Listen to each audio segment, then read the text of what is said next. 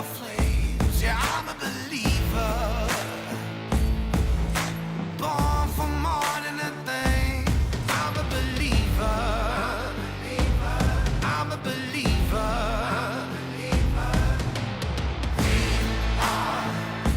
Standing strong. This is where we belong. We are standing strong. This is where we belong.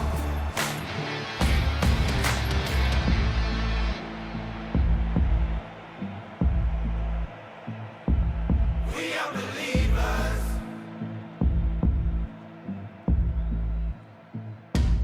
We are believers. We are born for more than a thing. We going deeper, deeper. 'Cause we are born for more than a thing. Watch us work harder, harder. And see us walking through the flames. Yeah, we are believers. We are believers. Born for more than a thing. We are believers. We are believers. We are believers. We are believers. We are standing strong. This is where we belong. This is where we belong.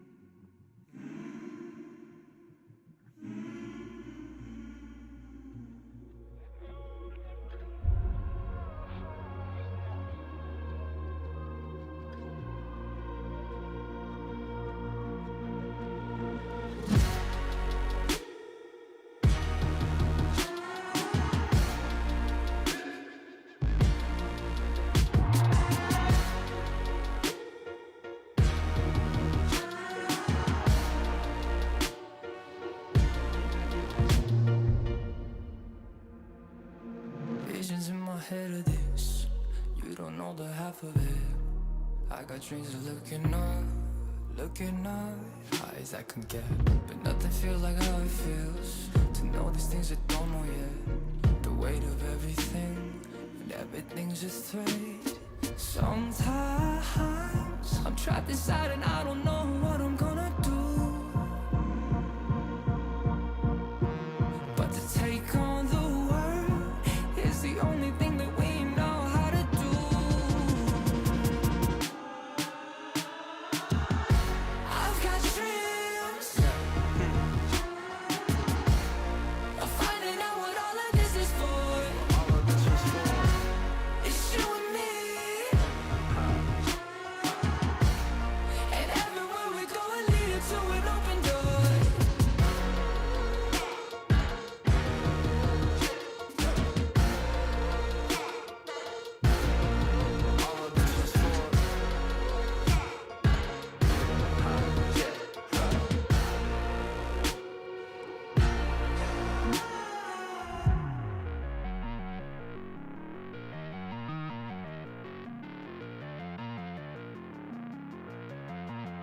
We've made our mistakes, the good and bad days, but nothing really breaks if I got you. Look at the sky when you go outside, and know there is nothing to keep me back from you.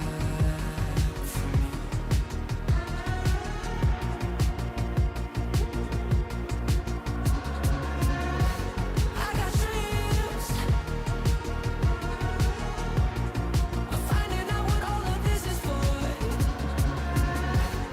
It's you and me, and no, there is nothing. And everywhere we go, we're leading to an open door. Keep me back, keep me back, keep me back from you. Keep me back, keep me back, to keep me back,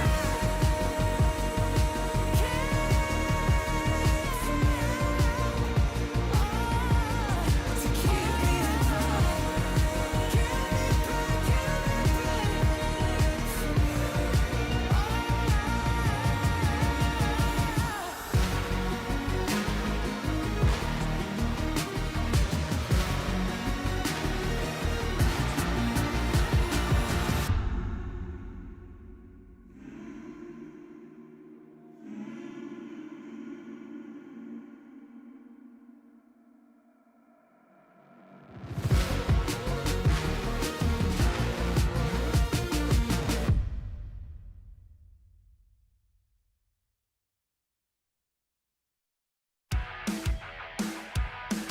Hey, what?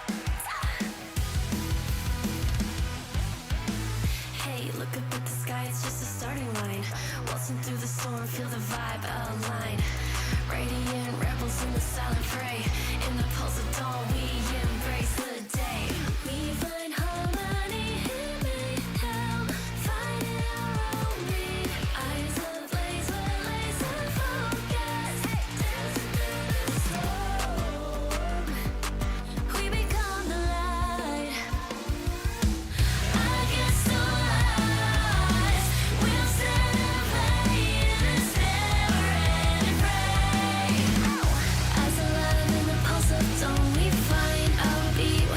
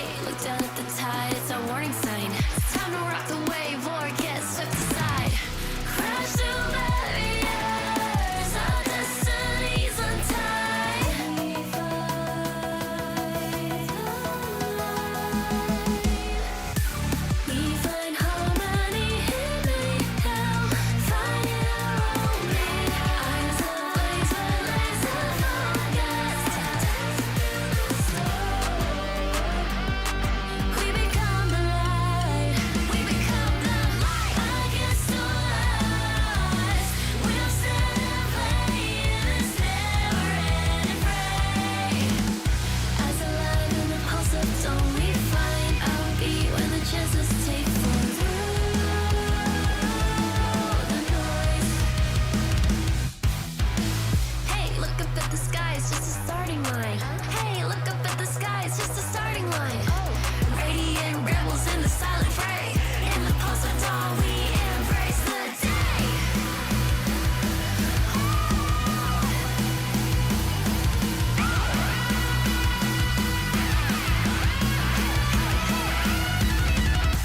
We find harmony in mayhem. Find it all beat. Eyes ablaze with laser focus. Dancing through the storm. We become the light. We become the light against the lies. We'll stand and play in this never-ending fray. Eyes alive in the pulse of dawn. We find our beat when the chances take form.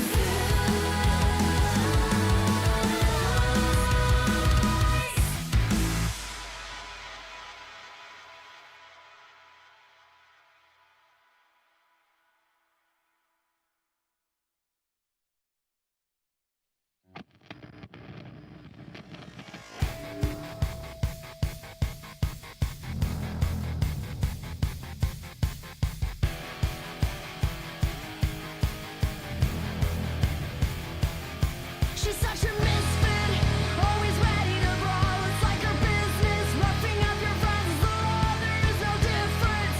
If you believe you're strong, she's a bulldozer, making sure you're flat on the ground. She's like a boomerang that never gives up. She flies in circles till she hits you and you're bowed in the dust. So just remember this: when she's chasing you down, face first, you'll be thrown into the proving ground. She'll knock you out.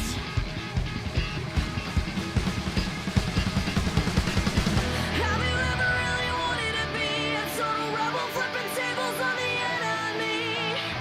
Did you ever try to further improve how fast you punch people through the roof? Oh, was there ever any certain time when you thought brute force and style combined? Well, I guess now's time to shine, 'cause finally she's here. Here comes Vine. As a matter of fact, the best bet one has is to quickly react to the first attack that's taken over the woods. She'll never go back, just listen.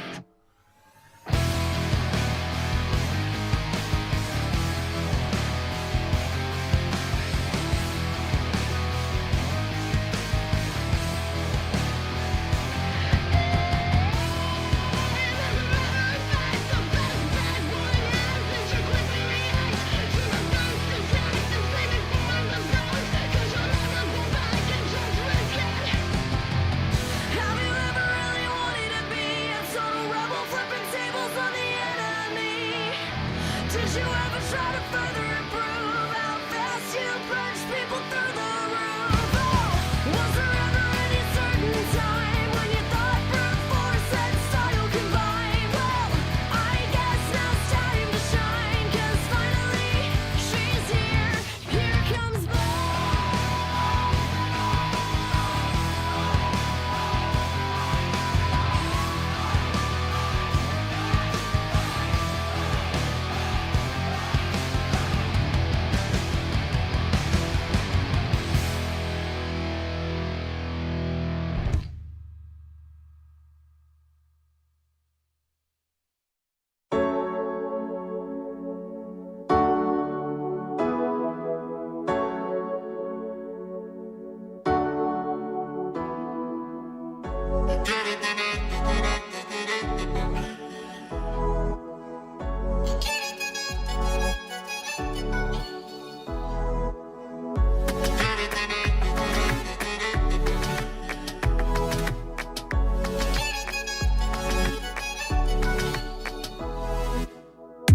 Dímelo claro de una vez, que no soy un santo, pero estaré hasta que no estés. Si quieres me largo, si vuelas yo vuelo también sobre el asfalto.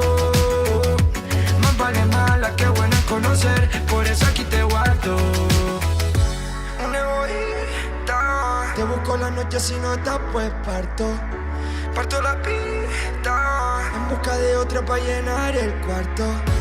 Un egoísta, te busco la noche, si no estás pues parto la pista hay otra para llenar el cuarto.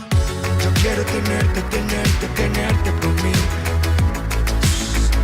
Yo quiero tenerte, tenerte, tenerte por mí. Ay. Yo quiero tenerte, tenerte, tenerte por mí. Yo quiero tenerte, tenerte, tenerte por mí.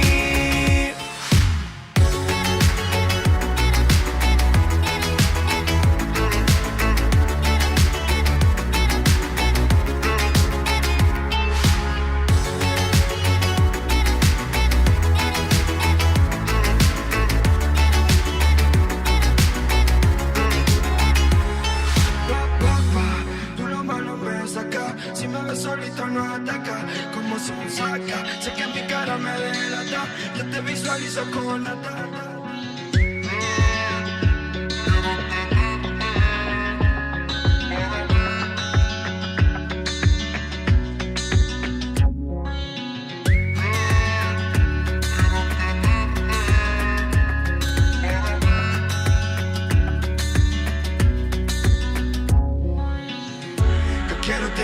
Tenerte, tenerte pa' mí. Yo quiero tenerte, tenerte, tenerte pa' mí. Ay. Yo quiero tenerte, tenerte, tenerte pa' mí. Yo quiero tenerte, tenerte, tenerte pa' mí. Quiero lo mismo, sé que tú tienes mi egoísmo. También sé que va a mi ritmo. Tú eres una diabla, se te nota cuando me hablas. Que te pica si otra me habla. Solito no ataca, como se me saca. Sé que mi cara me delata, yo te visualizo con la tata. Yo quiero tenerte, tenerte, tenerte por mí. Yo quiero tenerte, tenerte, tenerte por mí. Ay. Yo quiero tenerte, tenerte, tenerte por mí. Yo quiero tenerte, tenerte, tenerte por mí.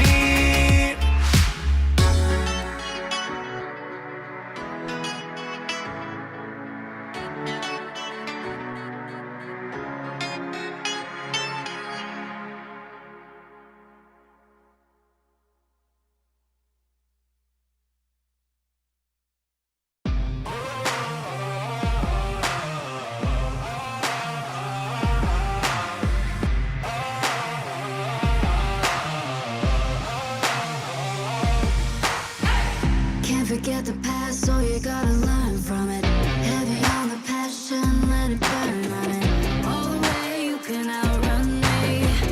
Ain't no way you can win this race. Ooh, when they turn the page to the white face down, paint them all in black. Ooh, just remember that when everything's falling, we built this to last. You can see it in my eyes, only want the best. And we rebounding every night. To the sky, got me feeling blessed. Got this fire burning up inside of my chest. Burning up inside of my chest. Burning up inside of my chest. Burning up inside of. Got this fire burning up inside of my chest. Yeah, I lit my own flame, and I put that on my own name. Couldn't get this way with no pain. I feel the fire in us. Looking for the goals. You can feel the pressure, bring it everywhere we go. And I deal with the highs, the same way I treat the lows. Oh no, don't close your eyes, I'm taking everything you owe me.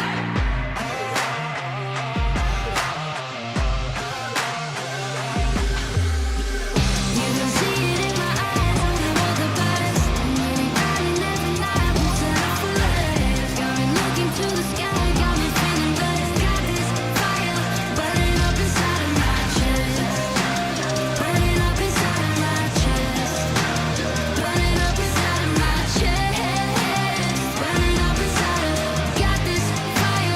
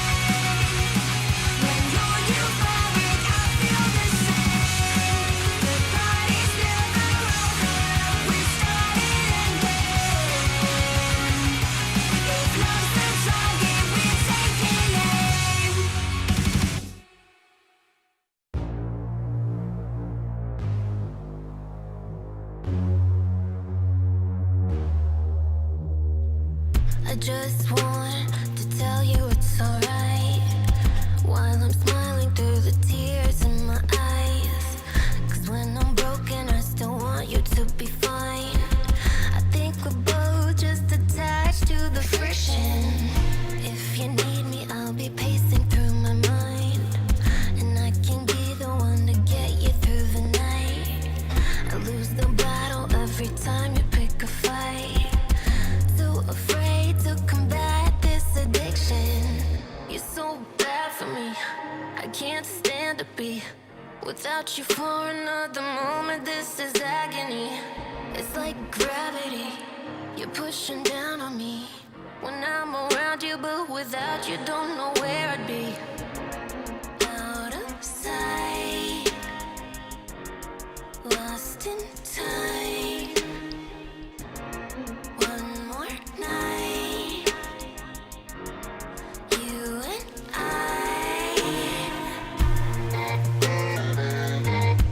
Friction. Friction. Friction. Friction.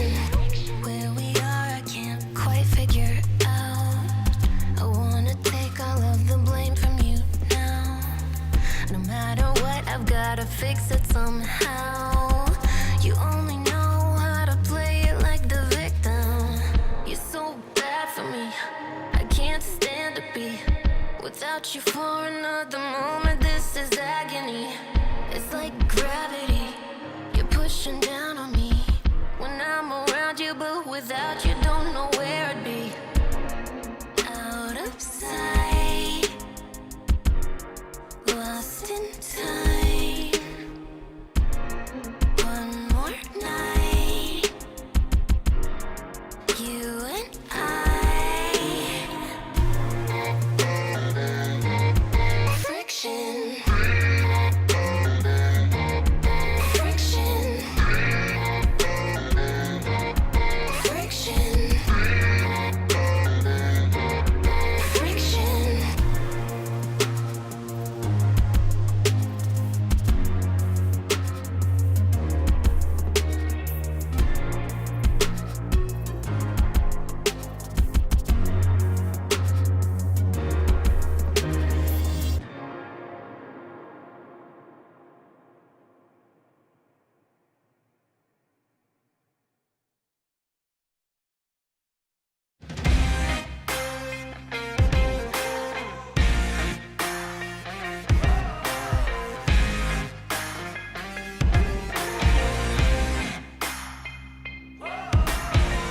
It got me once, it got me twice.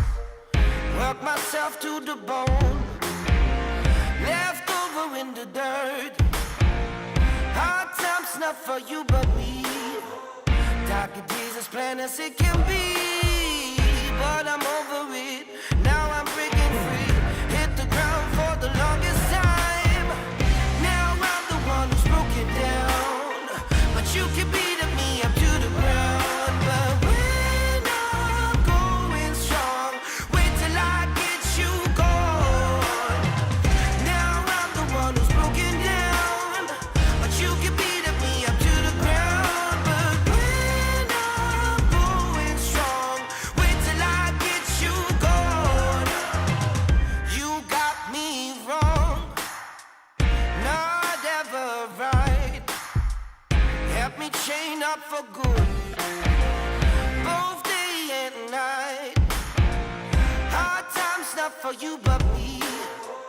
Darker days as plain as it can be, but I'm over it. Now I'm breaking free. Hit the ground for the longest time. Now I'm the one who's broken down, but you can beat me up to the ground. But when I'm going strong, wait till I get you gone. Now I'm the one who's broken down, but you can beat me up to the ground. But when I'm going strong,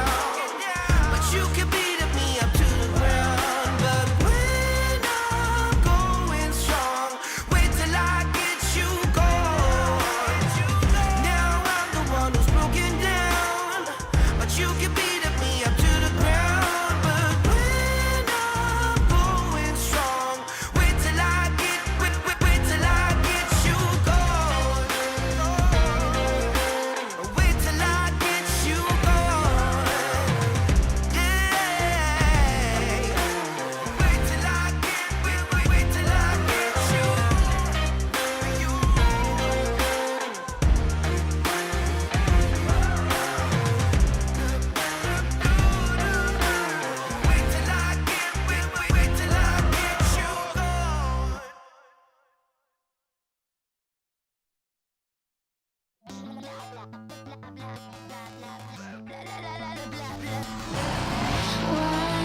join me?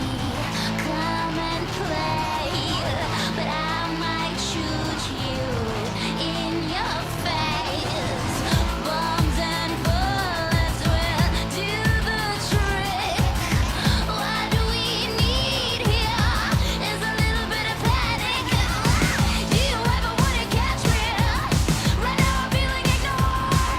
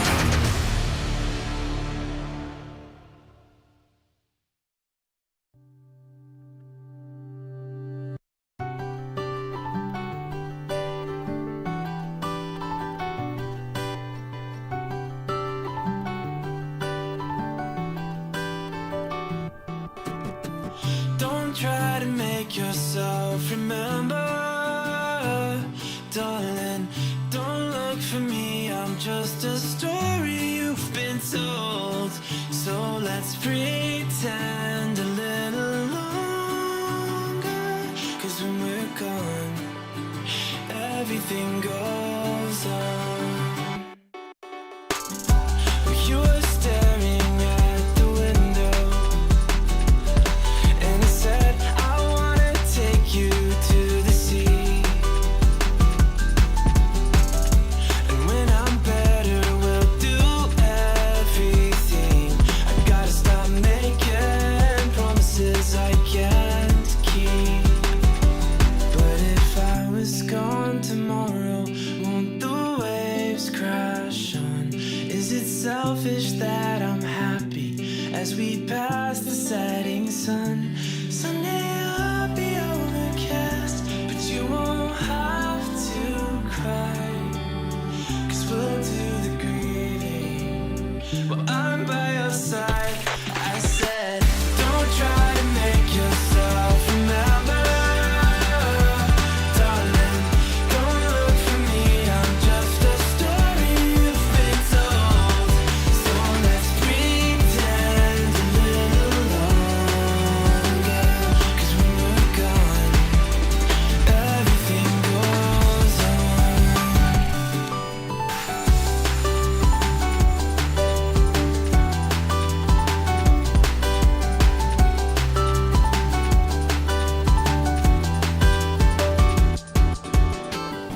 And I'm so scared of getting used to this.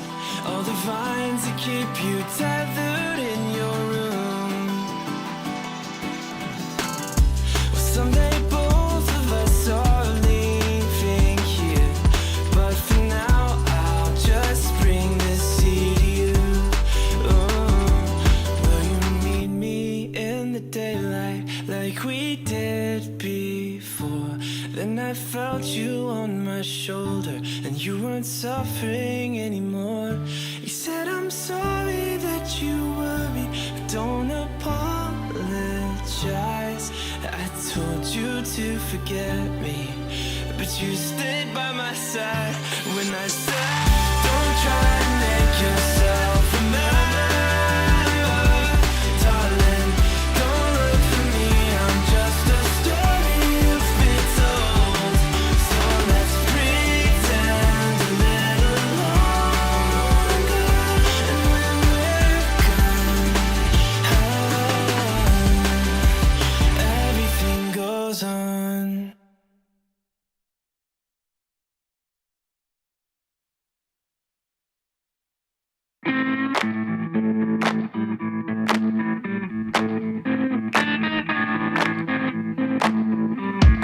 High in the mountains, blowing on the wind, deep in the valleys, drifting down river. You can breathe it in the air.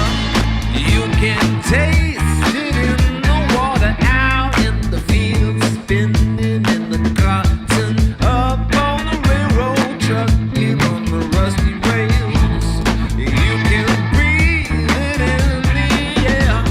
You can taste it in the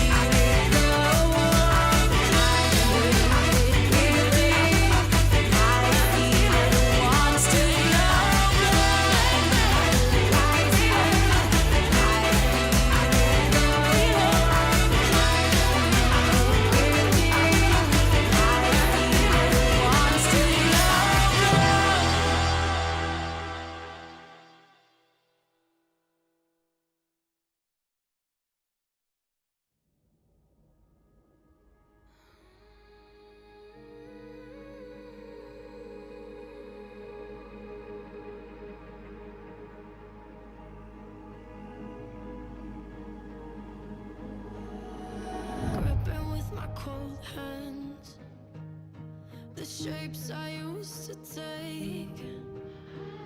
Hollow like a strong man, but it's easier to push away.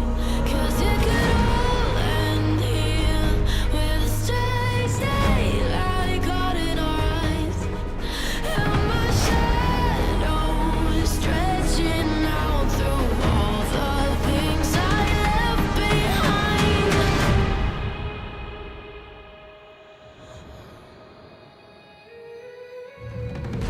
It's in my blood, it's in my veins. Oh, it's in my blood, it's in my veins. Got my heel crushing the snake. There is nothing you can take. In my blood, it's in my veins. I'm still here.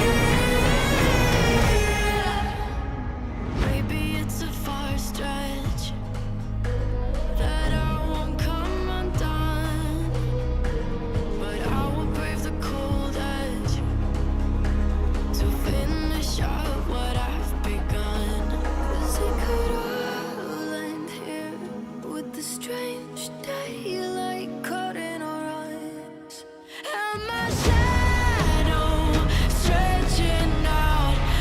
Is it all enough this time?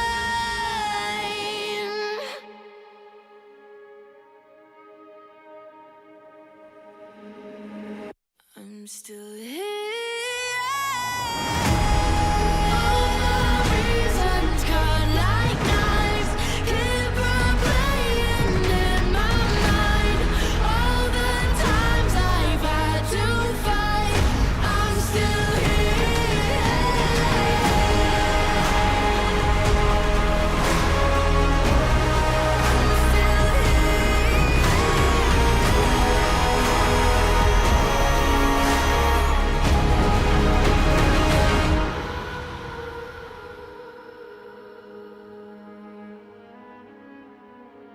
It's in my blood, it's in my veins.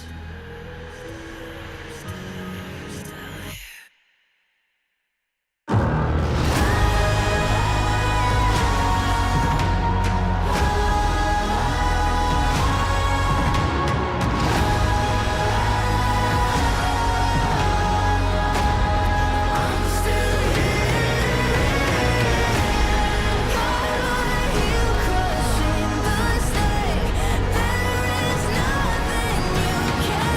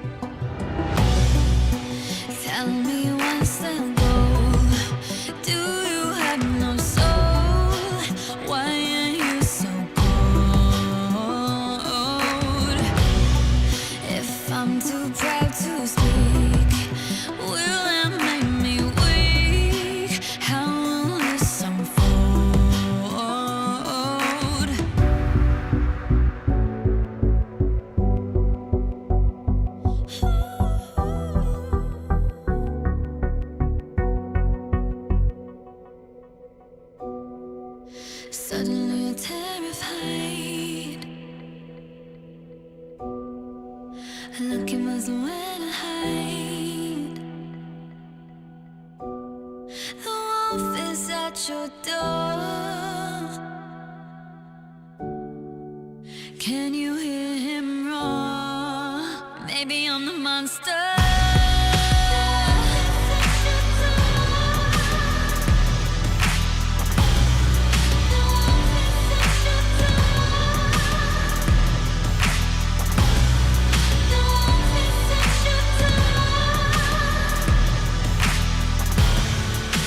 Can you hear him roar?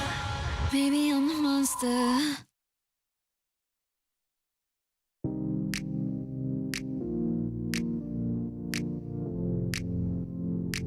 Oh my.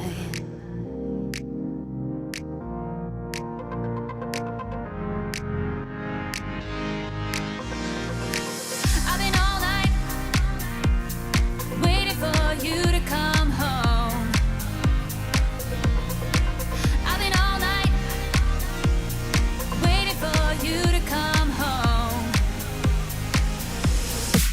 Oh my, come on, let's do this dance tonight. I gotta have you, boy, you're playing with my heart. We look around, but we don't see nobody else. Nobody, nobody. Give me your loving, give me your loving, give me your loving, Oh my. give me your loving, give me your loving, give me your loving. I couldn't find nobody else like you. Been let down each time that I've tried to find another, but I always come back to you. We're a perfect match made in the fire. You know you can't fulfill my desires. Many try, but I only got you in my eyes. In my eyes. Oh my, come on, let's do this dance tonight. I gotta have you, boy, you're playing with my heart. We look around, but we don't see nobody else. Nobody, nobody. Give me your loving, give me your loving, give me your loving, Oh my. give me your loving, give me your loving, give me your loving, your loving. Oh my, your loving. Oh my. I've been all night waiting for you to come home. I've been all night waiting for you to come home.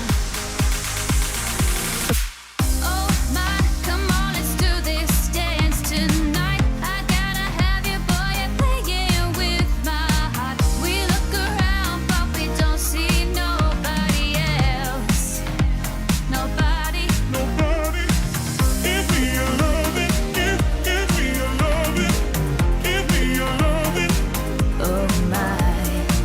give me your loving, give me your loving, give me your loving, your loving.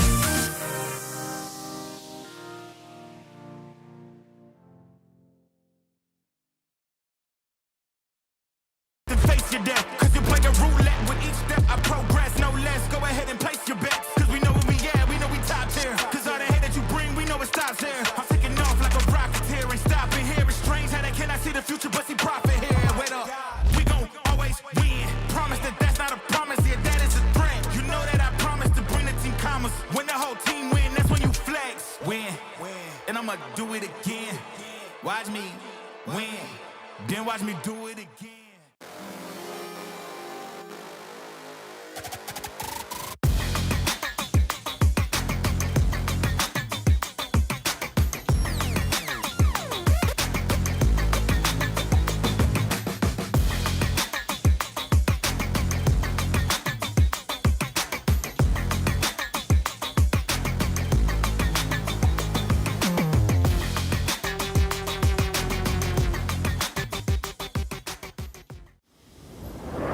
Oh.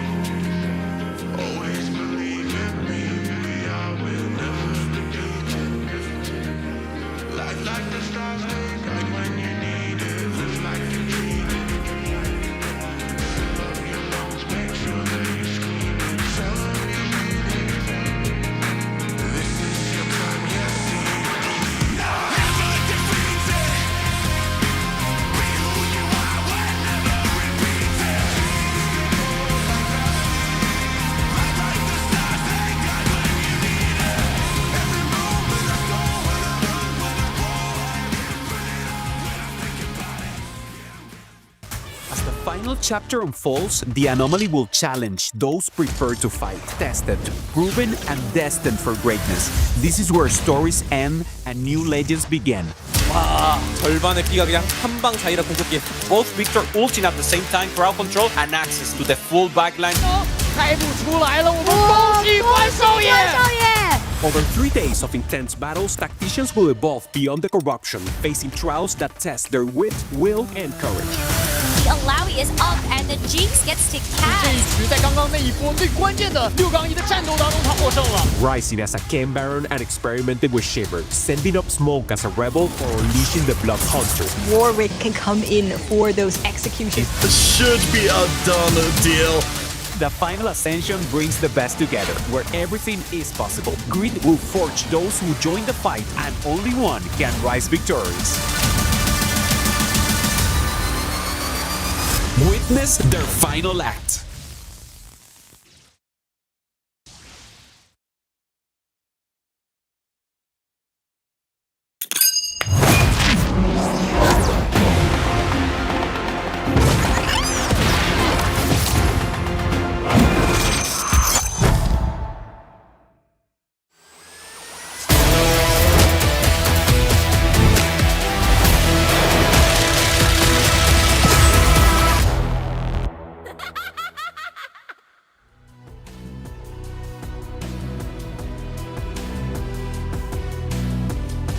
Hello everybody and welcome to the Into the Arcane Tacticians Crown. We are here in day number 3, the final day to witness the glorious evolution of one player to get that Tacticians Crown. My name is Nekra and I'm stoked to be here as your desk host this weekend alongside some of my family favorites. We've got Panda, Gangly, and Clement joining me on the desk to kick things off today. And what a special occasion we have here. So happy to see every single region represented in this day 3, especially so many viewers at home can tune in and cheer for their favorites coming into this day 3. I love getting to see the contrast of those players that actually made it into the top 8 to me and standouts. You got your favorites like Dishop and Lilu, our previous winners that made it in. On the flip side though, you have some players who, I mean, Dasik is the standout to me. It's someone who, despite how long he's been in the scene, was considered a huge underdog going into the event, proving everyone wrong, making it to final day. It's got to feel good. A lot of people are returning veterans. This is actually the first time in Tactician's Crown that we don't have any new faces in the final. So this should be one of the highest caliber days that we're ever going to see in the tournaments.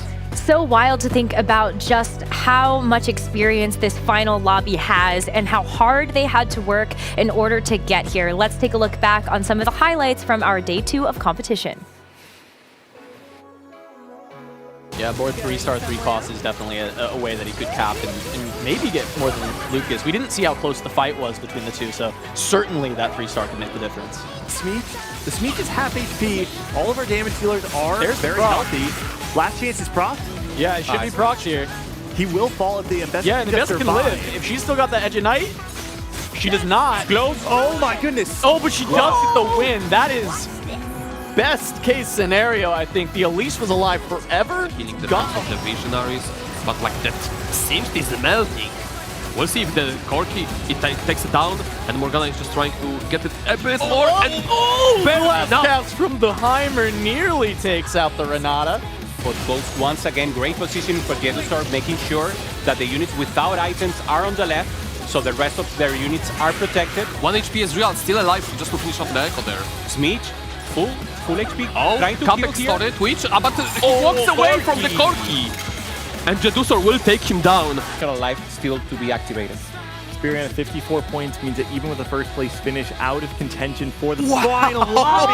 Oh my goodness. Mamma mia! Experian has found the Jinx 3. Here comes a boom. Hey!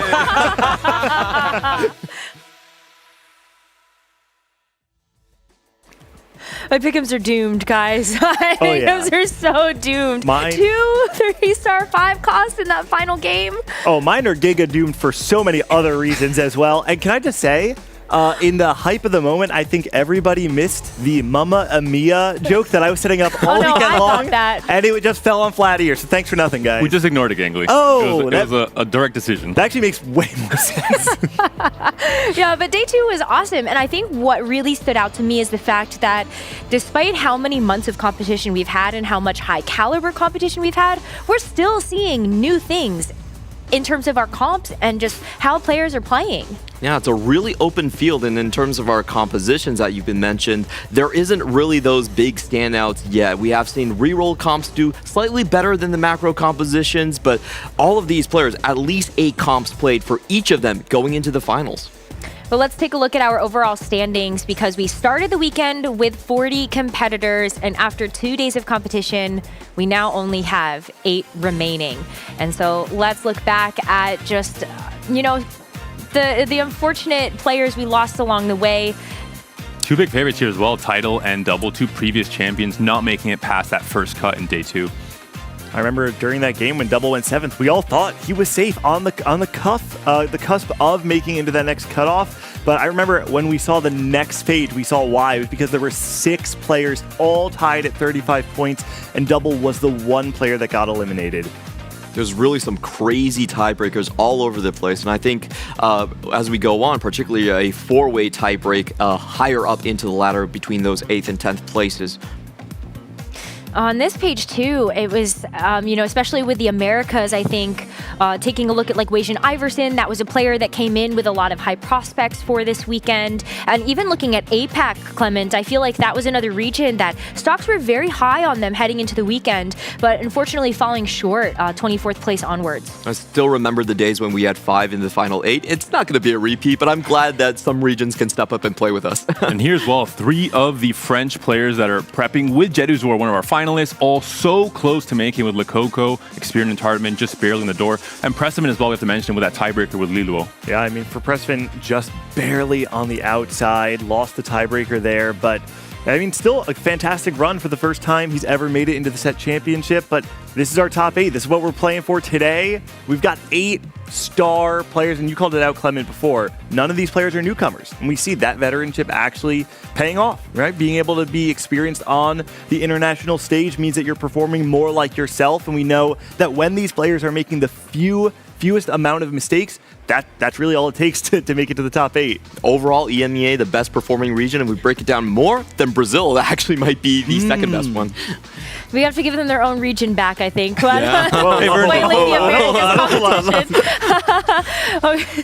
Well, it's going to be an amazing day of action ahead. But before we get into that, make sure you go check out the Pick'ems powered by AWS. They are back open before we get into our first game of the day. So if your Pick'ems are doomed, just like the rest of us, this is your time for redemption. And you can also check out all of the other prizes that are available for doing well. And maybe your Pick'ems aren't that doomed and you're just better at predicting this stuff than us.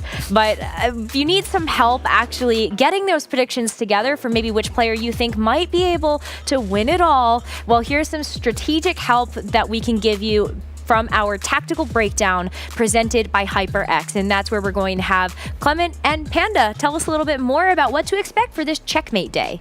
We do have to talk a little bit about how the tournament meta has formed up so far. And if we look at the top 8, it's really much about consistency. This is the lowest amount of first place we've seen from target level players and the most amount of comps. Line selection is absolutely pivotal, and it's all about those top 4s. If you go even 8th place twice, you did not make the finals. They only have 1/8 overall. And for these first 3 games, that should stay pretty much the same. I think there's not going to be a big shift.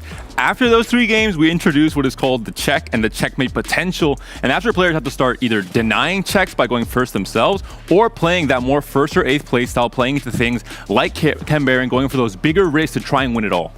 A couple of the honorable mentions is the infinite scaling. This is the highest first place reroll composition that we have in the Tristana. And of course, when we look at the Twitch, the most flexible, you can get the form swappers in, and the big Sarong of the meta, which is the Mordekaiser that we've seen also on the Silco boards as well. In terms of key augments from Game 4 onward, we're looking at loose streaking augments that help you scale into the late game, into Stage 4, into Stage 5. Things like Ghost of the Friends Past, both into AP with Heimer and AD with the Emissary line with Corki and maybe Jace as well with the Form Swappers. We have things like What Doesn't Kill You, If you don't die, you get stronger in the later stages, you have gold and more extra items to work with, and the more explosive augment choice, Trait Tracker, which leads you into a pretty scary scrap line most of the times, Clement. These are definitely going to be the key things we're going to look for when it comes into the checkmate format. But just a reminder, you can only checkmate after 3 games. So that is 3 games, pretty loose. And after that, this is what we're going to be seeing. We can also have a maximum of 8 games today, and so that's something we'll have to look at. Maybe we get to go the distance, not sure just yet, but thank you both so much for that tactical breakdown presented by HyperX. Now let's take a look a little bit deeper at the competition that we have remaining here in terms of our players, and I think where I'd like to start off is maybe with some of our OGs. We've got Sal Pimi and Dasik that both come in, having experience at previous Tacticians crowns, but they also haven't been here in a while. No, they haven't. I mean, Sao Pimi is the player that stands out to me, and I feel like if there's one word I had to use to describe him, it would be transformation. You have to keep in mind the context here. Sao Pimi first appeared at the set championship way back in set 4, and this was a time in TFT where CN as a region, the stock was relatively low. They made it to the Fates championship. None of them made it into the top 8, but Sao Pimi was able to kind of break through, do very well in that first TOC championship, and then transition into the JOC. And this is, to me, it's like, is there no better example of reinventing yourself in TFT than finding what works, realizing it's not working for you anymore, and then saying, hey, I'm going to find a new way to get there. Has a long career in JOC, and now, after Shichu wins the Macau Open, we see the CN stock rising once again. It feels poetic to see Sao Pimi find himself back on the global stage. He missed the first golden age for CN, not there when Juan Mie started to win the championships and the first dynasty established. He will be here to start the second. Talking about OG players, you mentioned the NBA, you have to talk about Dasik. He's someone who was competing all the way back in set 1. And across those first 2 years, his only goal, and really he was honing in on this, was making it to the international stage. And he barely missed it, but it's not like he wasn't close, right? I mean, you said it before, OG player, OG legend. Both player perception and results suggested he was one of the best in the world. If you look at the set 3 Galaxies finals for EMEA, he was 4th place. Guess which players made it to the finals? Top 3.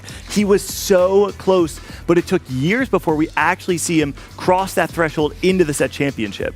That being said, when he finally made it in Dragonlands, it was a blunder. He finished 38th, was a very disappointing result for, Dasik finally making it that far.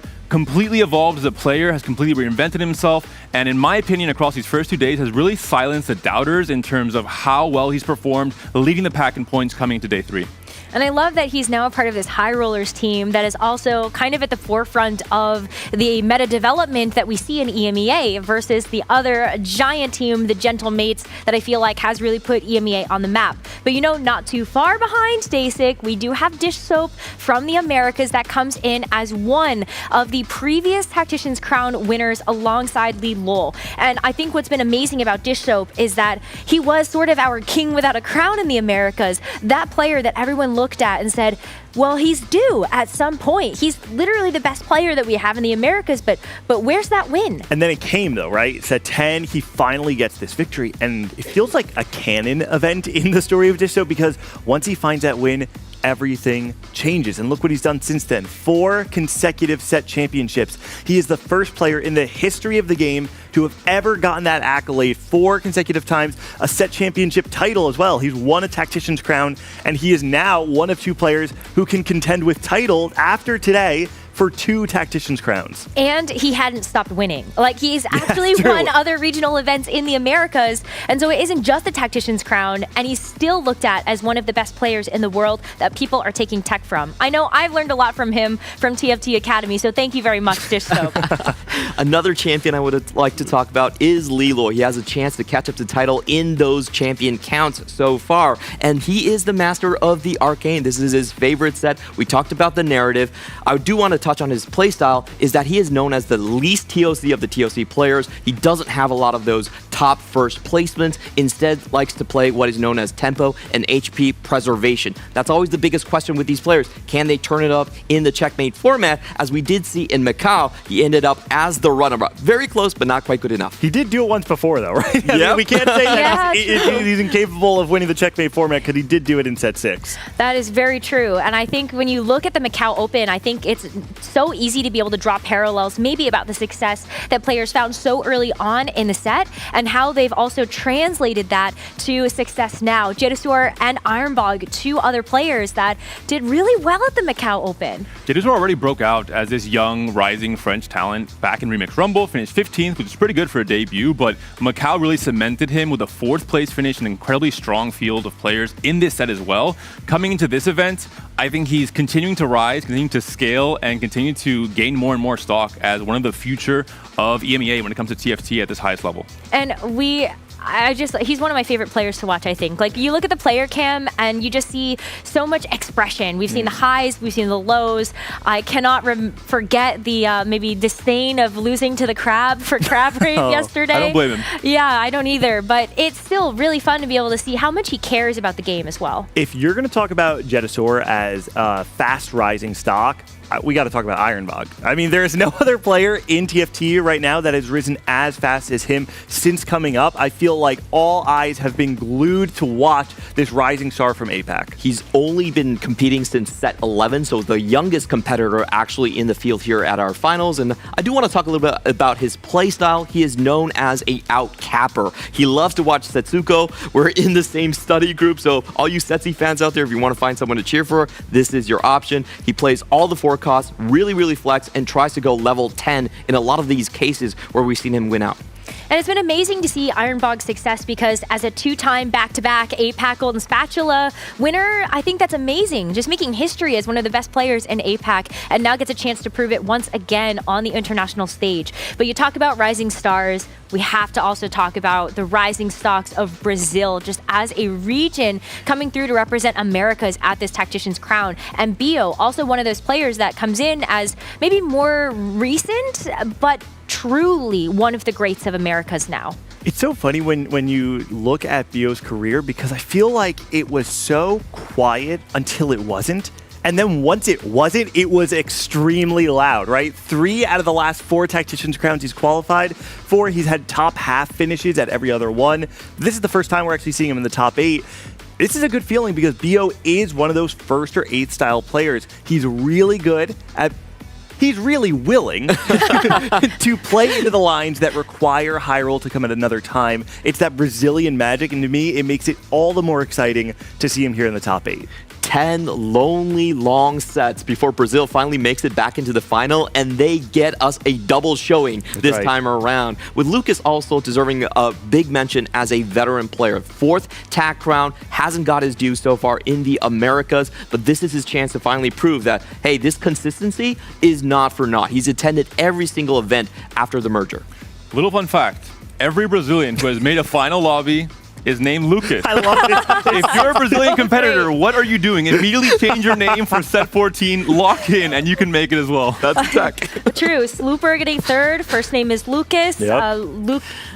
So Lucas's name is Lucas, and Bio's first name is also Lucas. I think it's also really fun to see the idea that the 2 Brazilians are like 2 sides of the same coin, both of which are entertaining in their own right. Bio for the explosive play and the really fun player cams. Lucas, because he's maybe the most insane TFT player I've ever watched. He plays like a lunatic. He has creative line. In a good way.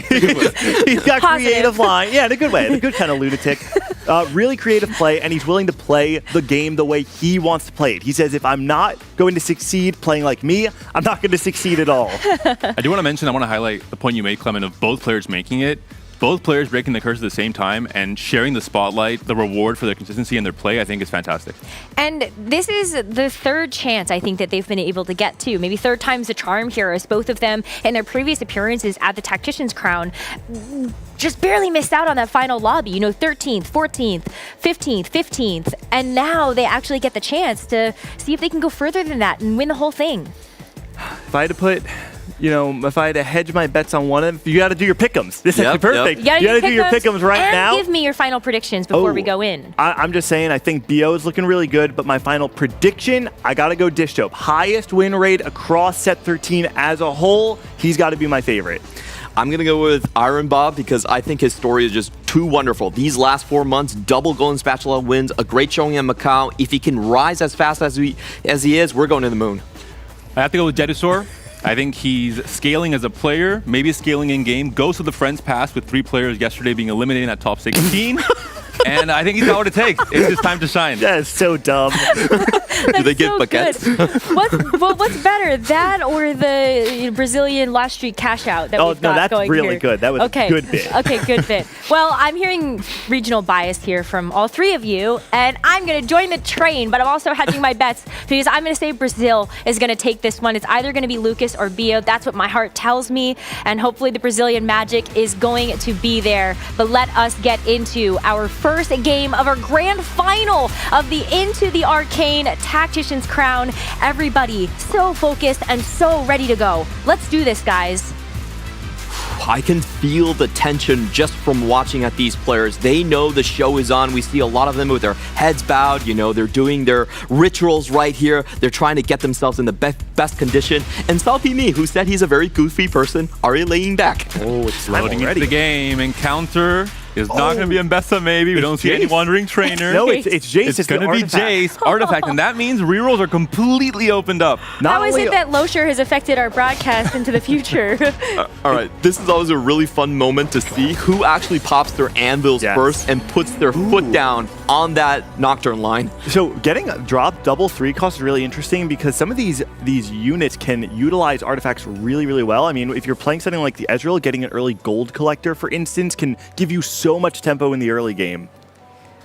Yeah, you're really thinking about the units that can pair with the artifacts extremely, extremely well. Quick Strikers, I think, is the obvious options, but a lot of those melee rerolls have, you know, more chances and options. Family, I think, is a great example of that. Just being able to have multiple options for the Violet, and you just look at reroll being so consistent for these first couple of games. That's a great strategy to lean into. Yeah, I do tend towards melee in this type of encounter because you have things like the Prowler's Claw that is great for the ambushers and for Violet at the same time. But how do you feel about Dish Soap getting that Morgana 2 so early? I think there's actually a couple of good artifacts that open up those AP lines as well. The best ones would be Anima Visage in the front line, and of course, if you're running something like a Blitzcrank maybe, then it would be the Endless Despair. Or Innervating Locket on your ready. Even Lightshield Crest on some of the Sentinels, if you're going for that Singe, that Rel, could be pretty impactful as well. A lot of good options. No pops so far. It's like, I really like the players who pop early. Oh! All of a sudden, we're seeing that Hero Augment presented Combat Medic with the multiplicative effects of having an extra artifact, potentially items as well, could be so big. But this is Salpimi, who did pop, gets the rapid fire cannon right off the bat, and look at those components. That's an RFC plus an Infinity Edge right off the bat, 2 of Nocturne's best items. And what about just getting another item? Like, you could take item grab back here, or you could take Pandora's, which is a great choice if you're not happy with the other components that you have. You have really good items already, though, for anything that wants to pair with RFC, so I think Pandora's maybe not the best option here. Maybe just an extra item. Although the randomness of both branching out item grab bag, when you have a clear line into Nocturne. Mentorship is a good line, though. Strong. That sounds fantastic. Well, don't we like our rerolls for our augments? Oh, Kingslayer and Anima's Visage being selected by Lucas here. Could be a Zeri setup. We saw Rageblade components were there in the item bench. And this is the best hero augment early in this patch right here. We're going to have the Mad Chemist walking across the board, and a great find with the Death Stance in replacement of the Bloodthirster. Yeah, I mean, this is already kind of fitting the shape of the things you want on Singe, right? You want to be able to sustain yourself, having the Omnivamp and the delayed damage taken due to the Death Stance. On top of that, though, you have the Archangel Slam. You have infinite scaling on the fight, so as long as he can hit on tempo, I think Bio is looking to be a contender for a strong run this game. And the power of hero augments comes from, this is a game plan that really wants you to play for a hyper carry setup, a 1v9 setup where you have things like the Singe, things like even just normal reroll with Tristana or Nocturne, really carrying a lot of the weight in your comp. When you're able to funnel all of your resources into that unit with an artifact as well, you have a 3-item carry much earlier on, especially for 1-cost rerolls where you want to spike somewhere in stage 3. You can even sometimes win streak stage 2 with just a 2-star fully itemized, roll down on 3-1, if you're a little bit fortunate, hit the 3-star, and then continue win streaking all of stage 3 as well.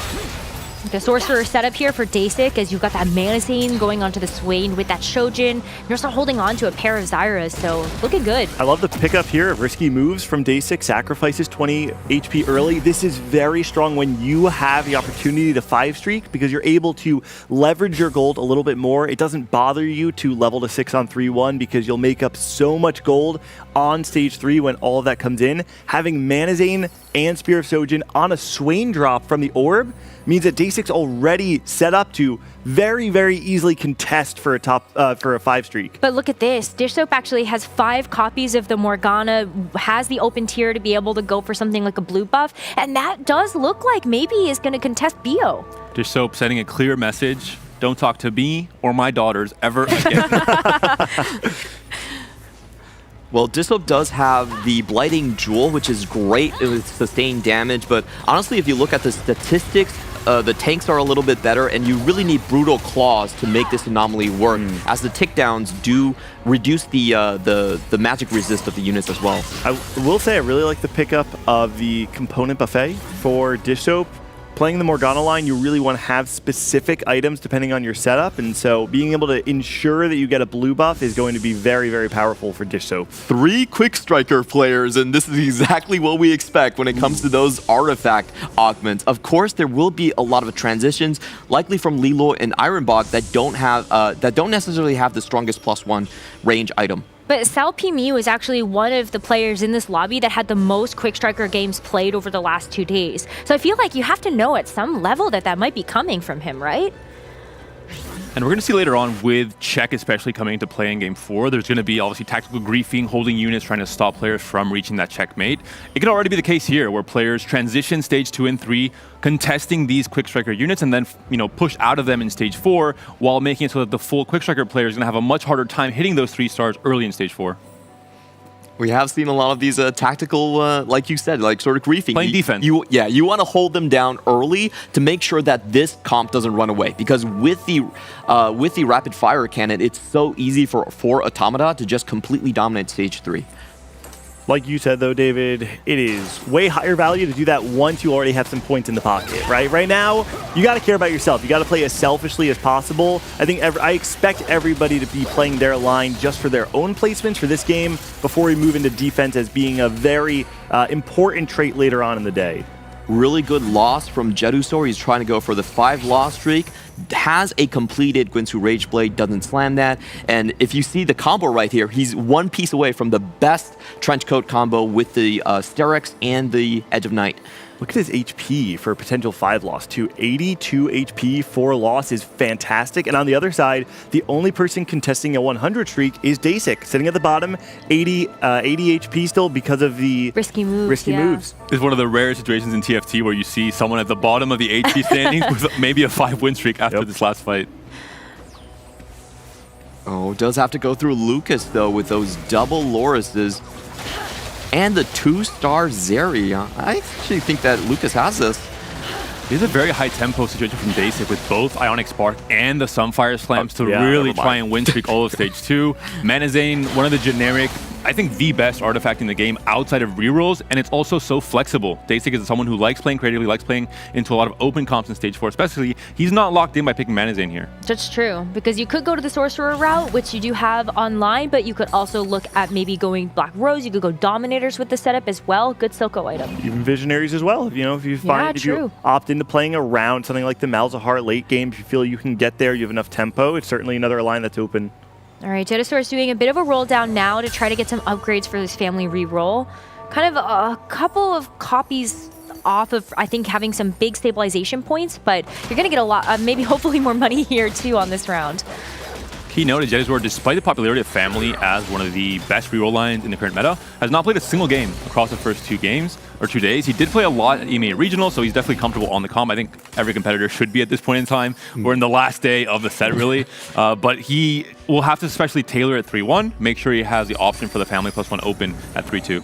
Really good item finds for here. Gets the BF sword off of the Krugs right there. And I think, Jedusor is known to favor those macro lines a little bit more, but when you have the artifact, you kind of have to play towards it in this Violet.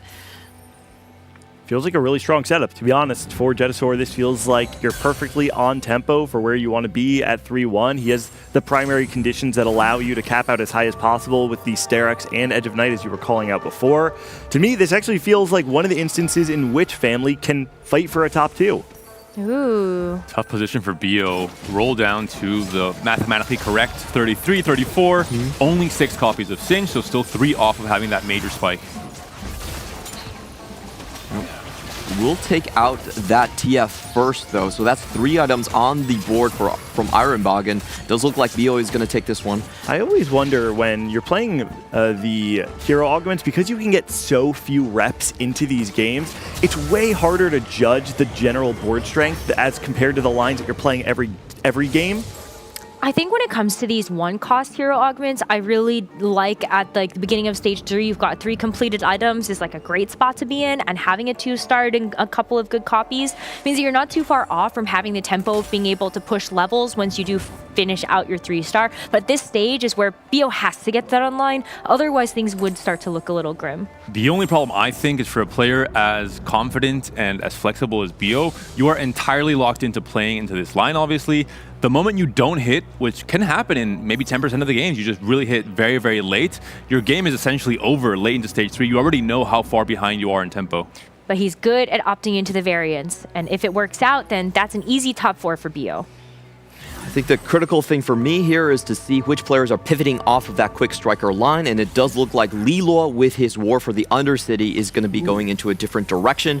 We also saw a pretty big roll down from Ironbog as well, so we'll catch up to how these quick strikers form up, but of course, Salpy Me with the rapid fire cannon is going to have right of way. I mean, isn't that also, what is that? No scout, is that no scout? No pivot? That's not, right? The second augment for Salpy Me? Yeah. Oh, it is Scavenger, isn't Jeez. it? It's an augment that is so rarely ever picked up that I think a lot of people, to be honest, see the icon, they're a little confused. Scavenger is something that requires you to be ahead of the lobby. It's a very snowball-y sort of augment, because if you are not getting the first kill in the fight, the value goes down drastically. And this is what we were talking about earlier with Panda in the tactical breakdown, is like for the early games, you actually want to stabilize your points. Quick Striker actually has one of the lowest win rates in terms of reroll compositions, and he's also 3-way contested potentially. So he's just getting the best tempo augments he can. Despite that, though, you have to keep in mind that there are conditions in which these low win rate reroll comps suddenly become the compositions that can spike very hard. One of those happens to be having the RFC on the Nocturne. Same thing for the same reason that we're saying the Trenchcoat on Family. Ironbog here playing defense, not fully locked into quick strikers, but will be playing it as a tempo option throughout stage 2 and 3. Ironbog, someone who famously does like playing into just whatever he hits on his roll down in stage 4. Curious to see with this combination of items and the Sniper's Focus artifact, what he ends up on in that stage 4. I mean, I could see, it's a far transition, but I do feel like the items do lend themselves. If you end up playing something like Dominators, there's a world where you're playing something like a Sniper's Focus, Archangel, Mordekaiser or something. I see the angle. You stole my point. It's a cop-out, Gangly, because Mordekaiser holds almost every artifact in the game correctly, so. No, but have you seen like Sniper Focus Fishbones, like RFC on a Mordekaiser? Oh, nope, I haven't. I have. Don't know how well that went, but you know what? Now, Dishop has been playing relatively low tempo. We saw him earlier on the stage, and I noticed that he was still sitting at 50 gold, opted to not roll down to 30 on that 3-1 stage. So I'm not sure if his concern is that he doesn't value that early HP, or if he's trying to spike here in the back half of stage 3, because he doesn't have any of those one-cost 3-stars. And Dishop also playing defense, picked up a Zoe there in the carousel first pick. Daysig with risky moves, despite the win streak, could have maybe picked that up as well. Not going to be there in the HP totals now after just winning too many rounds in stage 2. Would have been great for his Sorcerer setup, especially with a tier on the Zoe. What do you all make of this board that Lulol has? Well, I'm pretty sure he's not going Quick Strikers anymore, so I think that's a relief for the other 2 players, potentially. But where do you put the Mana Zane now if you're going something like, Chembear and Ambushers? Well, I'm not exactly okay, we'll sure. get there. To be honest, I mean, there's a world where, like, maybe if you can put it on Jinx, right? Like, you get your first test off, and all of a sudden you get a ton of mana incoming. Like, it can probably be held by Echo and not feel too bad. I don't know exactly what the stats would be on that, but I think the rest of the setup lends itself quite well to being able to play Ambusher. Dish Soap, though, is what we're looking at now, and this is actually what I was saying before at the end of the carousel. Played very low tempo up until 3-5, and then once he hit the Morgana, we can see leveled up, still 40 gold. This is a really strong position to be able to hit your Morgana on. I do wonder if he's actually going to chase the Singe, though. He's currently sitting at 6, I believe. Now, we'll be a little bit hard with 3. Rio. He benched his Singe, so he's just sitting 3. I think that's a tell. He's definitely not going to be chasing the Singe 3. Well, Bio has it, so... There's room for 2. That's true, but I think the odds are so much exponentially lower that I think the risk of rolling isn't worth the reward because you just might not hit the 3-star. I love the second augment here from Bio as well. Magic 1 getting the extra rod, extra AP, but also the extra armor for the Singe, who is kind of a melee AP carry due to his rotating movement around the map. That's a nice way to put it. Now, Lucas is actually playing the Zeri reroll. This is a line that was quite popular for quite a while and has fallen out of favor, I would say, over the last 2-3 weeks. This weekend in particular, definitely not one of the high prioritized 2-cost reroll. And I do wonder how much of this is actually coming off that second augment. Is it called Overheal? Is that the name of it? Yeah, correct. So you kind of have that base sustain on the Zeri, and maybe that's one of the reasons Lucas felt like it's good enough to play rather than trying to go 8 and play around Twitch, which truthfully we've seen more popularly and have quite high highs when it's played.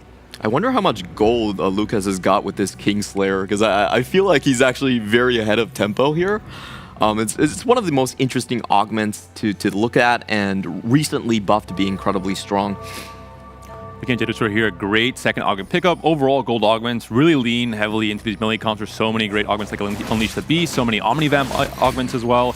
In this case, already double Sterax are built here, both on the Vander and the Violet. The Violet is 3-star, close to that Draven and that Darius as well. It's a really good tempo for Jedusaur so far. Really hard here too, yeah. You love it when your 3-stars come one by one, and they're not spread out and like hogging your bench. So he's able to level to 6 here.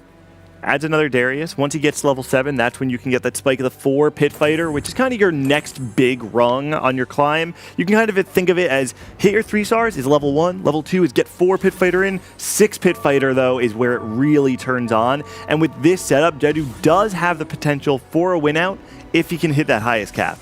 Ooh, look, Lucas hit the Zeri 3. Quite rich, too, actually. Yeah. Didn't have to roll down to zeros, got best in slot items for the Zeri as well. So talking about the general shape of the meta, the tempo is extremely fast. There's 6 rerollers so far, and it only looks like Iron Bog might be going Dominators and Dasik with the Sorks. So a big question is, can those macro players, do they have the HP to actually hang on, and will they hit on 4-2? Right, exactly. If you're Iron Bog going on 4-2 and you go for a roll down and whiff, you are going to get punished so hard by all of the rerollers in the lobby. Prismatic augments at 4-2 for Dasik. We could see greater Moonlight and sticking to that Zyra carry potentially. We'll see what else we can find here in terms of adding a lot of variance, a lot of power to all of these boards with Prismatic coming through here. Generally speaking, Prismatic augments a little bit more favorable to the macro boards. There's a lot more items rather than raw combat power on the board. So slightly good news, but we'll have to see how Dasik and Iron Bog actually pivot these macro turns. I think Salpimi took Coronation. We got Bio that got a Sentinel Crest. Disho takes Visionary Emblem. Dasik got a Radiant Refractor. Oh, wow, a lot of +1s being offered there for the Prismatics. I mean, the +1s, oftentimes, if you are a reroller, that's when it can sort of favor you. It's one of the primary ways to spike your board. Like Clements is saying, reroll relies on itemizing your carry, and you don't really need those additional items oftentimes. But getting the +1 is one of the ways to level up that carry that you have all of your 3 items on. For Bio, getting a Sentinel +1, bypassing the fact that he hit maybe a little bit late, can now just accelerate into 6 Sentinel a little bit quicker, try and stabilize this stage 4, maybe play more for the top 4 than a first at this point in time.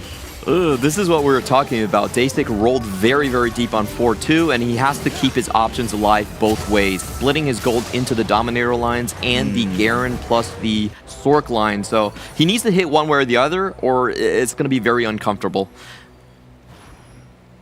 Finding a lot of pieces but not upgrading anything. Xiaopi Mi, on the other hand, just kind of chilling. Playing very low tempo for this line. feels, despite the fact that he is on the bottom half of the standings, you can see he doesn't feel pressured right now, like he has to roll down. Probably waiting until he gets, I would say, 2 more Nocturnes, and I think that might be his go button.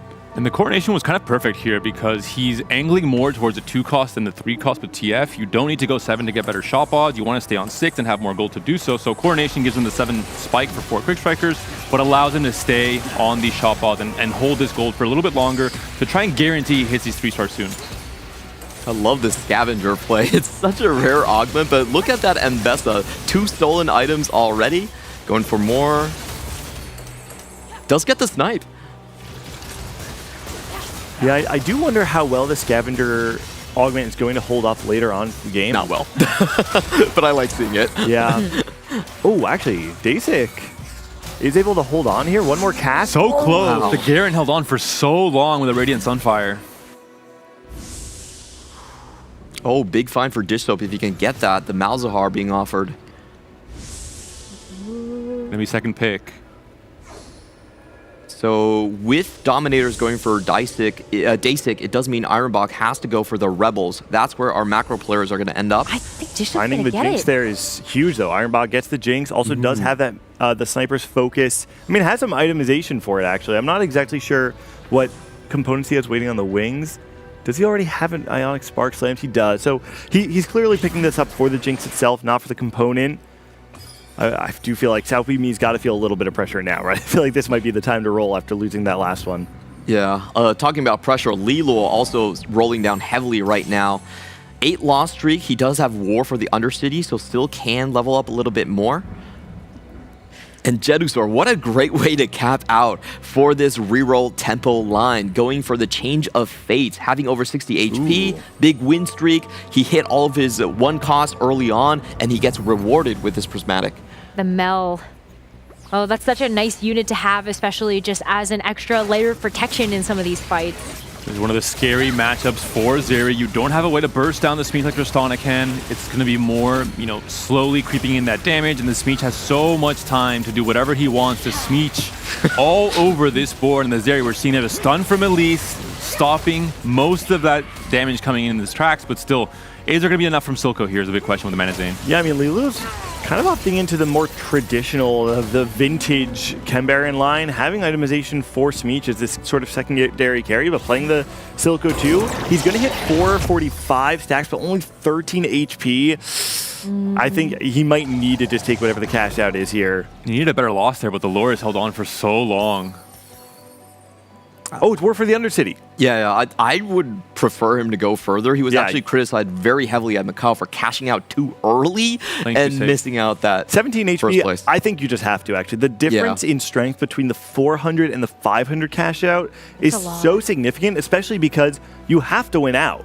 And so at that point, if you take 400, you are not guaranteed. Of course, not even guaranteed a 500, but it's way easier and way more likely if you can get to that 500 threshold. Yeah, it's a difference between an 8th and a top 4 or beyond. Yep. I mean, War for the Undercity is basically the augment you take to try and ensure that you can hit that 500 cash out. In the meantime, we have Lucas with a very built-up Zeri board. Mini-Me is one of the best augment selections coming in. That's a lot of mini Zeris. So Sure cute. is. I think I saw like the mini Ezreals as well. Yeah, there's a handful of lines that use it really well, primarily. Mini Twitch. Yep, mini Twitch as well. I saw the mini Morganas in stage 2 for Dystop. Mini Morgana, yeah. So the reason this works really well is because the bounces from the ability from Zeri also strip the armor as well. So it's a really nice combination, very rare to see. And on the other hand, I'm wondering what Dish Soap did take. Brutal Claws is usually considered the tier 1 best for Morgana with Lightning Jewel, but you could also just take something generic frontline. I think you need the Jewel Gauntlet in order to proc the Brutal Claws, though, no? You can itemize it later on. Okay. Yeah. But it works really well with the DOT. The cap is extremely high. He actually took the Deep Roots for the Alawi, because you saw the also fantastic. Vizieri get pulled towards her. And anytime you're playing around the Visionaries, it's basically just this war of attrition, right? And so finding something to beef out that front line. This is the cash out, though, from Liluo. Perfected Piltover Hex Armor. Sorry, that's such a mouthful to get through. Gonna be on 4 HP, 10 loss streak. has to win every single fight going forward, or we'll start off this day 3 with an 8th place.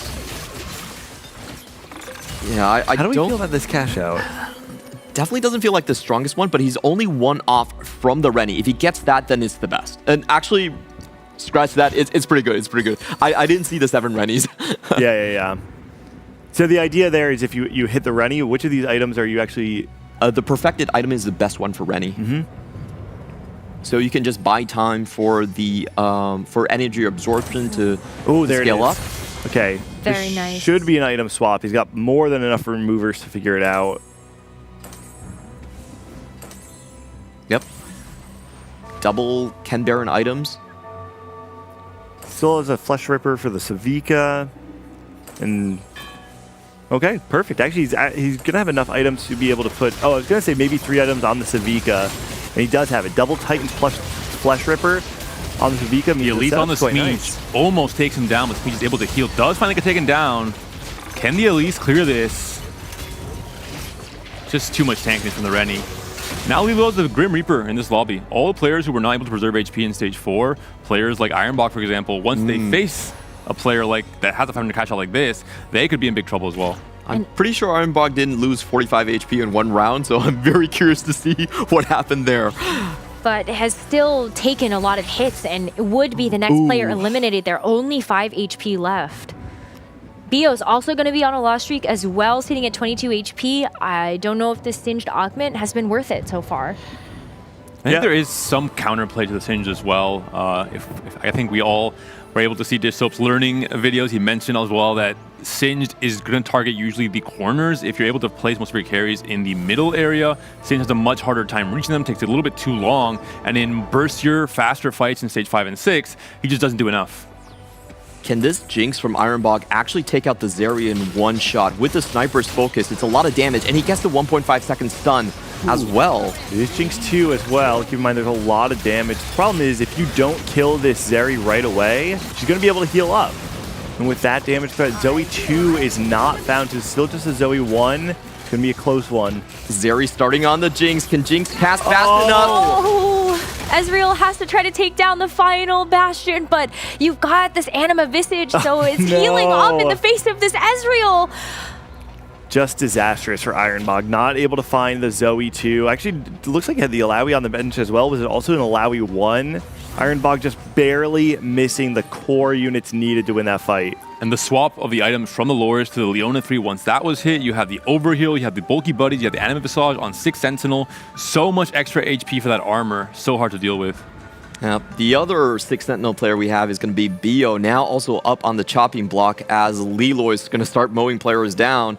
And it's a very interesting selection here. Touch of Frost, recently buffed in the later half of the patch, and is able to stun characters. If you kill them, it's an AoE stun. Dasik, though, does have that Elise separated apart, so it's not going to accidentally pop. Yeah, let's take a look at how this Singed is actually positioning and walking around the map, though, because like David called out, that is going to be what's vital. We're able to get the cast onto the Elise now, but because of the Mana Zane, it's actually not slowing down her cast all too much. Good news for Bio, though, up against his clone, the damage is not there. He'll be able to stay alive for 1 more round. But he needs some critical upgrades. Sitting on Heimer 2, you also don't have, I think, the best items I would look at for Heimer. And you also need another Corki. There's just a couple of things that are missing here. Lilo falls to Lucas off screen. Goes 7th after a 500 cash out. Oh, I think it's because the Minimes and the Zeri was able to go through the Rennie 3. Yeah, makes sense. If you're able to find a way to access that back line regardless of the front line, that's certainly one way to find a win against that board. Could have been another Sterax for Deditor, instead goes for the Death Plate on the Vander.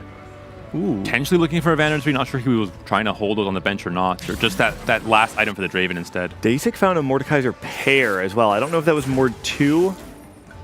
It was. That was a Mordekaiser 2. So Dasik finding a huge upgrade off at the carousel and a Mel in his shop. Dasik, who was looking like he was on death's door, maybe he found a second shot at life.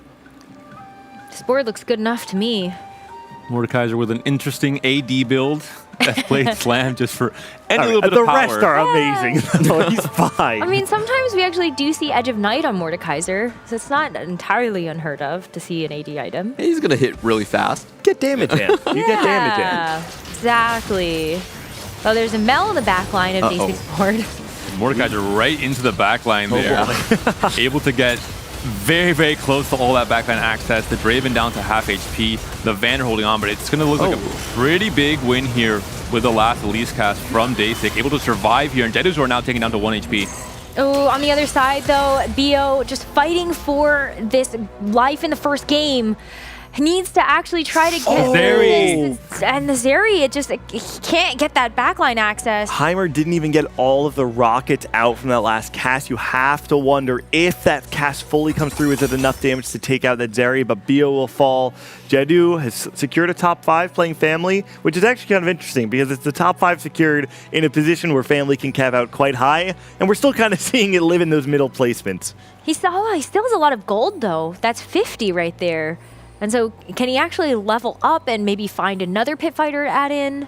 I like this play. I mean, if you want to win, you want to win on 6 pit fighter. So, you know, doesn't do much for you holding on to that gold on level, rolling that gold on level 8. Day6 now with the Victor find, he might be the one macro player to come out. Well, Mordekaiser 2 is definitely going to help with that. This is just going to be the clone that Dishsoap is up against, so if there is a fight you're going to win, it's going to be this one. And the Mordekaiser drag into the Elise Spider, such a great combo. Looks like a definitive win here once these Elise are able to kill the Morgana. The healing does come through for the Gunblade, though, and it looks like it's going to be enough for now. Dishsoap staying alive. Jedu falls off screen. Top 4 secured for the rest of the lobby. And it was Day6's clone in that case. We said it before, Jedu has Mel, though. I think that should be Mel's blessing that got activated. And it was Day6 that fell off screen. I really like that. Just going for the Mel on the level 8 when you have 5 pit fighter is just like, well, I get an extra placement. Great. And That's good now enough. you put your pit fighter in, I think, over the Mel, I guess, if you want. Well, look how close he is, too, to level 9. That's He's got true. 50 Look gold. how much gold. It's going to be a huge turn for Jedusor. We're going to see a big roll down, try and find that Savika and get 6 pit fighter in. We have our top 4, though, for this first game. And you can see the players with the win streaks at the top there. If Experian could find 9 Savikas, I'm sure Jedusor can find one. Oh, he found one. Oh, there we go. Oh, he actually already has one. It's just the Urgot that's not in, right? Well, there's the Urgot. He's looking for Savika 2 on his roll down. I don't know if he has Vi 2. Yeah, he's looking for Vi 2 and Savika 2. So a handful of ways to upgrade this board. He's going to be guaranteed 6 pit fighter. This is that essentially last rung on the ladder. The only thing you can really get from here is Vi 2 Savika 2. And with Day6 being eliminated, Elises are back in the pool, so Alpimi finds his frontline upgrade. 4 reroll players going up against each other. As we were talking about, artifacts plus concentration of power just makes those rerolls that much more powerful. I'm saying power a lot, but we'll see if Dishsoap can get through this. And is this spike good enough for Jedusor, who already activated that last stand from the Mel? As Dishsoap does have this Bladed Jewel that's doing quite a bit of work to be able to get through to these backline units, and it's going to be just another pass that eliminates Jedusor. So that 6 pit fire, not enough to actually keep him further in this game 1. When you look at the career stats since the merging of the regions in set 7, Dishsoap has the highest top 1 rate among all players in the top 8. Along there with him, though, Jedusor, who just fell in 4th, and Lucas, one of the highest top 1 rates that we have in the Americas, largely off of his, kind of creative play, but these 2 players contending with one another for a first in the first game. Yeah, it's all Americas here close to the final lobby. We do have Salpimi, the lone CN representative, still trying to hang on. Taking a look at Lucas's board, this is a board that I feel like was the most surprising for me. Yeah. Just the triple healing factor and Leona as a main tank, which is not something we usually see. I think it's maybe because you didn't hit the Rel or something else. Maybe you just found the Leona a little bit earlier, so you may as well go ahead and just use the rest of your gold instead of rolling to actually just push levels here. So that's why we see Lucas at 9, having to deal against this Dishsoap board, though. Backline. This Leona also just can't stay alive, and so Lucas takes a huge hit from Dishsoap. When you think of the shape of these two boards, though, it feels like Dishsoap is dismantling the win condition of Lucas. Lucas is built around healing, and Dishsoap, on the other hand, is built around whittling down individual units by spreading the damage over time with Morello's. The last big spike here, Rumble 2 is found. Not really an itemized Rumble, so not going to be as impactful, but we'll see if that'll change the outcome of this next fight. For Dishsoap, we talked about the power of Morgana. Sub 3.0 AVP across the first 2 days. You need very specific conditions to play for it, and this is one of those conditions. Artifact into Blooding Jewel, into having a high tempo 3-star in the start of stage 3, and now taking over the lobby. Where does the wrap come through? That's the big question for Salpimi. He cannot fight the Alawi face to face, but going on to the weak side. Weak side's where you want to be here. It gives you the best chance of finding a wrap. Take a look at the Akali and the Nocturne. Akali finds her way into the back line. This is exactly the kind of fight that Salpimi wants, and a lot of the damage dealers are dead from Dishsoap, but you still have Morgana and the Malzahar alive. Alawi's holding on for just another second, but this is exactly what Salpimi wanted. Broke through the weak side of the board, found his way into that back line before the Malzahar and Morgana could ramp up against the fight. I mean, that Heimerdinger didn't have a whole lot of time in that fight. There was a Heimerdinger? I didn't see one. Yeah, you're right. He got kicked in the face. Where'd he go? Any Caitlyn's here? That would be the big swing for Lucas. Well, Lucas had to sell his extra Caitlyn, though, to actually get the Rumble. And I was wondering if it might have been better for him to have just locked the shop, grabbed the Rumble, and played for the Caitlyn on the carousel. Then you get both 5-star, two-star 5 cost. Yeah. Oh, God, that's the next thing is 5 stars in the game. Without the Caitlyn too, this composition does not win against Visionaries. You have to have big bursts of damage coming out. And yeah, that might be a win condition that he might have forfeited a bit earlier on. You do see the Rumble now with the third item. The Crown Guard comes online here. Leona on the side, complete pivot to the left side of the board here, trying to last-minute position for this fight against Salpimi and to try and block all the damage coming in from the Nocturne and the Akali. I mean, he does get the right positioning so that Leona is right in the face of that Akali and that Nocturne, but does it actually buy enough time for the Zeri to start to ramp up with this Rage Blade? The Caitlyn does a lot with that big left side clump. And the Caitlyn is still able to take down some serious foes, with the Zeri also having those full Rage Blade, or getting close to some pretty big Rage Blade stacks. That is going to be another fight win here for Lucas. When you take a look at how those fights play out, you have to remember that Salpimi was able to break through the weak side of Dishsoap's board and find his way into the back, but Lucas was ready for it. He had the strong side of his front line directly up against the Akali and the Nocturne. There was no way to access that Zeri. And this is really interesting because if we look at the board, he actually wants Salpimi to kill off Dishsoap, which is what has been happening. So we have a rock, paper, scissors situation going on. Lucas also defending against Dishsoap by holding on to his Malzahars. Yeah, that's quite a few copies, but you can't find your Caitlyn. It's going to be Lucas up against Dishsoap. We'll see if that rock, paper, scissors does actually take shape here. Getting the value from the Crown Guard, the Rumble now in the front line, front and center, taking a lot of the brunt of the damage now. Leona will be the secondary tank when that Rumble gets taken down, and the Zeri slowly scaling, slowly trying to chip away the damage, but it's just so much coming out of the Blighting Jewel and the Morgana. The Caitlyn now locking onto the Heimer. The Morgana's last left alive alongside the Malzahar. It's going to be a close one, but Zeri taken down with a ticking damage, and Lucas on 1 life. Wow, that was so close. It felt like just... Had to be under like 200 HP. Yeah. That Morgana was nearly dead, and both units just pop at the same time. Oh my goodness. What a start for the Americas. Salpimi does get eliminated in a fight off screen, so we've got our top 2 here. I thought Brazil was his own region already, no? Not yet? Okay.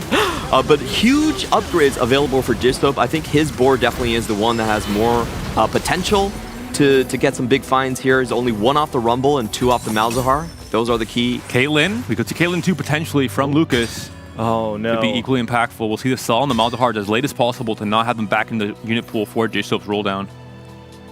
And there we see it. No Malzahar 2 for Dishsoap. Still 15 gold to work with for Lucas. Getting a third item on that Rumble 1 for Dishsoap could make a difference, but like you called out, more upgrades coming through. Ooh, this is a potential. Really interesting. It's Edge of Night for the Rumble, so there could be a wrap here. He could drop the aggro and then go forward to the back line. And the Victor's added in on Lucas's board. Potentially final fight. I do like this positioning from Lucas a little bit more. He's shoving that front line in the face of Dish Soap and his main carries, and that's the Caitlyn going through. Another rumble. Victor's done so big. Before it does fall, but the Alawi's going to fall. I mean, that front line is completely crumbled for Dish Soap, though. And the Zeri on the Morgana, much better positioning this time around. Completely swings the fight in his favor. Now Dish Soap also, taken down. Huge loss this late into the game. What a win from Lucas on Zeri of all comps. I mean, we said before, it's not a line that has been super popular all weekend long, but I mean, we talked about the creativity of Lucas. He finds the line and the spot in which the line becomes powerful, has the Sentinels ahead of tempo, finds a handful of Zeris, and he misses the line. I mean, it worked out great, and starting off the day with 8 points, momentum is such a powerful thing in TFT. But it was also really big that Lucas found an open line just at all. We saw 3 players at the very beginning say, me quick strikers, I'm going to do my best. And then a couple of them had to pivot off because it was too difficult to contest that. For Dish Up as well, with 7 points in this first game, someone who's able to get, I think it was an 85% top 4 rate across this entire season domestically. He has a very clear path into getting himself into check in 3, maybe 4 games, and maybe a chance at a 2-time championship. The key thing here for Lucas, for me, is just recognizing the lobby tempo. It's going to be really fast. You don't have to have the best reroll line. In fact, Zeri was one of the worst performing reroll lines throughout our tournament. But if you match the tempo, you have a chance. Only 4 players were reroll, and all top 4 players were reroll. Also, I think we should recognize the defense, because Dish Dope had a clear line to go top 1. We've seen him the most successful player from the Americas at reaching those first place finishes. He had the line. Hit Rumble 2, hit Malzahar 2. It's probably a first. But Lucas recognized that and was able to hold the units to play defense against Dish Dope to find the first place himself. Yeah, and Panda, I love what you called out there as well. Kind of scouting, okay, Dish Soap has rolled all of his gold, did not hit the Mouse 2. Now I can sell and see if I can hit the Caitlyn 2 to actually cap out my board and almost guarantee a win in that regard. And there was a 2-second pause when the Victor was found in the shop. Do I buy this Victor? Do I try to go for the Caitlyn 2 instead? Bought the Victor, added in last second. I think it was pretty impactful for the outcome of that fight. Even more so, I think the positioning of the Zeri, locking onto the Morgana a little bit earlier than the one before, and that's sealing the deal. I also want to mention Jedazor's play in terms of finding the Mel, knowing he has to play for placements, and that being a difference between a 5th and a 4th, I think is also a pretty big deal. What about the fact that for our augments, we had a pretty good scale up, you know, silver into gold into prismatic. I know we had talked about this a little bit during the game itself, but when you have these prismatic augments with so many players going for reroll, who does come out the big winners? And it was the reroll at the end of the day. I think it does come down to a lot of situational things. To me, that game felt like, despite when Clement was bringing up, prismatic coming in at 4-2 can be very powerful for the players who are going level 8. What we saw is that the players that were looking for level 8, they didn't immediately hit everything that they needed. Ironbog and Dasic not able to immediately cash in on the value you get from 4-2. But the re-rollers, they had their line, they had their units, they got immediate value from their prismatic augment, and it allowed them to stay ahead of tempo in the game. For that reason, like Clement called out, top 4 is all re-roll. Yeah, I feel really bad for Ironbog because he was forced to pivot off of his position from the Dominators because Dasic was holding them. And then when he was trying to find that Alawi, there's 2 Sentinel players out there with the 2-star Alawis. He couldn't find his main tank, was 1 unit off from staying alive and salvaging another placement. And in these Jason counters, I've always mentioned it with reroll specifically, the idea of posturing, we saw from Salpimi. He popped his anvil before we even saw the augments, couldn't pick Combat Medic because of it. And that's because there's some augments that when you pick it, you immediately know what line you're playing. Everyone else in the lobby knows that you have the best spot for that line. In this case, Nocturne with the RFC. Jedazor, the same case with Trenchcoat for the Violet. And both players, because of those plays early on, posturing, uncontested on these very strong reroll lines, finished 3rd and 4th. And when you look at Dasic and Li Lo that actually both took the Manazane from their artifact anvil, both of them ending up in the bottom 4, I think when you don't have that strong direction, it can put you in a situation where maybe you just don't have the right game plan or strategy for the rest of the game. I do want to say for Ironbog, because Ironbog was the Rebel player, correct? Yep. Yeah, and Rebels, it's something we've talked about all weekend. It's high resource, and listen, when you're playing reroll, it's very easy to turn the corner because you're playing level 6, you're playing for your 3 stars once you hit. It's not that expensive to find a 3-star Nocturne, for instance. with Rebel, you gotta go 9, you gotta find the Jinx 2, but most importantly, you have to be locked in at your foundation. Yeah, he actually did have but it. he didn't have a Lowy 2 or the Zoe 2. That's and true. You're skipping steps. And Ironbog had a position in which he could have won out that game. I think if he actually does go level 9, have that strong foundation first, we saw what that Jinx did. Imagine what happens when you have a 3-item Zoe 2 alongside it, completely wiping out and putting that chip damage into the back line. Yeah. I will mention for Dasik, I think he was a little bit unlucky. Risky move Silver Augment and then having it be Gold Prismatic and trading that HP and then having so much more power come into the game off of Prismatic, especially at 4-2. He was in a really tough position like Ironbog. They had to play a more difficult game of TFT in terms of playing flexibly, in terms of trying to, we saw the roll down, holding all these different units, not really hitting one specific line, having to stay open to many of them, and in the end just bled out to a bot 4. It's a tough first game. I hope he can bounce back. Yeah, I think Dasik's game plan was the most tragic one because he actually had to sell his Silco 2 after he found his Elise 2. So he moved his items over there, and then I have Mordekaiser 2, but no Dominators. So it was just like kind of unlucky. Yeah. I think it's important in these early parts of the day to not think of it as top 4, bot 4. Because it gets you into your head as like a good or bad result, and you have to just think, I'm playing for the check threshold. I'm playing for those 20 points. Think of every placement as a set number of points, because once you start assigning negative or positive values to it, you get in your head. I want these players, you got to stay cool. You got to be completely unbiased, play for the points to get you to the threshold. This was just our first game, and so maybe we get a minimum of 4 games. We've got a maximum of 8 upon our day today, but one thing's for sure, we're gonna crown a Tactician's Crown winner at the end of this, and we're going to be showing you everything that's in store for Set 14 Cyber City. You're going to see the full dev drop later on today, as well as get a chance to hear from some of the key developers that worked on bringing this set to life, and we're gonna have that dev panel at the end of our show. So make sure you stay tuned because there is a lot in store. And guys, I feel like we got some great previews over day 1, day 2. I'm so excited to see what we've got for Set 14. Oh yeah, Kabuko. That guy's back and He's bigger than so ever. Back. Say no more. Just tell me Kabuko and I'm locked in. Yeah, some of those traits looks amazing as well. So can't wait to see what else is going to be revealed during our dev drop later on today. But let's get back into the action for day number 3 of the Into the Arcane Tactician Crown, because we've still got this big task ahead of us to see which of our players are going to inch ever closer to that point checkmark threshold. Clement, I kind of want to just get a gut check from you, because we don't have the stats. I'm kind of putting you on the spot. Yeah, sure. From your perception, Ironbog goes 8th. How likely do you think he is to bounce back versus how I don't want to use the word tiltable, but how likely do you think it is that we're actually going to see him kind of stabilize here on game 2? He's very resilient. He's a completely stoic player, and actually for the last 3 stages, he has advanced by only going first place. So even in the Golden Spatula, the way he, the last Tactician's Cup, the way he made it into Golden Spatula is by going first place 3 times in a row. Wow. And that was his only option. So he is no stranger to high stretch situations. But of course, we have to talk about his legacy. Tac Crown is incredibly important for him. Last time he was here, 25th place. So that's the only part of his resume he needs to make up. Well, it's time. Let's see what our second game is going to give us, and it's Vander. So we've got all gold augments ahead. Jace encounter being one encounter that can enable reroll quite well. I would say Vander, another one of those, ensuring that you get 3 gold augments per game means that sometimes you can get one of those 2-1 augments that locks you in immediately into a line. And I do want to explain a little bit why Prismatic does favor macro versus why gold does favor reroll, because gold augments have more general combat augments inside of them.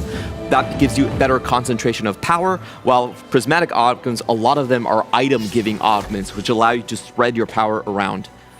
I think gold is, like I mentioned earlier, very good for melee comp specifically. There's just a lot of great items, and as you mentioned, Clement, combat augments. There's a lot of +1s at 3-2 as well. And there's some explosive augments that maybe feel like Prismatic in terms of trait tracker. If you can catch it out, you can really take over the game in stage 4. Another big one for the tempo side are those item-specific items like high voltage, thorn-plated armor. If you get lucky and you have the components for that, it could really easily snowball you. Even category 5. Runons for Ezreal. Deathblade is one of the sponsored Academy items alongside a generic tank item like Steadfast. Could be an option for the Ezreal reroll Academy line, which we haven't seen yet in game 1. Jeduso, I know you want to... This is the OG PB opener, Sage Draven 2. Extra attack speed on that Draven, you know? This is one of those spots where you really want to pay attention to what you're dropped from this round. Having the tier and the sword is a bit flexible, and he's going to hold on to the Morgana 2 instead of the Violet. But speaking of high voltage, could lean into Rebel, which is a combat Jedusaur likes playing a lot. His entire prep group with the other French players that were eliminated yesterday really enjoyed playing Rebel all throughout this tournament. We'll see if that'll be the case with this Vander encounter. Academy as well. There's some really good Academy augments that are also a part of the gold slate we have here, so... Oh! Or think no more. Get the ready. That should be 3, right? Oh, did he sell the Renata? No, he does have it. Okay, so that's a 2-1 Chem Baron with War for the Undercity. Sure. I'm never selling my Chem Baron units. We have no way. The Vander augment actually picked for Salpimi. We've got the portable forge for Lilo. Yeah, War for the Undercity for Jedusaur. Dasik actually taking Starry Night. And for Lucas and Bio, I really wonder what they're going to get out of those. Yeah, I believe it is. Curious to see what Dasik commits to in terms of the open reroll lines, what units he's been able to hold especially. Lilua going into one of the generic artifacts we're seeing here with the Manazane picked up off the Portable Forge. Currently on Tristana, probably won't stay there for too long. I guess something that he likes because he picked the Manazane out of the Artifact Anvil last game too. It's just very flexible in terms of how many different lines you can play into, especially in Stage 4. And another go big or go home moment for Ironbog as he goes with the Patient Study, usually played as a lose streak option, but of course if you win streak you still get the +2 anyway. It fits with the script. We're back. You had him. Whoa! What? So the meta He's got has gone mini-me's again. full circle. We're back to Zeri being the best reroll comp in the game. I guess How does he get 5 of them on 2-2? That 2-trick plus a pair. What? I will tell you 2 words, baby. Brazilian magic. Those are the Brazilian colors, I'm just saying. That's so You're right, Chloe. Even the components, too. I mean, Lucas is set up. Oh, good. Yeah. Yeah, I got IE. Just need to pick up a rod off of Carousel. You've got your Rage Blade. Yeah, actually, I'm curious to see if he chooses to slam IE or if he wants to greed the sword to try and ensure the Gunblade. It is always tough. You need 2 rods, but most people feel that the IE is optional, Gunblade necessary. Was opting for a lose streak maybe there, faces Jedusaur so gets the win instead, hoping probably for either just a Rage Blade component on the carousel or just maybe that 6 Zeri to really accelerate his tempo in this lobby. You're getting too ahead of yourself. And Zeri. It will be the IE slam plan. The IE, yeah. Open bow. Okay. Yeah, he realizes his board is way too strong, so might as well just pump up the lobby tempo. Lilo already building into the items that you would expect out of the Dominators. It's going to be kind of a big transition to get there. I think it's going to be pretty interesting to see how Lilo plays the end of Stage 2 and especially Stage 3, because you kind of want to slowly do this transition, hold units that allow you to not require as much gold on 4-2, although there are some players that are willing to just play whatever the strongest board is and then on 4-2 open sell and play for a full pivot. Yeah, I don't think there's a lot of compositions that use a Nashor's Tooth in this meta, so that would be my guess, but you're right, he doesn't really have the base units. Hear me out. Uh-huh. Nashor's Ezreal. I've been trying to preach this for a while. I think it's actually quite good. You're going to have to sell me on this. I don't know the tech. I'm sorry. After the show. After the show. Sounds like me selling Cassidin Nashor's last set multi-strikers. Wait, that was kind of good, though. It was. There is a pan. it. 3-cost pan as the big prize here. Is anyone going to go for that? Any ambushers? One right off the bat. Lucas considering it? Lucas just stood in the path and is like, I will let this come to me. I have earned this. So Lucas is playing with the Watchers, and that does... Usually it does point... Potentially you could go for the 4 Firelight. I know it's not the preferred version, but it is open to him. and favored the Frying Pan over just finishing the Rage Blade in Yeah. this case. So a little bit risky. Obviously, you assume, hey, I'm going to hit a rod at some point in this game, hopefully. Surely. We'll see if that's the case at Krug.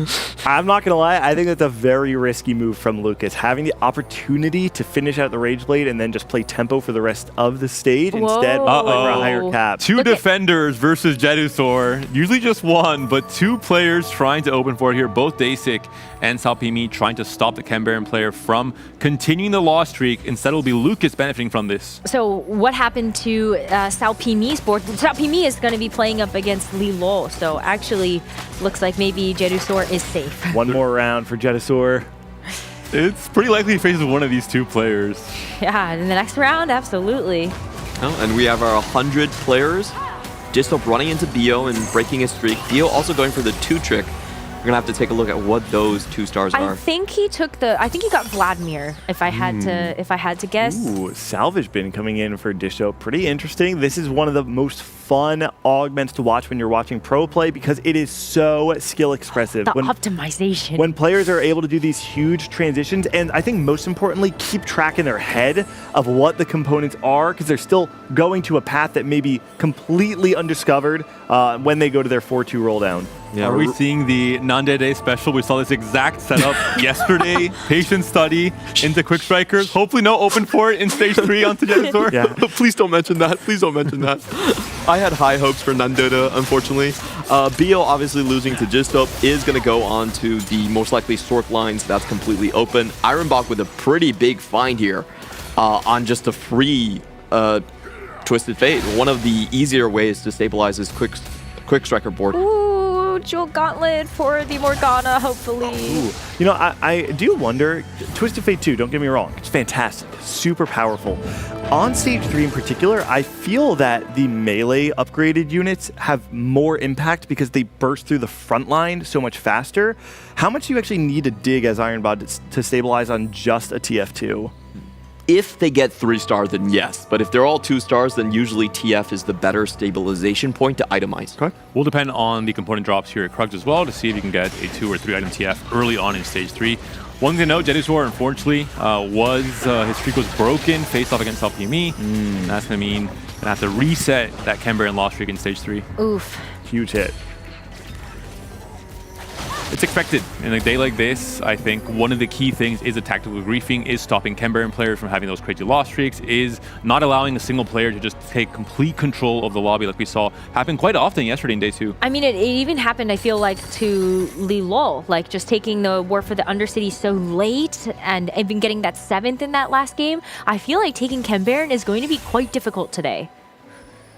Still 2 5-streakers on our screen right now, Lilo and Dish Soap. Not sure if they're going to be up against one another, but keep an eye on whether or not they're going to go up to 6 right now. You can see it from Dish Soap. There it is. Lilo's aware. He's looking. You see that? He looks over to the other side. He sees the level 6 on the right hand of the screen. He's going to match the level up from Dish Soap. And look at the items on this Ziggs. Very good speed on the reaction. Those look like Ziggs is holding Silco items to me. Those are from the Silco at some point, I think. I agree.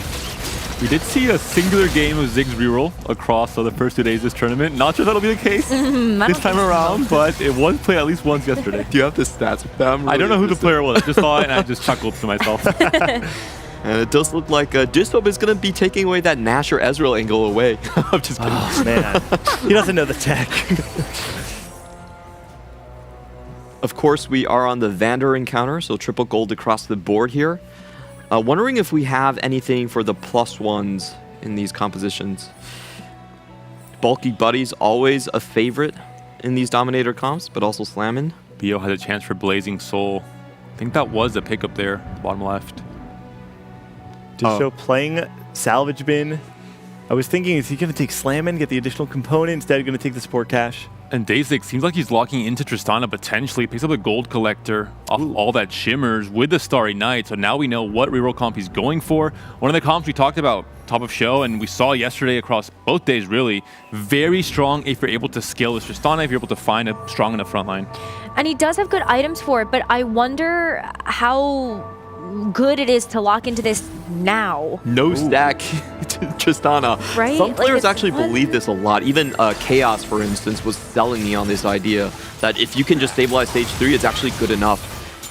I mean, Starry Night's obviously one of the best ways to stabilize on stage 3. He will be rolling a lot, but even this, I mean, look at his gold right now. He did roll quite a bit and did not find Tristana 2, and he's going to lose this fight right now. So I think Day6 running out of time to stabilize. A really cool thing about Starry Night and Tristana is you can actually continue to level. Your Starry Night chances go up. So even on level 8, it's 50% chance on hitting the 2-star Tristana.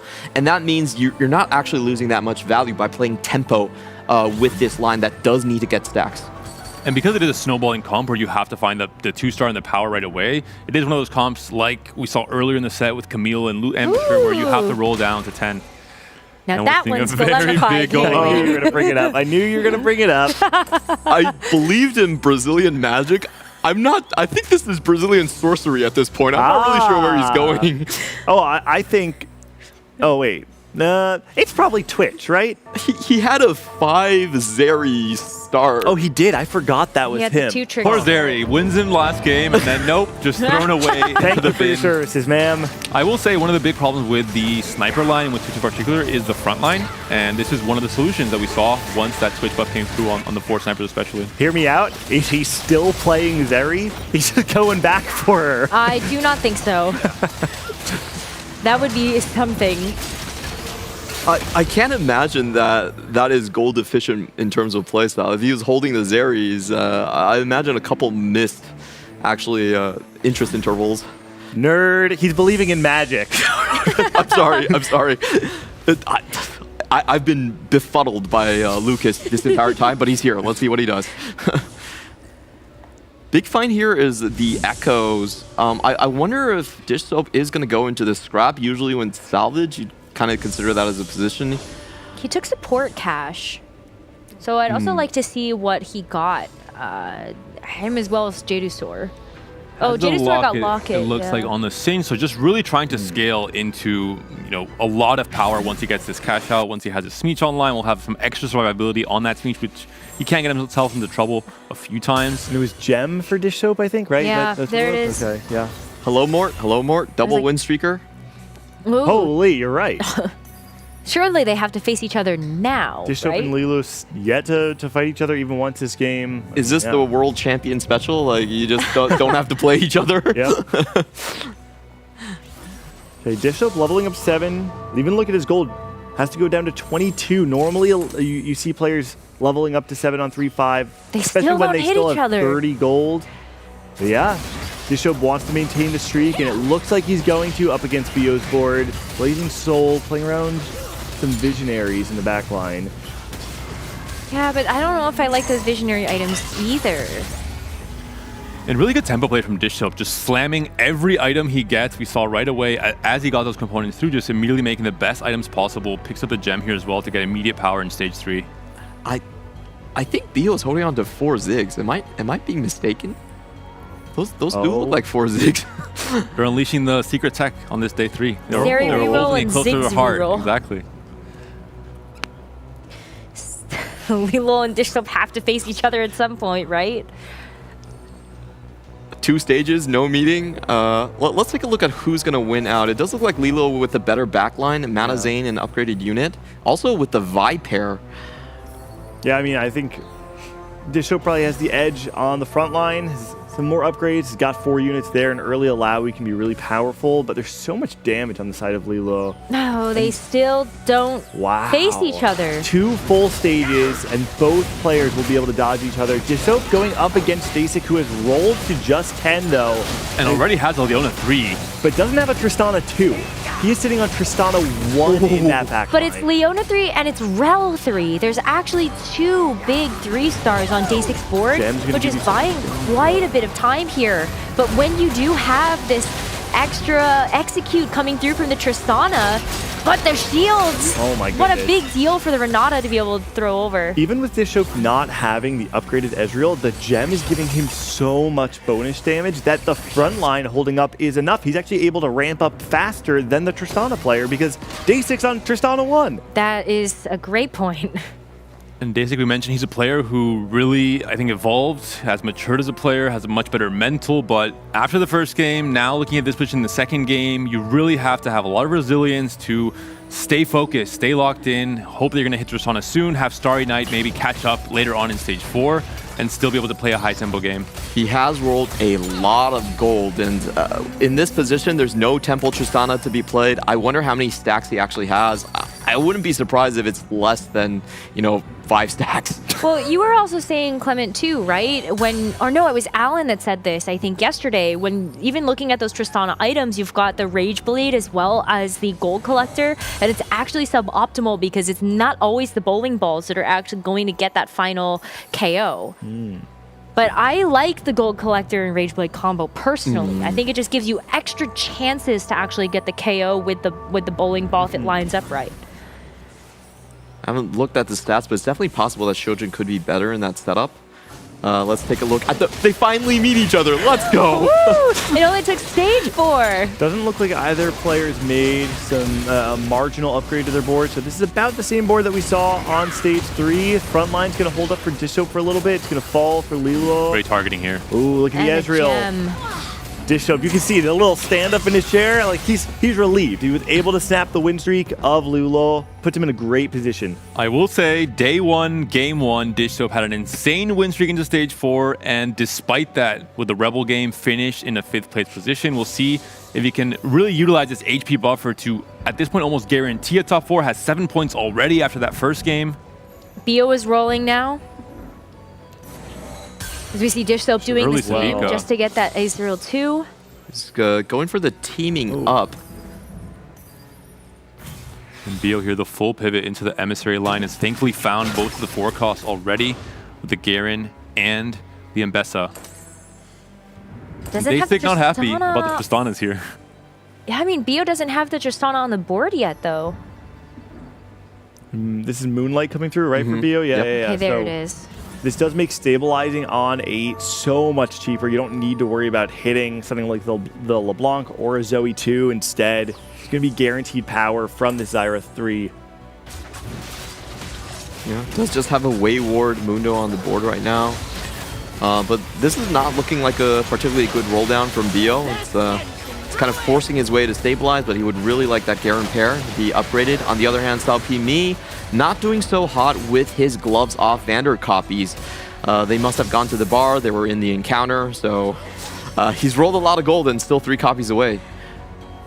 Both 2-cost rerollers, Dasic and Salpimi, very behind on tempo, and we're seeing the direct reflection of that in the HP totals here. 22 for Salpimi, 28 for Dasic. Big hits. And every other more flexible player, they're hitting their upgrades. It's going to be very tough for these players to come back into the game. And just having the Garen 2 is huge, ahead of anybody else in the lobby right now. But even with this show... Oh, he actually sold the Caitlyn and got 2 Jinxes on level 8.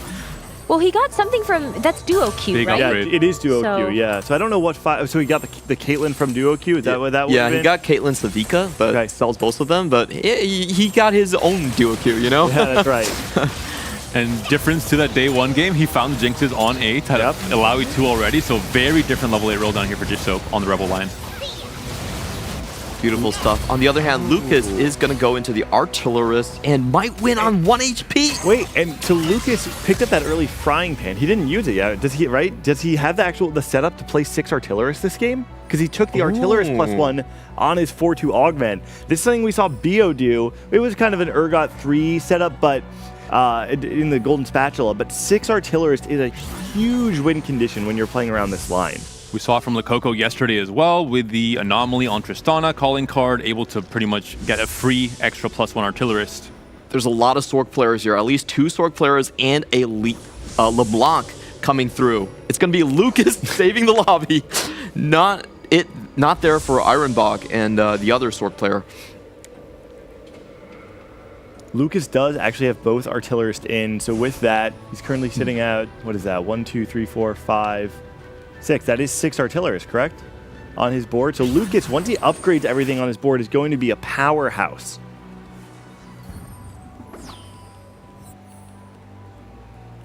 Yep, 6 artillerists, tons of damage coming through. And again, when we talk about the sniper line and why it does so well when you're playing Golemify, it's because when you're playing so many snipers, you don't have the ability to put in a front line. Well, you got 6 artillerists, you don't need to worry about front line because you have this gigantic golem standing in front of everybody.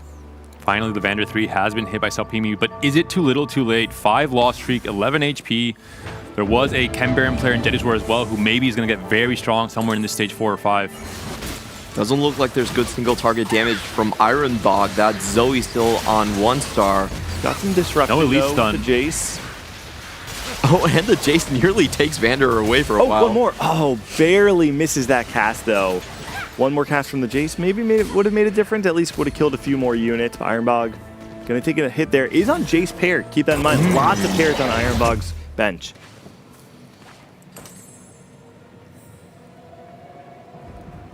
Looking for some good augments for his gloves off Vander. I mean, Giant Size sounds pretty reasonable with only 6 gold remaining. Yep. You have the durability coming in from Watcher. It kind of fits into another bucket of tankiness. And you're already kind of playing for this 1v9 style. Doesn't want to, though. Ooh. I want to know if... Bulwark sounds pretty reasonable, too. Oh, it works really well with Watchers again. What was that, Necra? Sorry. So I want to know. I was curious if Lucas had actually hit what he wanted. Did he need to actually get the anomaly for the artillerist crest? No, he had it. He had it without it. He had 2 emblems. He already oh, had never mind. because the frying pan from stage 2. Right. He knew all along. Nah, what Looking a at knower. Dasic, very unfortunate low roll game. Starry Knight, an econ augment that's directly empowering these 2-cost rerolls. Despite that, not able to hit the Tristana, where Salpimi has already hit the Vander in this case, and 14 HP could be 1 life in stage 5. But can we call it low roll if he opted into the Tristana line so late? He has to opt into something with Starry Knight if he didn't have a clear line before that in stage 2. It's not that Tristana not doing enough, it's just that Tristana's not even hit yet. So it's not the case that the stack's not being strong enough in this case. When he had Rel 3 and Leona 3 and still sitting on Tristana 1, I have to imagine that even if you have Leona 2, Tristana 2, your stage 3 probably goes a lot better. That's true.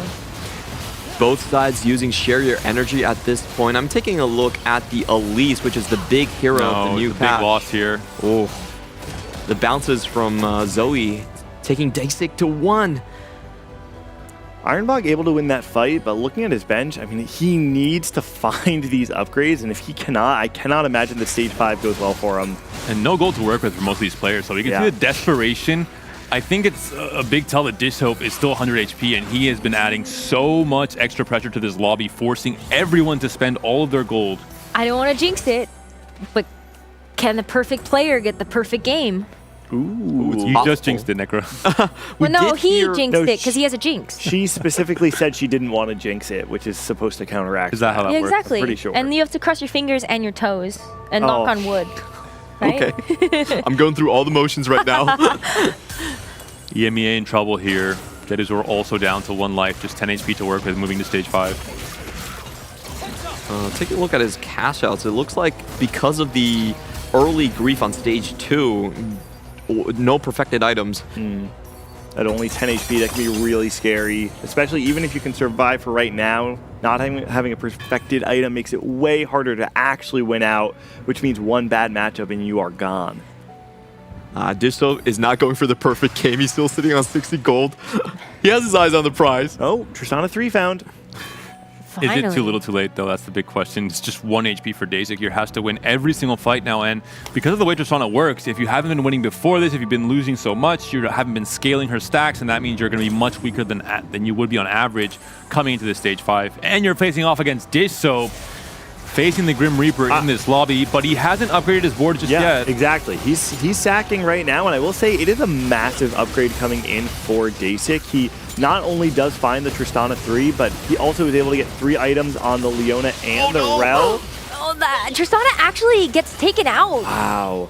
The Jinx did so much splash damage that it's just the Leona left. And would you believe it that the Zoe actually does enough to get rid of that Leona?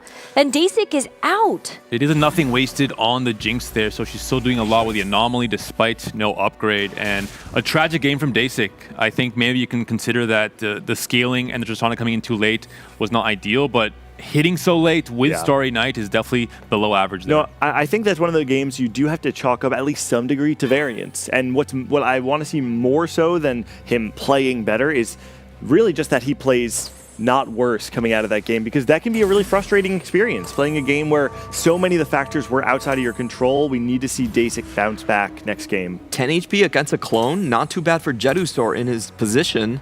And he does get that 3-star Smeech. Not the item you really want with the Baltic Saber. You would really prefer the Chain Blade. That would take anything at this point. LDP setup between the Rennie and the Smeech in this case, empowering the Smeech even further, really making this a 1v9 carry. Garen's huge, though. Garen is huge. The damage is gone. I mean, I think Jedu's good for this one. Bio and Sao Pimi fighting off in the wing. Sao Pimi takes a hit there, though, so Sao Pimi should be dead. Oof.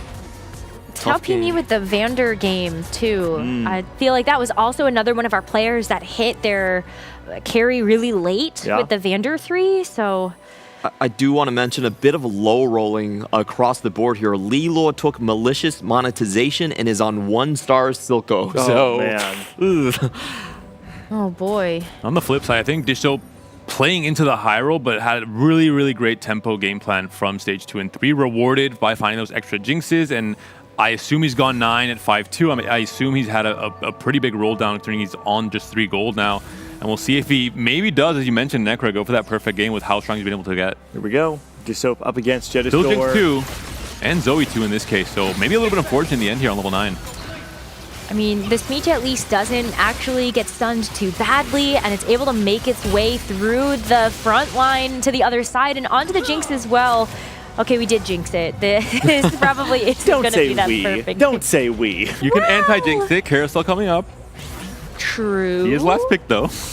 True. Surely someone would stop this from coming in, but there is a Rebel +1 on the carousel here. No Jinx to be found, unfortunately. And there's no Reforger, so someone would have to take that and be able to add it into their board. Or just leave it, I guess, for dish soap there, but maybe Ironbog want to be the hero. Does he play defense? No, he goes for the family +1 in this case. Lucas is thinking about it.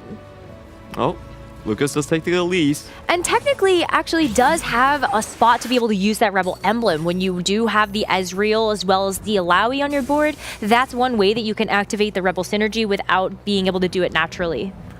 Not too bad for Tetris with their Firelight +1, empowering the Echo as a secondary carry in the amateur comp. He also got a Victor, which is what I like to see. Bio able to go 9. Playing around the experiment variation was pretty cool. We get to see it primarily because of the Moonlight coming through on that 4-2 augment. It does make it kind of awkward to fit something like the LeBlanc onto your board, though, if you do hit that. Yeah, also choosing to keep the 4 Emissary there as well. For Lucas, he should have the damage edge in this matchup, and maybe even the tank edge as well.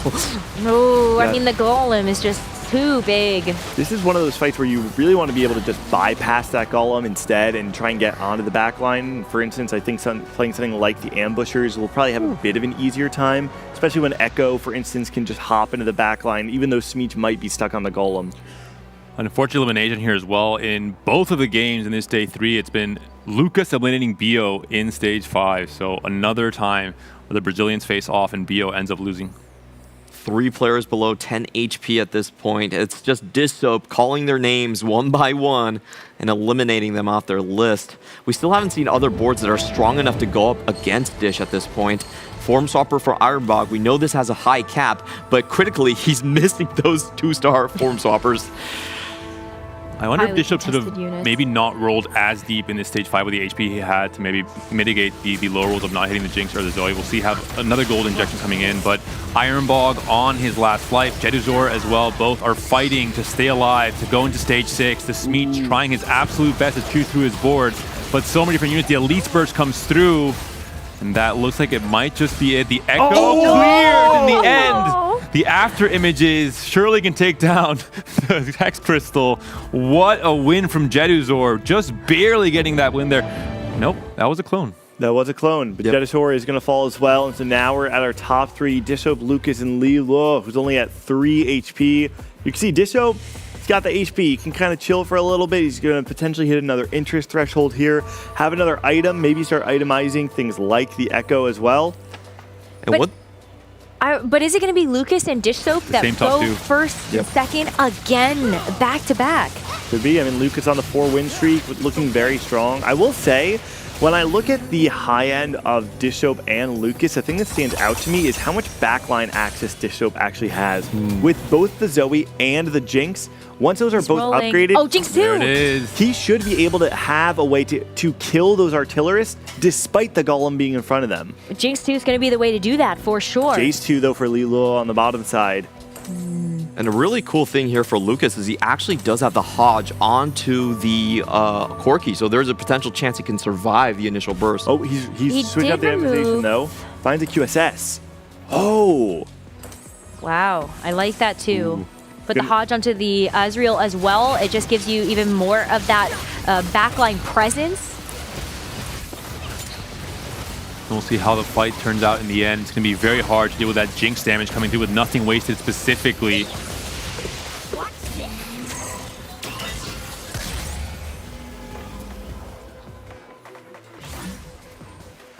And that hit from Dish Soap is going to be able to snap the loss streak from Lucas coming in. And we can see, despite the fact that that QSS did prevent the Rebel Stun from actually coming through and disrupting Lucas, the damage wasn't there to actually break through everything, and Dish Soap just had too many threats on his board. And this is just the fantasy for the Rebel game, right? You have a high tempo stage 2 and 3. You're able to finally get your upgrades in stage 5 and 6. You have everything online, Anomaly on the Jinx, items for all of your carries, including the Zoe and the Ezreal. The big gem to maybe time exactly where the Jinx rocket comes in and deal so much damage, obliterate the boards here. Is going to be Lilo on the other side of the board now. Both players playing for their lives right now, both at 1 HP potentially. The Garen's still alive. Some damage starts falling, but there's just so much raw damage from the Corki and the Ezreal. I do wonder if it's going to be enough. Look at the Golem, I mean. Silco's still up, though. Oh, look at the still targeting. there. Corki versus Silco. Corki wins. Lilo taken out. Lucas versus Dish Soap. Both of the Americas players once again in the top 2. Very clear locks to maybe make it into check, even just on the game 3. But I think this time around, the script is going to be flipped here. Dish Soap going first, Lucas going second. Unless you're able to get some wacky positioning, I feel like the way that Lucas has this board, it's just perfect Jinx food. This is crazy because we have 2 players that could potentially check in the next game. Are you boys up for a short day? Considering EMEA positioning this game 2, no. I want a game 8. So he does swap back the Hodge back onto the Corki. I think that's the only chance as his main carry to survive the initial burst, but it gets stunned right off the bat from the Jinx. The Corki moving behind the Ezreal. So difficult. The Corki is alive, is healing, does kill off the Jinx, does take the win there, but there's a huge mountain to climb. Look at the HP that Dish Soap has. I mean, still 63 HP, or it might have been 63 going into it. Yeah, that's 5 more fights. There's 6 costs now, so Dish Soap actually has the option to take a Mel, which means even if you break through all of the HP that he's been able to keep the entire game, he's going to have 1 more shot. This essentially guarantees Dish Soap is going level 10. This game is going to have the highest cap possible for Rebel. So, truthfully, I think it's going to be a tough one. But Lucas does find the Warwick and can get Experiment online if he wants to have that. He's playing defense in an entirely different way from Dish Soap. Did he have defending the Warwick emblem the entire time? Did he have the Experiment emblem the entire time? It wasn't picked up here. It wasn't, okay. I don't believe so. Oh, and Dish Soap actually has his units together here, so there's a chance for the AoE stun to do some work. Yeah, watch the Jinx ult to see what it actually does hit. Watch that line coming through. It's only going to hit the Alawi, so the Corki's still able to free fire until the Rebel Stun comes in. Ooh, the Corki bursted down. The Ezreal also down. Is just the Golem left alive. I don't think he can do it by himself. Dish Soap takes the win, and Lucas knocked down to just 1 HP and a dream. Doesn't have much gold to work with. Taking a look at his board, the only crazy upgrades he could find are realistically those 5 and 6 costs. Dish Soap still has plenty of gas Look at this Warwick, though. You have 3 items on it, the QSS, the Runaans, and the Artillery, so many base stats built into it, and the potential to maybe just burst down something with the Runaan stack alone. This is the desperation try. Moving his items from the Ezreal. He really needs these units to not fly out at the start, needs the Warwick to survive long enough towards those executes. Oh. Warwick already on the front line, doesn't get stunned there. It's going to get another execute, but now he's being targeted. The Warwick will fall so early on in this fight. Corki's still up. The Omnigram from the Hodge is big. He cannot cast again. Wow. And that's going to be it. Dish Soap, the perfect player, takes a huge win in games to second place, first place, chance for maybe check in game 3. I want to see the gap, though, because we have 2 players at 15 points, which means that with a 4th place from either of them next game, they'll enter check. Is there anyone else that's even in the realm of this 12 point where with a 1st place you can get check? Lilo only had 2 points to start off, so not close to them. And Ironbog, once again, with not a very strong position. Salpimi went 3rd in that first game and now went 7th in this one. Yeah. So I think that gap is actually quite high. Could be a runaway one. Could be an Americas versus Americas lobby, which means that, you know, the best defense is offense now. We will take a look, though, after we get back from this break, but you don't want to go anywhere because now it is time to show you the exclusive dev drop for Set 14 Cyber City.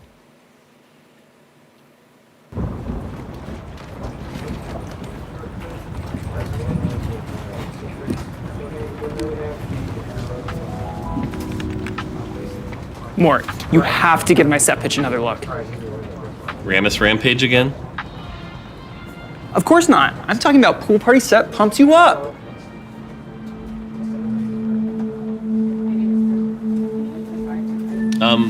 Yeah, let's talk about it later. I gotta go.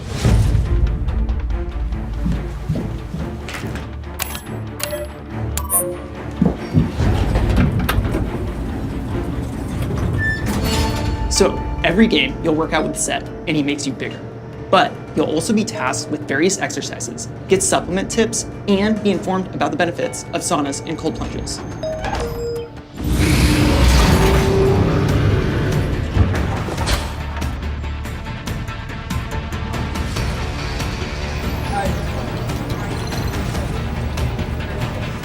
It's go time. Always has been.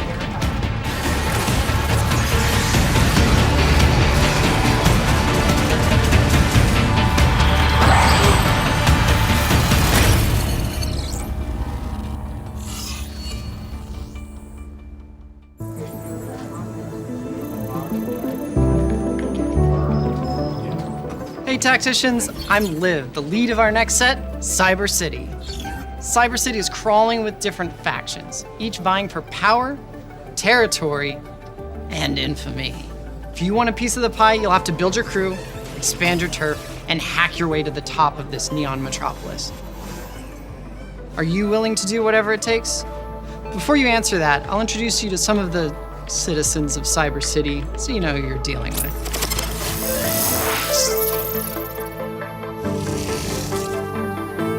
Street Demons is the perfect trait to make your mark on the mean streets of Cyber City.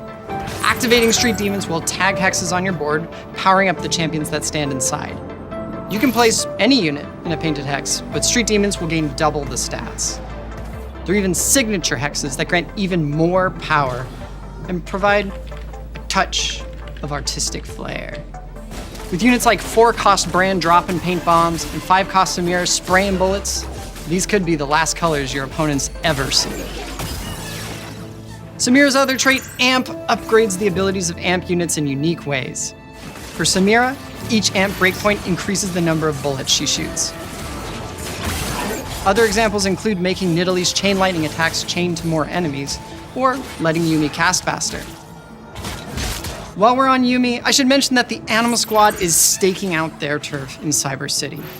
While we were grinding Swarm last summer, we realized it was just the type of chaotic fun that would make for a perfect trait. At each breakpoint, you'll get to choose new weapons to add to your arsenal, and they'll fire automatically during combat. Blade Orang enjoyers, we are so back. Anima Squad is a big vertical with squaddies like Vayne, Yuumi, Leona, and the debut of 5-cost Aurora. Aurora swaps spots with a benched unit, who will fight to the death on her behalf, but just because she crosses through the veil doesn't mean she's just watching from the sidelines. While she's on the bench, she'll keep fighting and building mana, and when she casts her ability, she'll teleport to the best spot on the battlefield to hit the most enemies before hopping back. Next up, a trait for the gold hoarders out there. Golden Ox champions have damage amp and a chance to drop gold during combat. But the real kicker is how you reinvest your earnings. If you spend a bunch of gold in a single turn, Golden Ox bonuses permanently increase. But if you want to do it again, you'll need to save up again. You know what they say, sometimes you gotta spend money to make money. Golden Ox's 5-cost Viego dives into big clumps of enemies. But the coolest part about him is that he gets a hologram copy of the strongest enemy he killed last round, items and everything. And for those of you with an even higher risk tolerance, look no further than Cypher. Similar to Heartsteel earning hearts, Cypher champions gather intel by losing combat or killing enemies. The more Cypher champions you enlist, the more intel you get. But here's the catch. You'll only be able to trade your intel for loot once, and you'll only have a couple opportunities to do so. Will your secrets and blackmail give you the upper hand? Or will you stay jacked in too long and get burned? Hold on, I gotta take this. Yeah. No. What do you mean Shaco's a 1 cost? We agreed he'd be at least a 12 Over here. cost, if not Don't 13. worry, I got the rest. Riot Blue Cove here. Great news. They finally freed me from that magical library. I'm sure it was an accident. Anyways, with our syndicate trait, you're the boss. You get to decide how your organization runs. The trait gives you a Kingpin hat that upgrades a syndicate champion's ability. For instance, Twisted Fate normally throws cards, but make him the Kingpin and he'll throw enhanced cards that deal more damage, give him back mana, or even drop gold. Shaco is a 1 cost that permanently gains attack damage on kill. Hat this clown, and he'll teleport behind the weakest enemy, making sure he's always there for the final blow. At 5 Syndicate, you get to pick another Kingpin, allowing you to make 2 carry Kingpins, 2 tank Kingpins, or 1 of each. If you get to 7, your Kingpin's abilities upgrade again and grant an additional benefit. If you want even more boss mode, we've got a whole trait of cyber bosses, including Poppy, Vigar, and Ziggs. Plus, I had to bring a friend along from Inkborn Fables, Kobuko. He's the bossiest of all. And this isn't even their final form. That's better. When they level up, they'll get bigger, and their abilities will hit a larger area. Kobuko's the 5 cost, and his 2-part ability knocks up and stuns nearby enemies, then slams them into the ground. Ouch. If his health gets low enough, his much-feared secondary health bar will appear, this time as a shield that upgrades the size of his ability for the rest of combat. Do I hear boss music? All right, let me introduce you to a couple 5 costs. Renekton is the legendary unit for the Divinicore vertical, the benevolent corporation that grants everyone allied to the corporation benefits depending on the Divinicore executives that are fielded. Divinicore's interests are your best interests. As Divinicore's overlord, Renekton will trade access to clean water and public infrastructure for personal gain. I'm kidding. That'd be horrific. He just butchers an ally behind him, gaining a percentage of their health and attack damage. We're also bringing 2 threat-like 5 costs to make your late-game boards extra flexible. Garen will help you weave together trait combos like a god of the trait web, or as we like to call him, god of the net. After fielding Garen, he'll pop up an armory of trait mods that can reprogram units in your army to benefit from another trait, but not contribute to it. Field him for long enough, and you could theoretically reprogram your entire army. You can have as many trait mods as you have units, but every time you pick one, the number of rounds you have to wait will increase by 1. He's also a flexible tank that can slow down your opponent by dropping the banhammer. For Demacia, or whatever trait mods you get. The other threat-esque 5 cost is the malware extraordinaire Zac. If you field this virus, he infects your shop with pop-ups, or as he likes to call them, bloblets, granting Zac extra max health. As he bounces on nearby enemies, he'll stun them and deal damage. But just like that USB you found in the parking lot, Zac's the type of malware that's hard to get rid of. Whittle down his HP enough and he'll split into 2 healthier copies. Okay, this next one you won't want to miss. What the heck?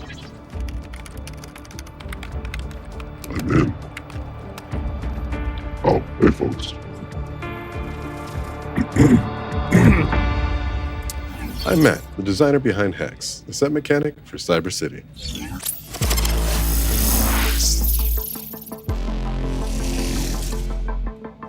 Hacks have infiltrated core TFT systems, like opening encounters, shops, orbs, carousels, even augments. Just about everything. They'll alter your game in any number of ways, at any time. Don't worry, these hackers are on our side. All right, let's cover some examples.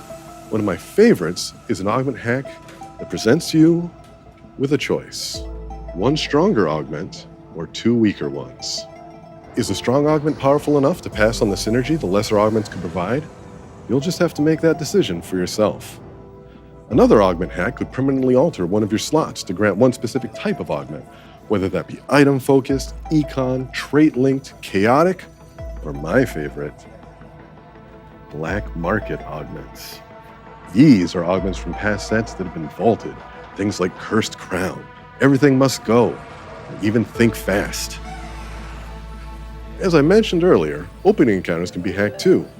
Maybe your opener will add the occasional lucky shops to appear with tailored units to fit your comp. Another shop-related hack could cause 2-star champs to appear instead of 1-stars as you roll. These wouldn't be hacks if we didn't have a few callbacks to the glitched carousels from Monsters Attack. We're talking carousels with extra items or anvils. There are way more hacks to encounter in Cyber City, and to all appear to everyone in the lobby at equal rates because, as I mentioned, these are benevolent hackers, just spreading happy little accidents. All right, I'll patch you into the Singapore team to tell you about cosmetics.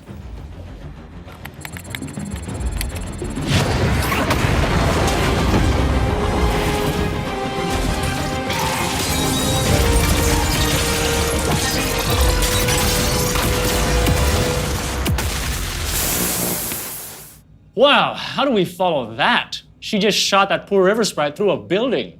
I'm not sure, but we'll have to try.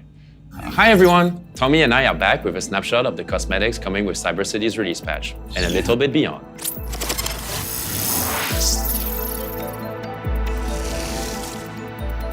Like you just saw, we're introducing Project Vane Unbound for Cyber City.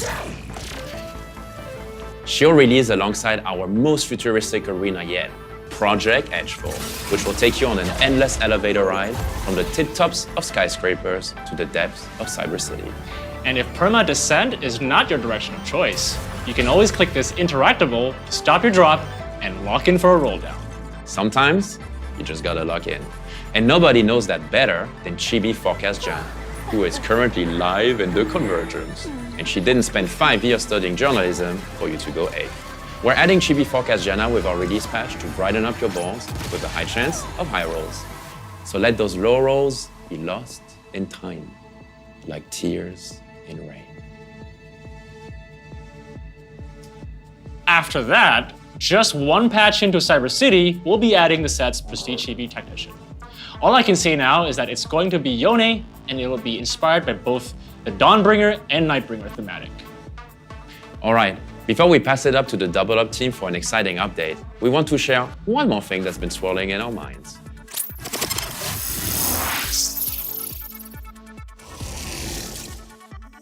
With the launch of Cyber City, you'll be able to customize your portal alongside your arena, boom, and tactician.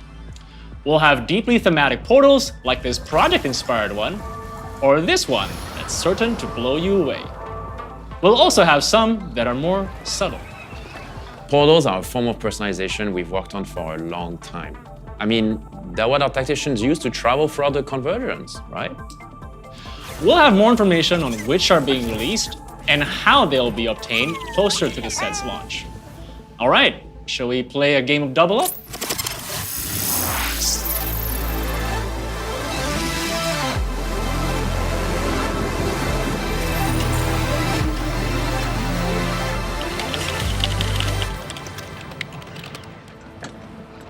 Hey Tacticians, Mort here with a Double Up update for Cyber City.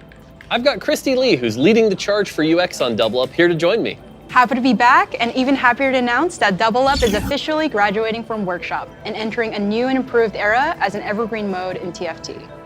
Since we announced Double Up lobbies during the Macau Open, we won't dive too deep into them here, But in case you missed it, the new lobby system will allow you to queue for double up with up to 7 of your friends. There will be no restrictions for who you can partner with based on rank. But for our hardcore challenger level players, we'll have some small adjustments that protect the competitive spirit at the top of the ladder.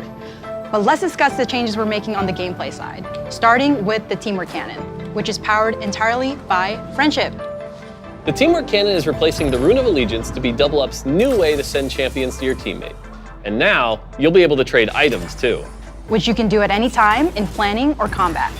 Yep. It'll remain on your bench for your convenience.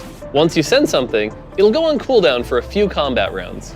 We're also updating gift armories. Gifts are free again, and we're implementing some clarity and visual improvements such as team colors, updated lobby screens, and more that should make you feel more like a team. And this is just the beginning. Double Up has become an essential part of TFT, and we're committed to giving it the time and attention it deserves. Synergy! Thanks for tuning in for our Double Up update. Next up, Esports. Double Up updates? Interesting. Something for all pros to consider. I'm Max, and I'm here to share upcoming additions to our TFT competitive ecosystem.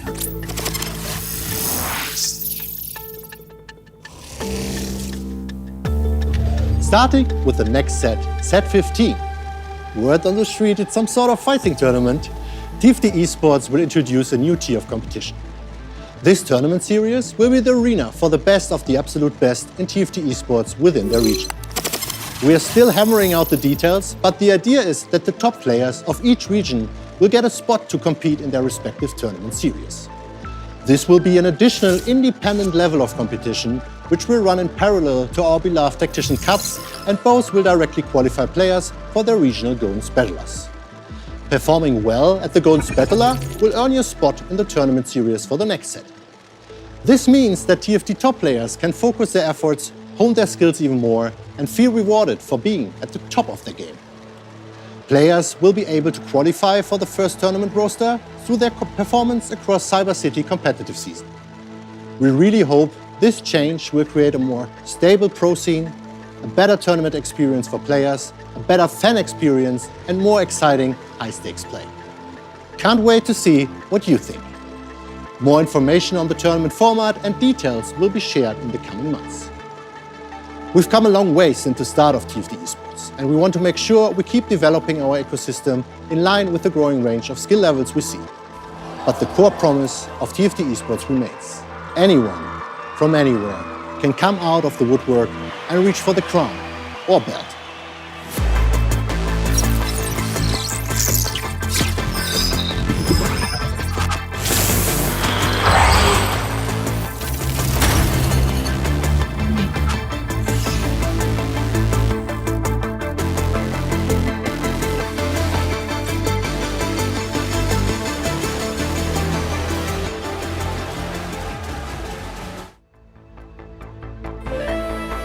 Welcome back to the Into the Arcane Tacticians Crown. I'm Cass, joined by Clement, Alan, and Hoope, and the hype is building for Cyber City. I mean, we just got the dev drop.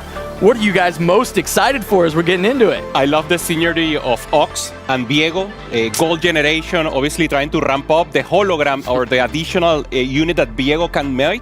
And obviously, if it's like the strongest of the competitors of the challenge that you have. So maybe some 3-star that you can try to rob from the opponent, that would be cool. As a flex player myself, I like the addition of Garen that actually spits out new emblems every few rounds. I feel like a big brain player just looking at that. So many possibilities. Sure you are, but let's not forget about the hacks that we are getting. We are getting argument change, where we will be having more than 3 arguments now, just taking a bit weaker ones, but having more. That looks really dope. On top of getting some older arguments getting revisited. Yeah, I mean, hacked. Think fast. I mean, I'm so excited for Think Fast to be back. Some of the best clips come out of that augment. I also want to shout out, I mean, like, Double Up, being able to do in-house lobbies with all your friends is super exciting to be able to actually get that going. Maybe Double Up tournaments could be fun in the future, even at a community level. Yeah, that's exactly what I was thinking about. Many people have tried to make these community lobbies, especially maybe on some Valentine's or something like that people do the merge. Even inter-gender competitions could be cool, now with the inclusion of more women into the scene. So I think it's amazing. I think there's a lot of options and possibility to expand. Yeah, on top of that, we've got the cosmetics, the Yone and the Janna. They were looking really, really sweet. I mean, me personally, I've always been just a duckbill enjoyer, but when I know everybody's looking for the big chibis. Oh yeah, absolutely. Getting the Janna with the tornado sucking in a cow. Yeah. Can't wait for I that used one. to be main Janna support only for like 2 months. So actually seeing the forecast Janna here is perfect. I course have you my were. new main. It's perfect. All right, well, with that, let's bring it back to the tournament at hand because we've got our lobbies still. These top 8 have been playing some outstanding games so far, but really, we got to talk about Dish Soap and Lucas. Both have the ability to reach check in this game with just a top 4. I mean, have you seen the performance in the last lobby? Last 2 lobbies pretty much dominant. Lucas having a great spot into Zeri, but opted to go for the Golemify as just realizing that might be the higher EV play to go for that win out, Clement. Yeah, that was a really interesting twist of events, and I wonder if he threw other players off their game because of that. Dicek had that Starry Night, but didn't go for one of the more familiar 2 costs. Instead, had a very, sort of low roll game with the Tristana. Overall, though, just look at the point spread. There's a 2-man game developing and a 5-point gap between second place and third. Yeah, you were speaking about low rolls, some people with good position, good lines developing on the early game, and maybe people like, for example, Daisy, trying to, with a steady night, get additional units, not getting that ramp up on the early game. And Bio, he was the favorite from Brazil for us, but actually the one popping out, as you said, Cass, only a top 4 away from having check, is also Lucas doing amazing.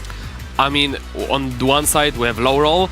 On the other side, we have high roll. We've seen this stop with what was that 17 win streak going to the stage 5. That was crazy. He did the roll down. Some players might have looked at the spot. Oh, that's a fast 9. But no, he rolled to pretty much 0 at 8. Funded the Jinx perhaps with the duo Q, stabilized, and pushed level afterwards to get that good anomaly on the Jinx. And because he's able to find it so early, he gets the nothing wasted, and I think that's the big difference in being able to potentially even go for that 100 HP win out. If he found the Jinx 2 maybe a little bit earlier, it might have happened. Yeah, it was so close, holding hands both Dishop and Lucas in both, and obviously taking turns there with the win. Clement, we're close to the next game, and I'm feeling excited. It's so amazing, and I want to highlight once again that the Piltover scene is now it's like an umbrella. It's like the beginning of the new era, so the dawn is coming. Yeah, the new dawn coming, and which players will contest our top of the ladder right here. Remember, even if you're behind, it doesn't matter. You can play defense through offense. If they don't win, it's not over yet. Do you play the defense already at 15 points, I don't think so. I think you still have to play your best game, right? Trying to deny Lucas or Dish Soap a top 4 is really unlikely. So from there, it's more just like, okay, how do I put myself in the best position to reach check in game 4 and just try and make sure, hey, if I have to play defense in game 4, I have to play defense in game 4, but we can't start that just yet. I mean, Jedu is definitely the person kind of next in line to try and set himself up to make that game 4 easy for himself. Yeah, but this is this kind of standings where we could actually see 8 games where 2 players would possibly get to early checks and then the rest of the lobby would be catching up. Yeah, it will be so interesting to see if that develops in a different way. As you were saying, playing defense against Lucas and Dishop, that's the way to go. That's at least the idea. But obviously, you have to play your game. If you have a game where you simply, first you look at yourself and then you see if you can do a little performance or self-optimization to try to ramp up until the end. So very close, game 3. So a chance to only go to game 4 in terms, in case Lucas or Dish Soap or both get the chance of a check now. Well, and we also have to think about domestically Dish Soap and his ability to top 4. He was like over 80% across this season on his top 4 rate, which was absolutely absurd. When we looked at the Golden Spatula, after the first 12 games, he had a 20 streak of top 4s domestically at that point. This guy knows how to top 4, so if that's all he needs to hit check, he's got to be feeling comfortable. Yeah, but going into the final day across the previous 2 days, he had only 7% first rate, but we know from the past tournaments that he knows how to win out. When it comes to that, when it comes push to shove, he will know when to go for it. Yeah, he even done it in the previous championship. He did it with a birthday present. Yeah. Normally an augment that you don't go for top 1 with, and he won the tournament with that. That became him to be set champion. And now we're seeing them. They're focused, Sao Piming getting a little stretch there, getting a little power in. How could we forget the 3-star Nautilus? And into the convergence we go. Warwick! Well, we'll know pretty early on if Dissoap or Lucas are going to run away. Hey, that's a great point. We are going to get there pretty quick. We jump in. The last time we saw Warwick, the game flew by. We saw a couple players trying to go for lost streak win-outs, getting completely smashed. Waze and Iverson, that was the start of kind of his downfall in this tournament on those 8th places, trying to play into the Chem Baron on this. So I don't expect a lot of players to look for that line, even though it has been so successful throughout the tournament. What's a better way to balance out Chem Baron right now than Warwick himself? Totally. So yes, let's just set the expectation. We have Warwick right now. So as you were saying, Cass, everyone is trying to go for that win streak. Everyone's trying to go, or at least take down as much units as possible, get those resources in, and then trying to go for that. So maybe high-level resources comps will be more prevalent. Maybe scraps, that is something we are not seeing maybe without the trade tracker of the additional emblem, could be a possibility. So this opens up not only the tempo game, but also some options of emissaries that requires additional resources. The best options for this kind of encounter are clearly items. They give you the most power, and since Econ are usually a suboptimal choice on the Warwick because we want that power, and Econ will come off that power from the items. So no combat arguments, no Econ, just go full for that tempo line. Unleash the Beast, Thorn-plated armor, high voltage, of course the category 5. These are the items that you might be looking for. In terms of the unit upgrades, I really like the Watchers early on, that the Dariuses and the Amumus are usually my favorite when I see these type of starts. Speaking about the item empowering augments, we have Crown Guarded right now on the screen for Daisy. More normally, you look a bit for the stronger ones. It's on the weaker ones side right now, due to how the tanks scale with AP. There are no good tanks that accept lorries, like perhaps from the box. That would be a consideration with it. So maybe looking for some heroic, even grab back here or something like 100%. that. We saw it in the previous Warwick game. They were looking for item augments in the beginning. Normally, this is the most strengths that you can have to get that tempo and to ramp up into the late game. And then maybe later the items are less priority. So we are going to see the Crown Guarded as that pickup. As we say, tempo is king, so that might be the option to try and keep that rolling for Salpimi, as we've got all of the augments populating on the left side. You know, another tempo augment that's worked out pretty well, especially when you can find an Ezreal, is going to be the Runaan's upgrade. 5 additional items across the board here, and one thing for Salpimi to mention is that the Academy items are the Crown Guarded, so good synergy. Great point, but again, we see 2 players going for category 5, so that Academy line might be a bit contested given the items is exactly one frontline item and the Ezreal item, which is the Death Blade. So it could be a bloodbath on that Academy side. Yeah, 100% agree. You have the perfect synergy with the category 5 plus the Death Blade. Normally the combo that we used to see so much in previous set, and right now maybe the only possibility of having it is exactly as you say, Alan, that Ezreal that pop up so amazingly, giving maybe a little multi-target, sometimes AoE, and obviously the best unit for the mid game to get that tempo that is needed.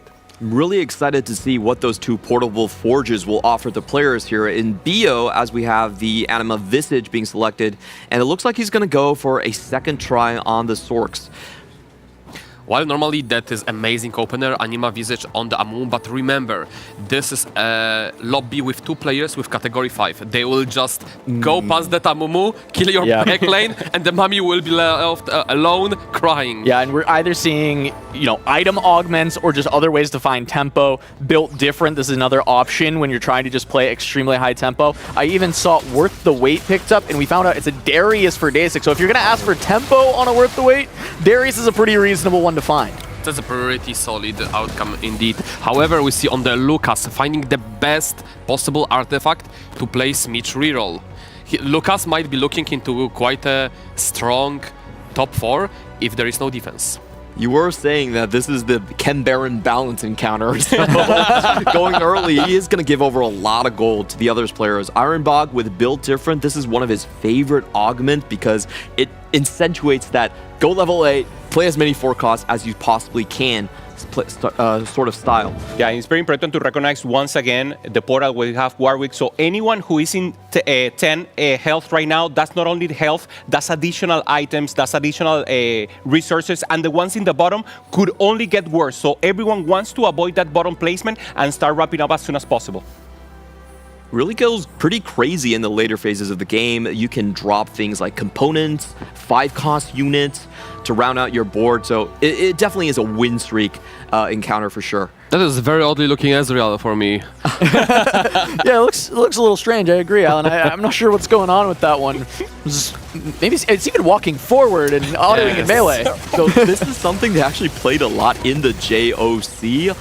And what we get from it is the additional ticks, I believe, do proc the automata from Runans. I've seen him a few times. We were talking about the combo of Deathblade plus Runan, and I have seen that Nocturne with Deathblade Runan. Maybe not outperforming or going for a top one, but for sure, the line you're saying, good tempo, and obviously makes sense. It's good scenery. Yeah, I mean, he's got the pair, so if you just see that opportunity and you can just play for a Nocturne 2 in the early stage of the game, pivot out whatever you want later on, that can be quite nice. So we've got our first carousel choices of the game. I think that's a Zeri 2, possibly, for the one of the category 5 players. I think that was Jedusor. No, that was actually Tristana pair. But if he finds himself into possibly finding that upgrade before the cracks, he might opt into some Tristana reroll with even with category 5, which is a bit unusual.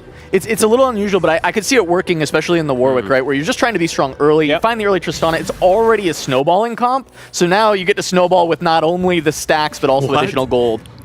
This is great for Jedu. Oh, hello. That's a weird thing to happen, though, because of the emissary interaction here. I mean, we can pivot into the Zeri, possibly, to just get the benefit of the Garen, or we can just play, like, just Garen for the Garen. Ignore Emissary, lose a bit of the Tristana value, but it's still a Garen, forecasted to stage 2. 100%. There was a comp, obviously low in popularity right now, that Tristana should be able to be played with anything. There was like Watcher Tristana comp. Now no one is playing that, but obviously now we're looking for tempo, and he doesn't have the possibility of going for the Watcher, so maybe just tempo for a while. He decides not to get it, so feels bad not to use this Garen, but makes sense with the seniors he has right now. This is a big decision point for Jedusor. He will be losing on gold intervals if he doesn't sell one side of his board. We can see clearly that he's thinking about selling the right side of the board to make some econ. He could be making 20 here, but probably wants to stay open. Oh, never mind. There he goes. Oh, he gets another forecast. Okay. Wow. Got a note here, though. We've got 2 win streakers going into the PvE round, Ironbog and Lilu. On the other side, there were 2 loss streakers as well. We'll have to see exactly who that was. I think it was Lucas and one other. And we'll see who can keep the streak. It's massive to be able to keep this big gold lead. Ironbog has a great recognition. What are the strongest BD units? Plays double Smitch, plays Cassio, plays Zyra too. Very, very strong line. And BD, amazing, because give you so much tempo during stage 2, stage 3, capitalizing on that war we can counter. Well, they don't face each other, so potential to have 2 streakers once again going into the PvE round. Looks like that double Smitch board is pretty incredibly strong, but going up against Jedu, he does have that Tristana with the Runan's Hurricane. Ooh, 1 HP Lori's cast there might have actually changed the tide, but no, there we go. Just a bit too much. A great TG removal from Ironbog, not sparing this removal, putting it on Smitch, actually benefiting him of going into 5 streak. Yeah, so Ironbog now losing the win streak, and also Lilu in the end. I thought he was going to win, but no, takes out, so no one will have full tempo. Obviously, you want to be as strong as possible, but no one will be self-ahead. Ironbog did keep that win streak, of course, right? But Lilu, of course, does lose it in the end. And we look at the bottom, Lucas loses his loss streak to Salpimi. Oh, Dishop on the 4 win streak. Might lead into some strong 5 points. I believe it was Dishop that actually broke Lilu's streak, going for the Visionaries once again on his board.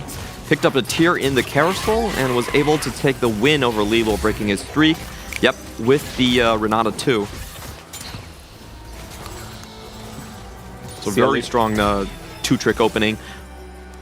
Yeah, Renata, that normally we don't love her, and she has been shown that is still in the meta, is still prevalent, and especially here that what you need is only tempo. So we've seen Bishop already being so prevalent in this Visionary line. If he gets the Morgana 3 as a possibility, he goes for it, or simply go tempo full and play this Malzahar Heimerdinger comp that is so prevalent, especially if you get in a good spot. We saw it with Hardiman, who ended up with doing the 3-star Renata earlier on from 2-trick. Absolutely, I want to ask you, Hupe, why are you hating Glask Industries so much? That it is like Renata. No. Man, you know why? The real reason, I love her so much when she was broken. That was my one trick. So now I cannot play. You're bitter. Yeah, I'm bitter. I see. 100%. Okay. Oh, interesting thing here from Dysik. I love playing Strong Conquerors on the Warwick encounter. Everything fits together.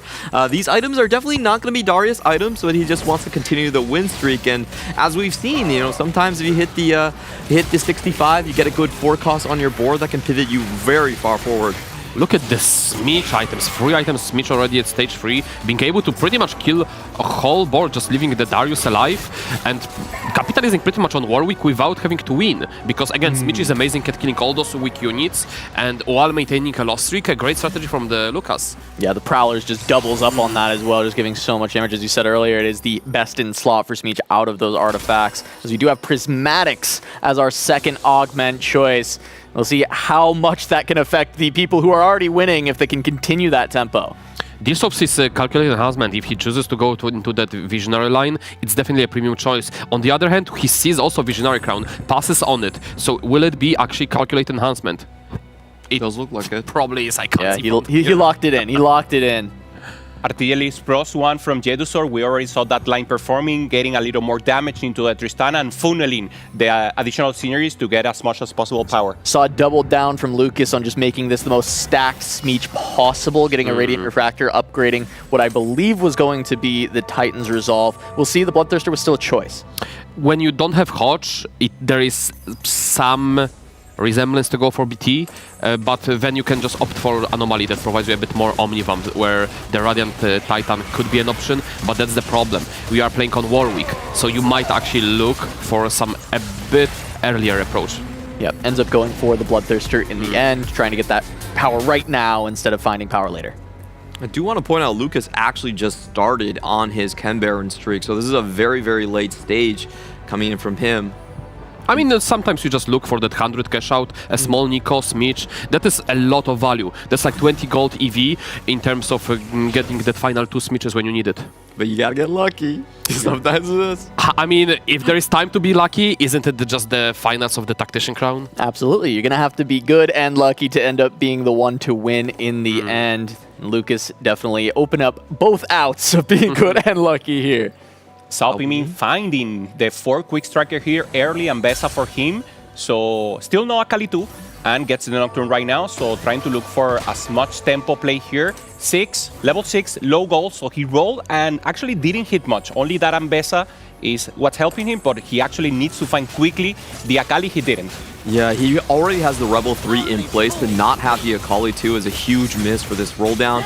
But it might be enough still. The 4 quick striker in line is a massive boost on stage 3. Gets additional shielding.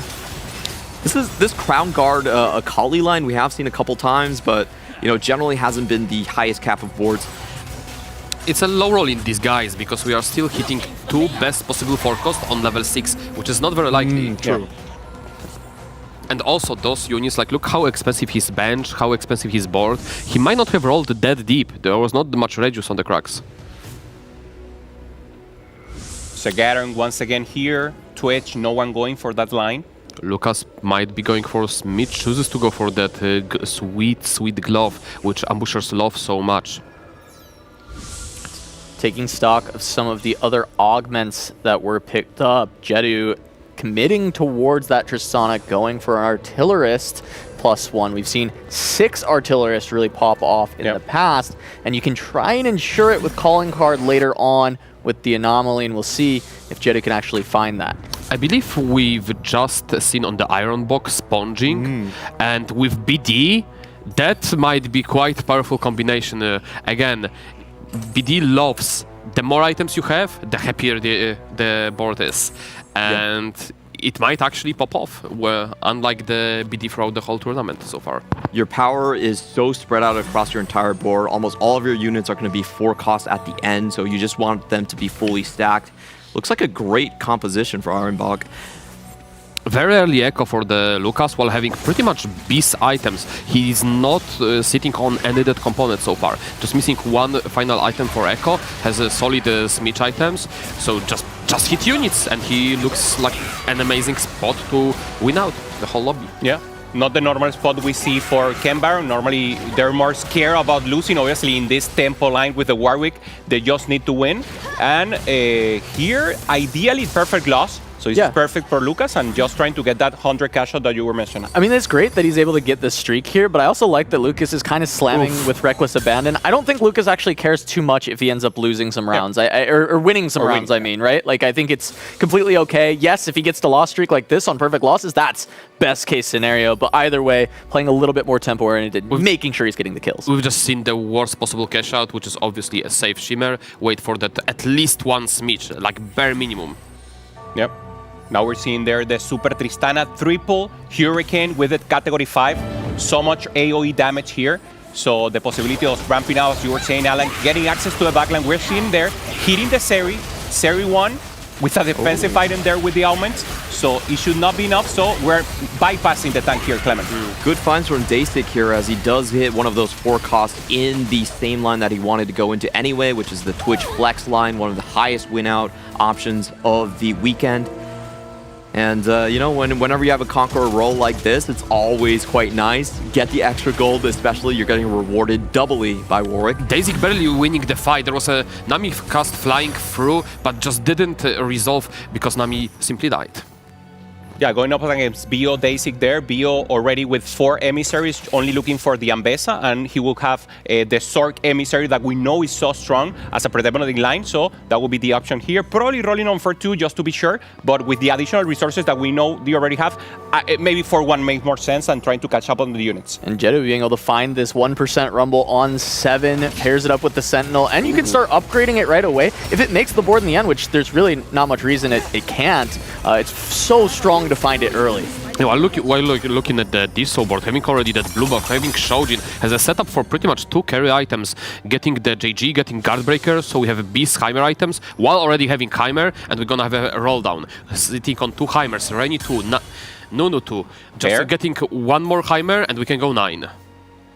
We go and look at Daystic here, see what else he can find. Just trying to get the front line together, at least 2. That's huge. That is big stocks, because everybody ends up looking for this unit at one time or another. So if you can get your 2-star early, that is massive. We'll see if Daystic decides to go for the backline Elise, but there is no items so for now. So we'll just see a movement of the items from Darius to the Elise. And yeah, just play around the Twitch for now. Double mana item here with the Redemption and the Protector's Vow, so that Elise will get the first cast as early as possible. First cast on the front line, trying to access now the back. Good damage from the Twitch, getting the scaling from the Rage Blade, and it should be enough here, but the scaling also from the Artilleries is not enough, so good win here for Daisy going up against Jeduso. And we finally have one of these big win streaks broken here. Only Daystic here. Twitch 2. Oh. Jedusor finds Elise as well from the teaming up, chooses to go 8, try to go for that Corki, perhaps angle for the 6 Allarist with the calling card from the Anomaly later on. We've got our 4-2 augments coming through, support Anvil being picked up by Jedu. Yeah. That was, I believe, Daisy. You're right, that was Daisy support still. The camera I like the rounding here, having a 3-star, but obviously Moonstone is more like prevalent and it could be easier to position in case that's the needed. Really strong board, angling towards the Sentinel Academy Artillery line, finding the best unit to hold the Artillery's emblem, which is Jace. That will be quite a unit going forward. Oh, Nami 3 here for Bio, getting that option already with the 4 emissaries on place. So pretty strong, trying to get the guarantee, no pair for him. So lacking important pairs here, but he has the damage. Yeah, we have seen the Hodge and the Guardbreaker on the Nami, but remember there is Piercing Lotus, enable that extra crit chance and applying to the ability spell crit. We finally get a chance to see Lilo's board as well, going into the Category 5. It looks like there's another Artillerist Academy line on that end of the board. And I'm wondering for some of the other big macro rolldowns. Iron Bog, for his instance, 5 loss streak already. Still holding on to some gold, but there goes the big roll down. Can he find those 4-cost upgrades? Looking there, see what he can get. He does have a Mordekaiser, and he was able to find a single copy of In fact, actually, Mordekaiser pair is being held here by Iron Bog, which that feels like a pretty good built different unit, I would say. Oh, absolutely. I would love to see that maybe even the second Morda on this board over the double Eloy, but Twitch stonks are high on this lobby. Taking stock overall of the HP, though, both of our players who needed top 4 were trending downwards, but have since started win streaks. So we'll have to see if Lucas and Dish Soap hold on to those on the back half as these loot orbs, or these loot drops from Warwick start to get even more scary. So there's some Twitch 1 on Twitch 2 action, but again, one of them is BD, which might be just good enough. Yeah, ramping up the Switch holds on. That's such a big fight, though, because it's so much HP. We're at the end of the line here. Ironball getting so low, just a few more fight losses, and he's out of here. Any Mordekaisers? Doesn't look like it. That was the big find with the pair he was holding. Is this a massacre for the Dish Soap there? Yeah. Look at him, he can't stand in the circle. He's already wiggling. He's so excited. He wants to get out. Lilu, Lilu playing defense. In the end, we've seen the bluff from Dish Soap that he doesn't want to go for it. Yeah, yeah. But Lilu saw how excited he was in the back. He knew that you're not that excited for like a Kog'Maw or something. Come on. He's wiggling. I love to see it. Also, Ironblock playing a bit of defense, holding that Smidge too for the BD board with TG. Lilu, that's a lot of Death Blades. With the Academy being a Death Blade, with the Sword Overflow, holy, that's a lot of them. Yeah, imagine when he gets to 4 Academy. Man, that's gonna blow up a lot of stuff. Absolutely. Oh, do I see a Wait, he hit the 2. Oh. Where did that come from?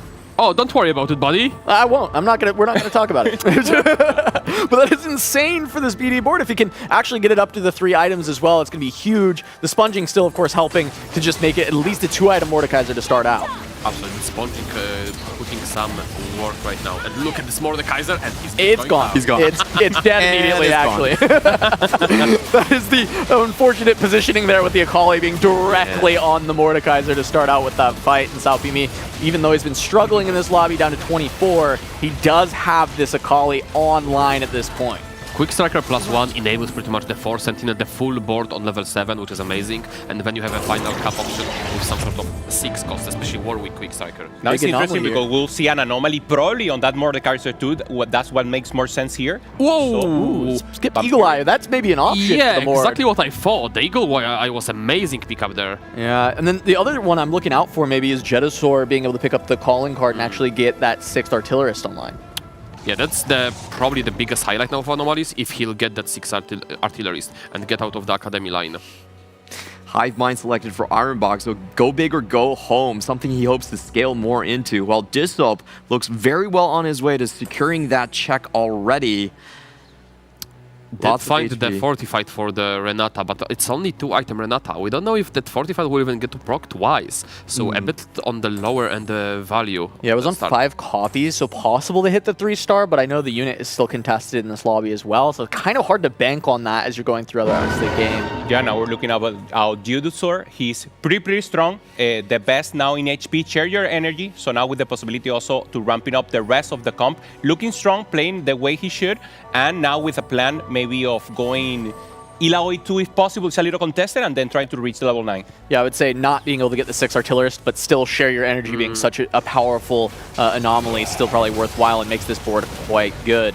Yeah, sacrificing a bit of the Ziggs value on the Corki, but share your energy buff is just so much significant, and Corki is not a big fan of the attack speed anyway, so chooses to buff it with the share your energy instead. And we see that Ezreal is putting some overtime! My god. Hurricane Ezreal. Once again.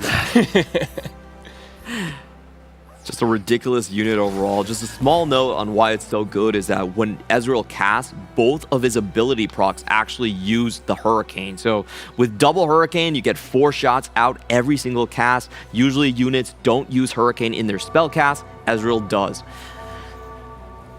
Okay, Salpimi now, finally, Akali 3. 2 off the Twisted Fate. For some reason, obviously, also looking here for the Irelia in case he gets it. Additional front line here. And also not in a threshold here to sell it, but very important to get the Twisted Fate. Additional damage, 3 one off on him. 1 off. Looking for the or perhaps it was TF and unfortunately misses. Looking as well, Lucas, 50 gold. It looks like he's starting to spend a little bit, 19 life. trying to hold on. He needs that top 4 to make check, and we see all that gold starting to get sent. One off Smeech. Still has plenty of gold to roll. But did find the Rumble 2 on the 7. Hello? Oh, la la. Can he find this last Smeech? Opted to put Radiant BT4 now on the Echo because it's a 2-star. But yeah, we have diving in on the Smeech, which is just extra omnivamp too. So splitting out those items properly to have diversity of the carries. 2 ults from the Rumble, but still not enough. And the 3-star from Dish Soap. We were saying, hey, maybe that's not reliable to hit with only the 5 copies he had, but he did find it. Okay, massive. Dish Soap, I believe, just reforced Unleash Toxin into the best possible tank item in the comp. Well, we said built over armor. We said you gotta be good and get lucky to win championships, and he's won one before. He's looking to do it again. I mean, clearly he's dedicated here. The dedication taking place, and now maintaining once again Lucas 1 life, also Ironbot Clement here, both in dire positions, and now with his mid tree obviously more balanced and trying to get the additional cast there on the Rumble. Not sure about this Hive Mind. Doesn't feel like he's going to get a lot of value, especially if it just falls off here. Only 25% damage amp. Oh, he's not getting runs into that. Dish. Are you getting through this Rennie ever? Nope. Yeah, probably not. We'll see, though. The damage is big, but it is struggling to do anything to the 3-stars. Having kind of hoped the Renata doesn't have enough gas in the tank, but really, it's all there. It's all Rennie, and it's all over for Ironbog in this game. I mean, this is absolutely madness. He has 2 great combat arguments, Dish Soap, and hit everything, has beast items everywhere. I think Dish Soap is looking to win just another one. Lucas taking the win, avoiding the loss here for the 7th place. Bio 32, also the Garen 2, so important in the front line he had with the Emissary. So once again, in a dire position, and Lilu is the one who falls down now to 12. Also, Saupimin, 3 players with 1 life. Look at how low everyone is. As you said, 3 players, 1 life. Lucas needs 3 players to be eliminated to get to check, and he found the Smeech. So does this begin the road to recovery, begin the road to the checkmate format, to the top of the table? It's going to be tough. You're relying solely on this 3-star Smeech. Can this Smeech actually dodge away from the Elise? It does! It actually dodges the stun, then goes back into the corner. This is Kung Fu Smeech. Going to the backline, avoids the Twitch, but is able to clean up the rest. Elise is still holding up, but Smeech is Smeeching too much here and taking down Jidusor, who was pretty strong until now. This was pretty atrocious matchup for the Twitch. And having a healing item on top of that on the Twitch does not help. And Lucas will be able to secure just another placement. He's only praying for 2 more.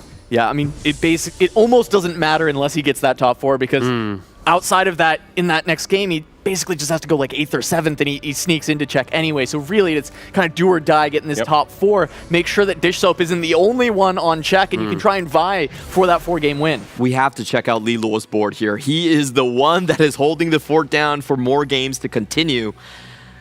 And if he falls here, then, Dish Soap are going to be very happy. Finds a 3-star Ezreal and the 4 Academy. Massive buffs for his comp. I think we've seen Lilu, out of any player, complete Ezreal free the most, on 8. Interesting. Nearly full stack comeback story on this Corki as well. Incredibly strong board, having these Death Blades online with the Academy. The switch, full damage on the left. Faces the Dish. Probably the strongest player, but again, there is some backlane access with the category 5s. Yeah. But the Renata with the shielding might just prevent all the damage. Might not be enough, but can you get through the Rennie? It looks like this Oh, board kind of my God, it does! That's so much damage coming through, and it's enough. Lilo gonna stay alive, taking down Dish Soap as Lucas falls. So one of our 2 players who could make it to check will not.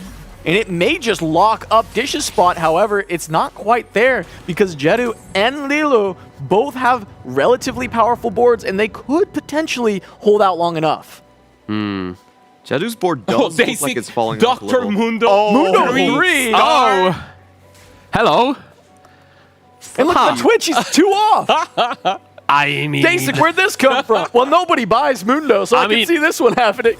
I mean, we've seen BD player wanting some Twitches, but it didn't come through. And also Mundo being held there. Oh, and Lilu is the one who takes it, so this is so important. Dish Lulu Soap is should so fall happy. down against the Mundo. I think Lulu can win. You think Mundo's bad enough that this can happen? I think yes. Got I believe 45, it's real. access to backline. All right. I mean, we'll see. It looks like the front line's no already way, gone, right? and Twitch is just burning down the back line. Mundo's HP bar has not moved, Alan. It has not moved the entire fight. Don't disrespect the doctor like that. Come on. That's exactly what he ordered. That will lock Dish Soap in. He has now placed for check, and he just needs one more first place after this game. This one would not count in order to become the champion one more time. We've seen previously on the previous Tactician crowns where the championships could have ended after just and did end after just 4 games. Yep. Yeah. Exactly. And now once against the chance, and we're looking about Jedo, so we're talking about the importance. Most of them also trying to get as close as possible to the 20-point threshold to make sure that in the next round, if Dishop doesn't get the win, they're already checked and in place of also getting the crown. If I'm Dish, I'm trying to grief Jedu as hard as possible. He's the closest in points to the top 2 right now. But maybe he doesn't even really need to. He's strong enough to just crush him. The best way to grief him is just eliminate him right now with the strong board that you've got. And he is going to fight him. That means even extra padding between these 2 players. Remover on the Renata 3 to put the items on a Malzahar 1. Recognizing how the mighty have fallen here. Yeah. It's so I mean, listen, the floating blue guy has no match. He's pretty good. Concentrating full damage. Now on the right for Dishop, trying to access a little of the backline, but it's not enough. Holding up the tanks on the other place for Jiduso. Now access to the backline. Ezra is trying to hit. It's not enough. Heimer, not and enough. Jiduso takes it. Disho's alive. Bio obviously losing against the Dr. Mundo 3 from Daisy. And now we have a And Dishop will get taxed by the Daisy now. So Jedusor against Bio. This could be potentially 2 more points for Jedusor if he manages to take down Bio. He got the Kaelin too. And Daisy, is that a Twitch 3? Yeah, that's Twitch 3! Twitch 3 for Daisy! Dish is going to get obliterated. Oh, this is not going to be a good loss for this Soap. So he needs Bio to beat Jedo even harder, but at the end of the day, Dish Soap has made that check, so it doesn't matter that much. I do agree with Clement, though. He would want Jedusor to place low. And we have a Bio against Jedusor. This is such an important match now for the Jedusor. This is fight for 2 extra points, so his game 4 might be just a bit lighter. Nearly fully stacked comeback story on this Nami, so the damage is there, but will the front line hold up against the Artillerist? The Garen is doing it for now. One more cast, that will be it enough. doesn't matter. The Artillerist, way too much damage. Bio goes down. Dishop goes down. Jedu is going to get skyrocketed to a top 2, setting himself up beautifully for the next game. Showing emotion and celebration. Clement, you're saying he's actually the one closest also to this put Dishop and now ensuring I love the to see second the place. EMEA just high-fiving, just thumbs up to each other, good job sending them down. Nice, love to see that. You want a high five? Give me a high five. Come on, man. Let's go. So this means a top 6 for Jedu puts him in check, and for Dasik, he also only needs a top 2 next game as well. We're looking at a pretty quick game, pretty quick day going into this. Can he win? Is there any chance? He's breathing. Okay. I think we just enjoy drinking water now, taking it chill. Okay, let's talk about it. That basic misplay, wasting so much energy on hitting both Twitch and Mundo. Is it just too much? Yeah, you should have saved one for next game so that he can still top again, right? Exactly. You cannot be just too full, you know? Or if you overeat, you're not going to be feeling well Gluttonous afterwards. with the RNG in this one. Love the expression. Love the expression. Previous game, low roll with the Starry Night not getting the Tristana 3 in a natural way, and now the game compensates. The karma is through, getting Twitch 3, Dr. Mundo 3, amazing game, and obviously great performance here from Daisy. He was paid back the way he was supposed to be. Sometimes you can't hit Tristana free, sometimes you just hit Twitch free instead. Who needs to reroll 2 costs? Let's just move on to the 4 costs instead. It was really crazy because he had a level 6 on the Twitch, and then I think another one of the cash outs gave him another Twitch, so he was set up very, very well into that line. Things just align for you sometimes. It's reminiscent of just like Lucas, you know, sometimes we look at his spot and it's like, oh, he's going to reroll the 2 cost. And then instead we look, the next time we look at him, it's a 3-star 3 cost. We're like, how did this one happen? I mean, Warwick special, baby. Exactly. All the extra gold for Daisic win streaking makes a difference in the end. Yeah, so amazing. Once again, the name of the game now is what is going to happen with Dishop. He's in check, so most importantly, he needs a first place. So he will try to risk it. We'll start seeing some Ken Baron that he obviously know how to play with the Visionary as a possibility, and the rest of the players will have the chance to play defense to elongate and try to get an additional game. Yeah, sometimes you just don't play defense in those type of lobbies because you want to secure if you're in a position for even just going second, third in Tactician Crown. Because again, players are playing for the prize money, and sometimes you just care for yourself, not for the necessarily whole win out, but you want to be a consistent player and just make a living out of it. If there's only one person in Czech, I'm just griefing Dissoap the entire way. If he's playing Chem Baron, I expect 7 open forts in a game 5. All right, well, we still have more to talk about and analyze, as we do have, two of our players who've been popping off the whole time, Dissoap and Lucas, and especially want to take a look at some of Lucas's positioning in this tactical breakdown presented by HyperX. So Hoope, Alan, go ahead and take a little stroll on over to the board there. And go ahead and break down the first time maybe Dissoap didn't find the success before it's completely turned around. Yeah, so important, the positioning. We have seen so tryhard, people are actually focused so much trying to get the little advantage that they can. So now we have 2 clips. The first one right here is Euso Lucas going up against Sopimin. So we see that he makes a change he was changing in every turn. So he changed everything and goes for left side and full concentrating damage here and trying to avoid, obviously, that the Akali gets the additional takedowns, the clips. So Leona is in the front line also here, and she's holding us, soaking up all the damage here, and it's enough. It's perfect positioning. He was actually on the other side and changed in the last moment. So here, Euso Lucas, once again, he's moving every round. Every round, he's making the switch and is predisposing the rest of the lobby to know this. So this is very important because of the next. And my friend Alan will explain right now. Yeah, right now we have a different fight. We have the Lucas against Dissoap, the final fight of the game. So what's happening here? Pay attention to where the tanks are positioned. We've seen Lucas previously moving the units, now stood still, and Dissoap was moving around, bluffing that he's gonna move, and moved back, and accidentally moved back into the full tank Leona. And like we see, there are just bunch of gunblades. We have 6 Visionary. You basically have to play off the sustain, and you cannot sustain off such a tank as Leona with so much resist. And when we're gonna see the fight, like she's just tanking so much. We have the initial cast from Morgana, we have Heimer trying to take it down, we have Malzahar focusing, while Zeri is just ramping up, and we have the pressure applying from the Caitlyn into the clump of the backline, getting a big nuke to half of HP, and the Zeri will be able to just take it and finish it off. Where if the position was a bit better here, it could have been possibly up for the Dissoap. The only moment that Euso Lucas didn't move was in the last fight against Dissoap, so he was baited in a moment, and then obviously they once again in the second game went 1 and 2. So positioning the name of game right now, especially in the early game, and with this cast, it was a breakdown.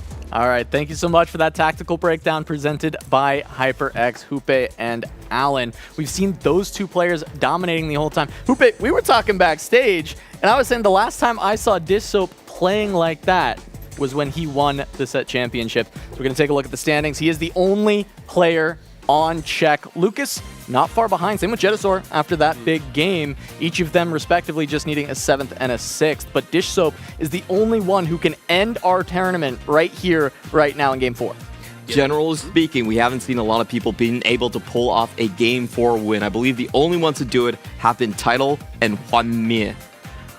Yeah, the Hwanmie was quite some time ago. Title was pretty recent. I believe it was the last set. Yeah, Runeterra Reforged, I think it was. They did it for, And the way they did it for Hwanmie, it was a really fast level 6 roll down that people didn't really expect. He got a 3-star out of nowhere. And for Title, it was a complete open fort on stage 2. So what path will Dissoap take? I mean, in an interview, he just said that he's the one with the most open path. He knows the most line. So I'm pretty sure that he can impress us, or maybe some moment that normally are perceived with top 4. It could be a top 1. The great part about the open forting when you're going for win out, players do not know necessarily what are you going to be playing. Except your components, you're not holding any units, and they're like, okay, how do we grief you? We can't. That's just an enigma sitting there, and we have no idea what's going on. And he's going to go for the roll down, hit a miracle, like, let's say Jinx. You cannot deny Jinx. Like, I think the best line to go for is actually just Rebels, because all you can do is just deny units, so occasionally components like a tier, but what else can you do there? All right, well, we will see what line Dissoap attempts to take in the 4th game to see if he can close it out. We're going to go to a short break, but when we come back, we will have Game 4, the Into the Arcane Tactician's Crown. Don't go anywhere. Wow!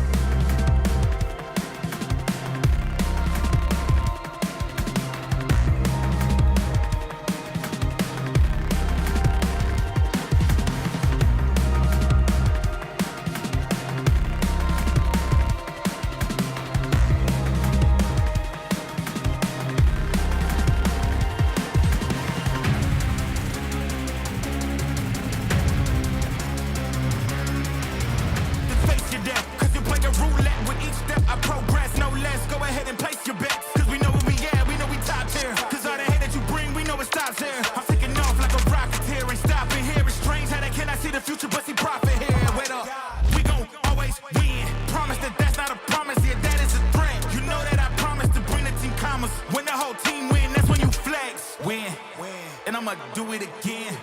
Watch me win, then watch me do it again. The human body was built to move. Not trapped at a desk in one singular posture for 12 hours a day. It's time your chair evolved. This is Secret Lab Titan Evo. Ergonomically engineered for you, gamers, hybrid workers, artists, backing your every move.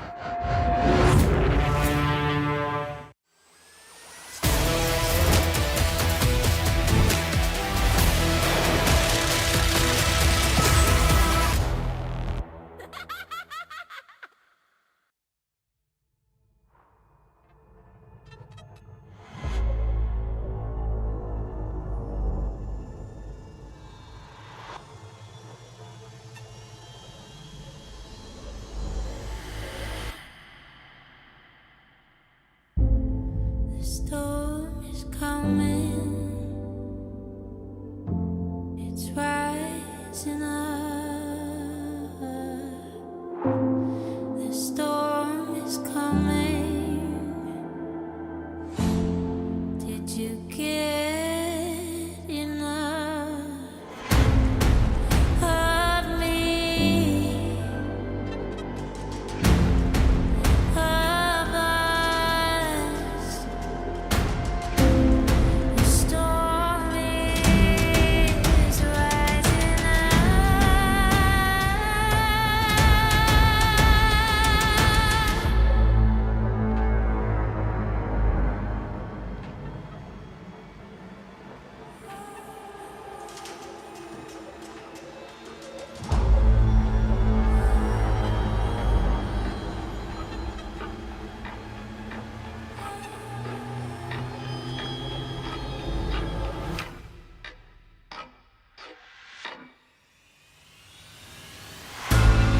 The storm is coming. It's rising up. The storm is coming. Have you had enough of me?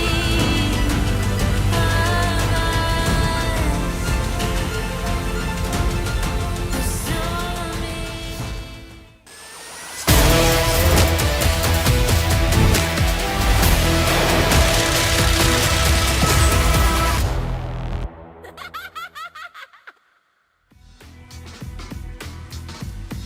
Welcome back to the Into the Arcane Tacticians Crown.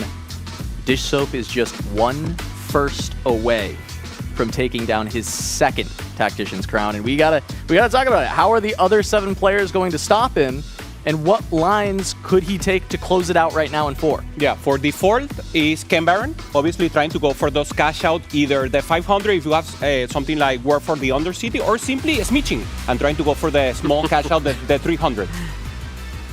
I mean, you can do that, or you can just be going for not necessarily a win out. You can be also farming points, setting yourself for possibly just going second in the whole Tactician Crown, being ahead on the points. Remember, it's not only about the win out. Sometimes you have to still play optimal TFT. There is no right or wrong when it comes to aiming for prize money, but I want to go big because first place, $150,000, second place, $50,000. There is a massive drop-off. I think the EV is good enough to deny Dish. And he's done it before. He knows he can win. Yep. He wants to win. He wants to be a two-time. He doesn't just want to be a TAC Crown winner. He wants to be the best player in the world. And right now, we have to give that the title. He's got the 2 wins. Yep. If Dish Soap can tie that up, he's got an argument. Yeah, you mentioned just now that he was playing like a winner, try harding, doing the small things. We were talking about this cast before. Yep. And also the face, the expression, the focus that he has So both gameplay and the feeling, the aura he's generating is exactly the same as when he won the SEC championship. And what a set to do it again, because this time around, I've never seen someone with this dominant of a split. 3.0 AVP over 49 games. This is historic. Not even titles wins were anywhere close to being the best player out of the field. I mean, it might be due to just the pure line selection. The set is so well balanced that it only comes down to decision on 2-1 or 3-1. What are we gonna to play? It 100% benefits the way Dish has played his entire career. And our portal for this fourth game is going to be Caitlyn. Ooh, a lot of extra resources and a lot of good winouts. If we see a prismatic, level up, birthday present, upward mobility, a lot of these high cap options are available. And remember, Dish Soap, when he won the last time in Inkborn Fables, it was the birthday present that got him through, got him past Bintum. We know that Dish Soap is pretty much very confident playing some sort of tempo, but he is also aware when it's time to lost streak, when it's time to go for that sort of upward mobility. We have extra resources coming from the Caitlyn. So if we go for some, as you mentioned, level up, upward mobility into rebels, which are hard to deny, then he might lock himself in. Yeah, it's definitely time to, check in at Dish's board as early as possible just to make sure what he's playing. There's multiple ways of denying Dish. You can take away his components. There can be a collaborative effort from the other players. That might be a lot of pinging. No one is defending this time. But it would be reasonable. It would be reasonable. Yeah, I mean, we've seen it in the past, right? We were talking about set 9 with Tidal, his win in 4, when he had to open fort and then was trying to go from there and make sure nobody could grief him. So you're always looking to see what lines can you not get griefed in. Looking already at that type of a rebel opener, and we'll see the arguments. Ooh, cooking pot, category 5, and already had the Ezreal. I mean, the Ezreal, so amazing. Oh, I think we are at the Iron. We're on Iron now. Bog. Right. I know. I got just as excited as you, Alan. I saw category 5 and I was like, did he just, is this it? Is it happening? But it's Iron Bog. We'll see what he ends up getting. I mean, we see the components. There is Hurricane on the bench. Yep. There is also Morello. We rolled past category 5. Interesting enough, Iron Bog maybe doesn't feel confident, or the items from Academy are not good, or the artilleries might be contested, but opts not to go for it. Went for the cooking pot instead. Academy is Val Nash's Spark. So not exactly what you're looking for there. Not, I mean, the tank item's nice, but... Bruiser. Bruiser for Bishop, yeah. This line, only possibility that I can think about is Twitch. We're talking about some tempo play also, playing Bruiser, so that would be the place. Already we saw Twitch 3-star that can be, but obviously very contested right now, and everyone knows what could be the win out of the comp. It's mentioned at the top of the show that it might be one of those things that has been succeeding as a win-out comp so far in the tournament, though it's pretty griefable. Hold on to the Twitchies, and it's a little bit tough to find a good use for the Bruiser frontline with the Ginsu backline. Yep. We have said it's one of the best top first comps, but that's because of the flex units you can put into the composition with the 5 cost. But in this typical Bruiser line, I don't actually think it's one of the highest cost options. He can go for additional emblems. He can try to just expect the game to give him some luck. So maybe an experiment trying to get to that Warwick. There's possibilities, but obviously normally a top 4 comp. There's a good amount of the players going for the tempo. We've seen Jedusor picking that open fourth argument, which is what doesn't kill you, either leaning towards exactly Chem Baron type of line, but due to the ambusher being contested by the Lilu based on the dummy, Jedusor might be looking into some sort of scraps. We'll just have to see if he is playing any Chem Barons or just full open forting into some scraps. Looking across these boards, I just feel like it's going to be so hard to find any Elises for Disto. There's only one 4 cost. I mean, if people just deny the Elise and Twitch, which I think is fairly easy to do as 4 cost units, what would be Dish's out? Yeah, I mean, it starts to think maybe he just didn't see a great win-out option from the start and just wanted to play solid TFT, as Alan's talking about. Make sure his points are high regardless of if he can find the win or not, and just bide his time for next game. I mean, maybe there was some idea to go maybe Smidge with the Bruiser emblem. We play already Renny on the board. So there might have been some vision that is usually unseen. But as you mentioned, Twitch, Mundo, Elise, given we've just seen them being 3-starred last game, it might not be possible when the players you are playing 7 against 1. I will say there's a small possibility that Dish has a line that we're just not thinking of at all. Historically, he's kind of he has saved tech for Tactician's Crown, but usually you would have seen it before this point. I mean, Jedusor plays the great defense. Here, you just open forward with Camp Barons, no one griefs him to make sure Dish Soap cannot win out. So is this the strat? Everyone plays tempo, Jedusor doesn't get griefed, so he wins, so everybody has another shot at the next game? It is possible. That's exactly what we'll see here. If nobody plays defense, it feels like that might be the case, and there's incentive to not, right? Most of these players just kind of need a second or better. There is only Bio and Lilu who get to check on exactly a first place, and so they would potentially want to play for that first and maybe deny this. Sao Pimin, on the other hand, 10 points. No matter the result here, he needs to play another game. So he's the one who wants this to be delayed the most. So trying just to get as much points as possible, getting a Dominator emblem. You guys know what's the worst unit to see out of the War of the Weight? It is big, it is ugly, and it's called Troll. Trundle is single-handedly the worst unit to get of it. And that's exactly what Lucas got. If I'm not crazy, we've just seen 5 Trundles there. Yeah. We see the Horde Slam. This is heartbreaking for Lucas. It's tough. Luckily for Lucas, he does only need a 7th or better.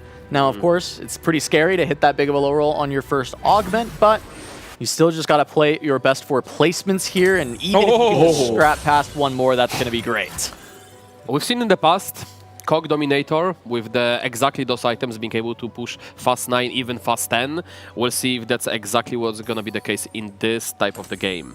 A Twitch already? Okay. Oh, don't worry about it, buddy. It's the line. It's the wave. It's here. Oh, you are telling me you're rolling down? No way. It's the wave roll. We see that still opts to play 5 Rebel, should be slightly stronger, no Sniper, no Experimenter. Let the Twitch chill a bit on the bench. Holds on that Ezreal just yet. Has an option to make 20 though. We'll see if he opts to hold the Twitch, or he opts to sell the left side of the bench, or he's just gonna suck the Econ. I think he was trying to hold for the next augment and maybe keep on the Rebel possibilities that just gets the +1. And now he's just, okay, the game's giving me twist. He's talking to me, so I have to hear. But we see him actually thinking, obviously trying to maintain as much scenarios possible right now. Obviously, there's a funnel here. I think he's saying it's not even that good. I could have at 20 interest right here. Guys, chill. I want to see it's a pretty good Dish impression. Feels like exactly what he might be saying right now. Finds the Irelia too. Maintains, just keeps up on the pressure, keeps up on the strong board. That's usually the Dish Soap good spot to be. Look at this lobby split here. Salpi, Lilo, Bio all on the 4 win. On the bottom side, Dasik, Ironbog, Jedu all on 4 loss. They're making sure Dish Soap has to take a win-loss. It's like, we're sorry, Dish. We're not letting you get away with stage 2. That's a nice dynamic. We'll see who do not get to keep their Okay, streak. he gets Lilu. So one of them will lose the win streak right now. And Bio, double defense here with the chills of the Lux, taking down the front line quickly. Only Camille won on the other side, so Bio looks stronger on paper. I mean, there's also GP just working his way through with the natural, which is pretty The burn is not enough. Camille taking damage, falls down, and Bio gives the thumbs up here to the camera. Perfect. Getting a perfect win streak here. Meanwhile, Jedusor finds his 5-loss streak with the Camp Barons and allowing Sao Pimi to maintain the 5 win streak alongside Bio. Dasik on the 5 loss with 79 HP. Pretty solid start for him as far as the econ is concerned. Very rare case where 4 players get to maintain their whole streak throughout the stage too. Very rare. Well, this is one of those stages that does require teamwork from everyone. It's like a 1v7 game. Huh? Some teaming up action. Yeah. Okay, so we're great tempo here for Bio right now. Getting some units, nothing relevant. He's trying to maintain this Sork line. Probably going for the emissaries. That's a massive pick up for Bio. That should result into extension of the streak throughout the stage 3. Yeah, Bio, one of our players who can hit check, but he does need that first place to actually make it happen. High tempo start, of course, a great way to do it, and just finding that kind of natural rel too, not having to roll, maybe able to extend and greed out more, go fast 8, fast 9. I'm trying to think of the best augments that would allow Dish Soap to avoid getting denied on those 4 costs. And I'm looking at you, Alan, right now, trying to rack my brain onto this one. What do you think would be the best options here? I mean, if you want to roll ahead of the lobby, it would be invested. I would be looking for something, but the problem is that it's very low value for what it provides. And 3-2, it's amazing on 4-2, but on 3-2, it's kind of on lower end. I was also considering maybe Dirso plays a bit of the bait, and he goes into actually rebels with just utilizing Bruiser together with the set, and that being an actually win outcome. We've seen him hold on to that Twitch because he couldn't make 20, but I think if he could have made 20, he would have opted to sell that at the end. Yeah, I mean, denying a 5 cost is a lot harder than denying a 4 cost, so if he can kind of sneak that Jinx and make it happen, He's making everyone nervous. Streak. Oh, there is alternative win con. Invested into the roll for the some sort of 3-star free cost. It's second prismatic, so we have an out for the silver last out. As GPS. Yes, GPS, gold, prisma, silver. 35% to see silver last argument. What? Recomp. How crazy would it be to see back-to-back 4-cost 3 stars? Real 2 already. Just need 6 more. But it is not going to be econ for the augment. Holds on to those bruisers still, considering the bruiser line. But I wouldn't be surprised if he goes for the rebel instead. Yeah, he's maintaining options open. Obviously, it will depend on what he hits. Augments don't give you direction, only strength. And now going upside and Salpimin, who won against Bio in the last round, so he's pretty strong here. Both of them. We know that Twitch was the highest 4-cost type of comp with the win-out potential throughout the whole weekend. So knowing that, Dish Soap holds that line as a viable one. But we see the Kog'Maw is just too much. It's so good. It's 4 Automata, Dominator, Kog'Maw. Everything going in favor of Salpimi there. And Dish Soap does lose that 4 win streak to the sigh of many reliefs across the lobby. Yeah, meanwhile, Jedu holding on to the 7 loss, playing around the Canberra. No one going to be trying to defend against that. And Salpimi, really tough to stop with that Kog'Maw on the 7 win. I mean, lobby cannot be too unhappy about it. Like, again, if you have a Jedusor win out, they are like, okay, bet. At least we have another game. We have another shot at winning out the next time. Let him take a dub here, and we'll maybe hit the camera on this game. Trolling without trolling. Yeah, trolling without trolling is what's happening here. Just going to commit to scrap and play around the Trundle to make your board strong in the early to mid game. That's a classic way to utilize the War of the Way Trundle. The other, a bit less common, is just selling him off stage 4. I mean 9 gold, not bad. Yeah, It's 8. You get also the early unit, so you can treat it as like worse raining gold. You can just sell it even on stage 2 for econ. We've seen that happen already in day 1. The units being sold. Vex. You want to know by who? Lucas. Yep. So obviously Dish Soap with his win streak is not going to have high priority. I'm sorry to interrupt you, Clement. Wow. Yeah, I see it. So he does not need to roll after the carousel, and he can just extend it even farther to go for that nice, relaxing 500 cash out. Lucas getting the echo, very important now in that scrap line. So getting additional power here. There has never been more fans of French TFT than right now. Will Lucas hold the Twitch? Because Dish Soap now has double Gwinsus. I think holding the Twitch would be the right call. We see a high pressure on the combat arguments, not very much econ, everybody playing for max cap, quite literally. Given its gold subscription. So again, those resources are a bit less needed as in the usual type You want of to game. balance out econ and items, all the things you can get. For Dish, double Gwinsu slammed already, and double Twitch is found. Just natural double Twitch. He's getting there on the comp. Double Twitch on 6. It's telling him that this is the comp to at least try for, but there are a lot of very high caps in this lobby. I think Twitch Bruiser is going to really struggle to cap out for a first. I mean, some more than 2, maybe 3 would help. More 3? Yeah, I think that would help. Like a little bit, it'd be okay. I mean, I've seen more than 3 lose. We also did see a title with the form swapper transition with the Bruiser emblem as well as a high cap way out. But just getting natural twitches like this is kind of crazy. Again, Not just too crazy for him. Probably going like, I lost 2 interest because of this. Yeah, not even that good. It's not even Not even that good. Wow, is that double blink. 6 blitzcranks already? 6 cogs. doms. Oh, he did roll quite a bit, actually. Yeah, that's quite a board. No sniper, but when in sniper we have so much scaling going on the cog. Yeah, it's not a sniper cog. Just a dominator. Yeah, dominating cog. Dominating cog. Been a while since... Fully committed now with the Zork line. Getting the Zyra here as a holder for now. Probably going for that vertical. We know that when you pair it with Emissary, so strong. But on the other hand, Salpimine.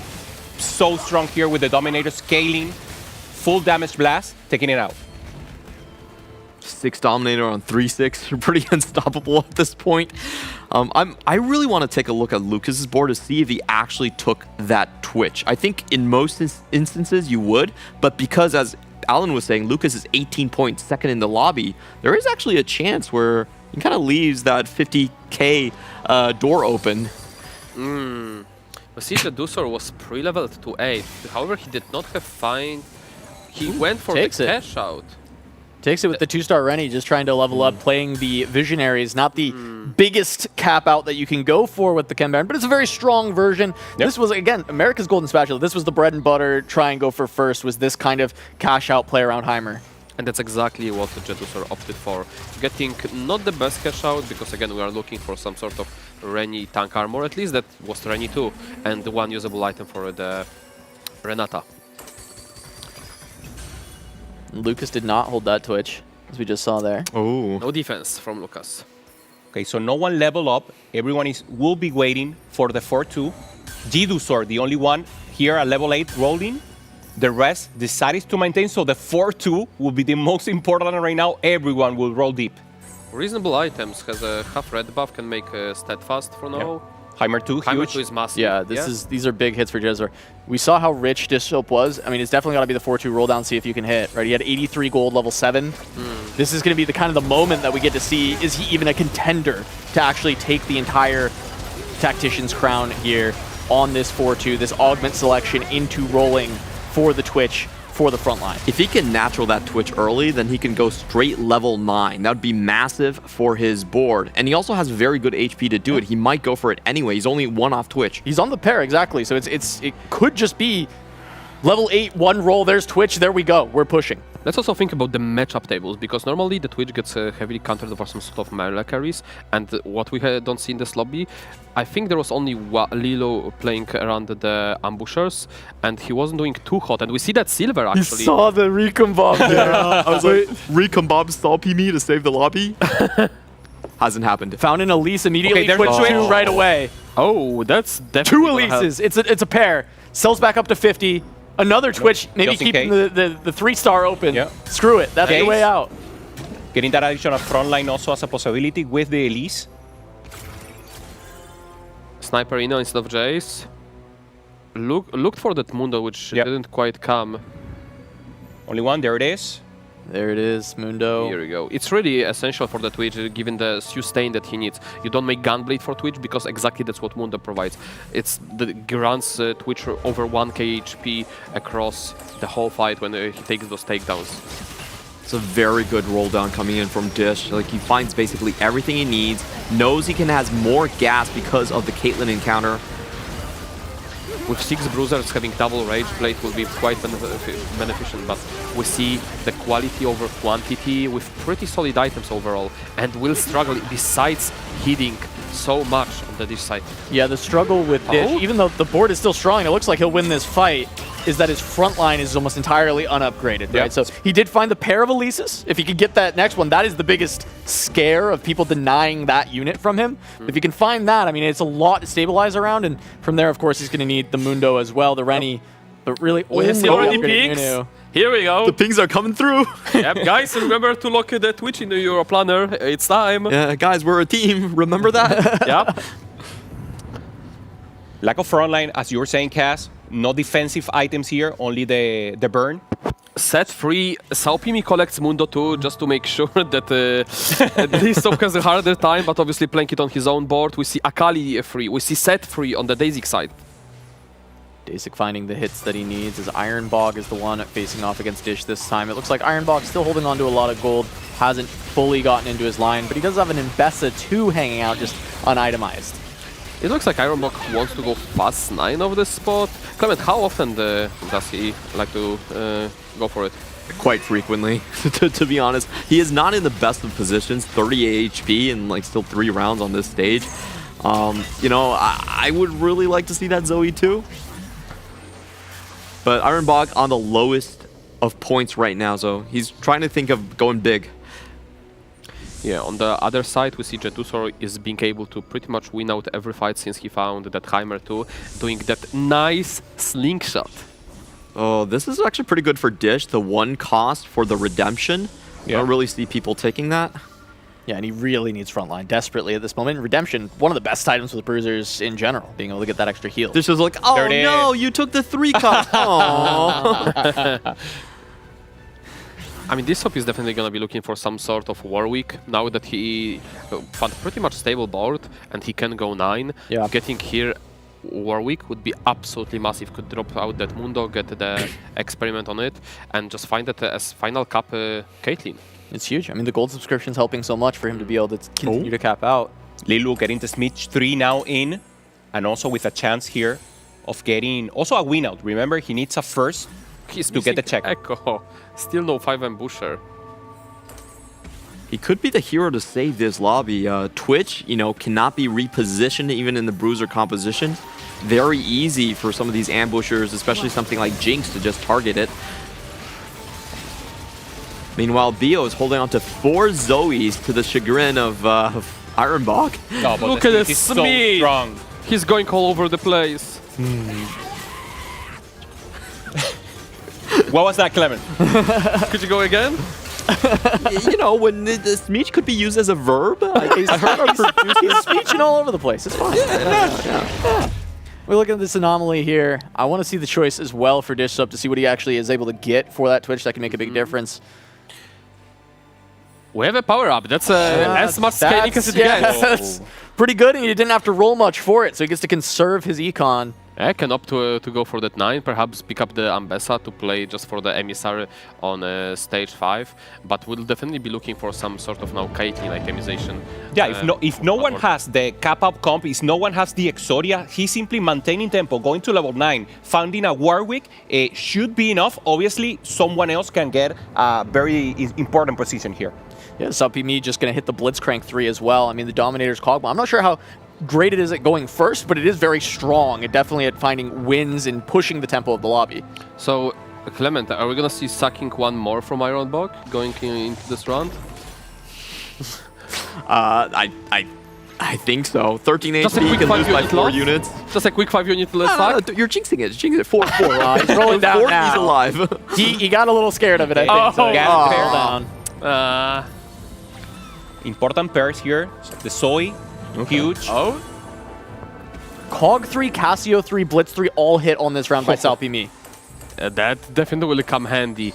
And Ironbog faces a quality over quantity Garen 2, which he would love to have himself. Yep. And that board does not look like it's dying.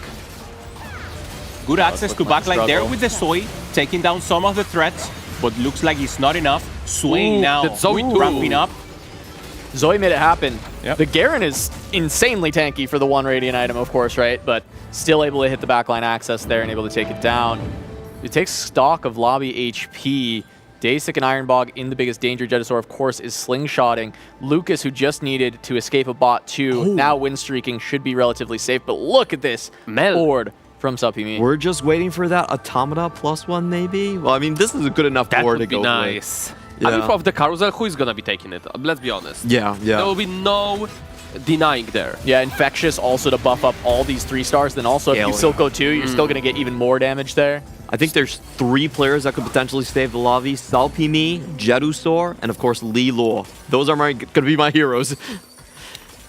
So perfect setup here with the Oh! roundings. Gets the Mordekaiser on 7.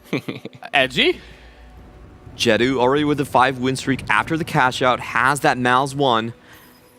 Looking for 2 Rennies here to fully complete the front line. And he's defending. Okay. Well done. I mean, I would love to see the Chain Blade on the Rennie, given it gives you durability for the takedown. I don't think it's that good on the Renata. It's a small optimization, but we'll probably find a third item for her now, right now. Yeah. Not sure for the Cassio needs that one more Shojin or at least Shojin and ideally blue buff for her beast items. Front line holding up here, still the Blitzcrank. Falls down, and now he's up. Look at this code working overtime. Insane. It's so insane. And the thing, we talked about Infectious, right, because of the 3 stars, but now there's also a Mordekaiser, there's the Silco, there's the Mel. There's all of these units are going to get this Infectious and become additional carries for this composition. Are we sure it's Infectious? Yeah, it is. Yeah. Oh, but that's a bit surprising. Playing Dominators, you have already so much AP, picking just like a bit even more. I would love to see just even some sort of attack speed on that Cog or more front line for the Blitz. Going Infectious there might be a bit off. It's just stats for everyone, but as you're saying, you could get something maybe more effective. Yeah. Just getting more AP on top of so much AP already. Level 9 for Dish Soap, 36 gold as well. On the way to 10. Just get that Victor 2, Warwick 2, Mel 2. He has the HP. If he's actually winning fights, he could try and fast 10. Lucky 100%. front line, Mundo 2 still, Mundo 1, also at least one of any of those 2 needs to be 2-star, but he's actually thinking about it. Let's see if he gets at least good face-off here and tries to go. Smitch obviously so strong here, cleaning up, getting on the Mundo, now should have access to the backline.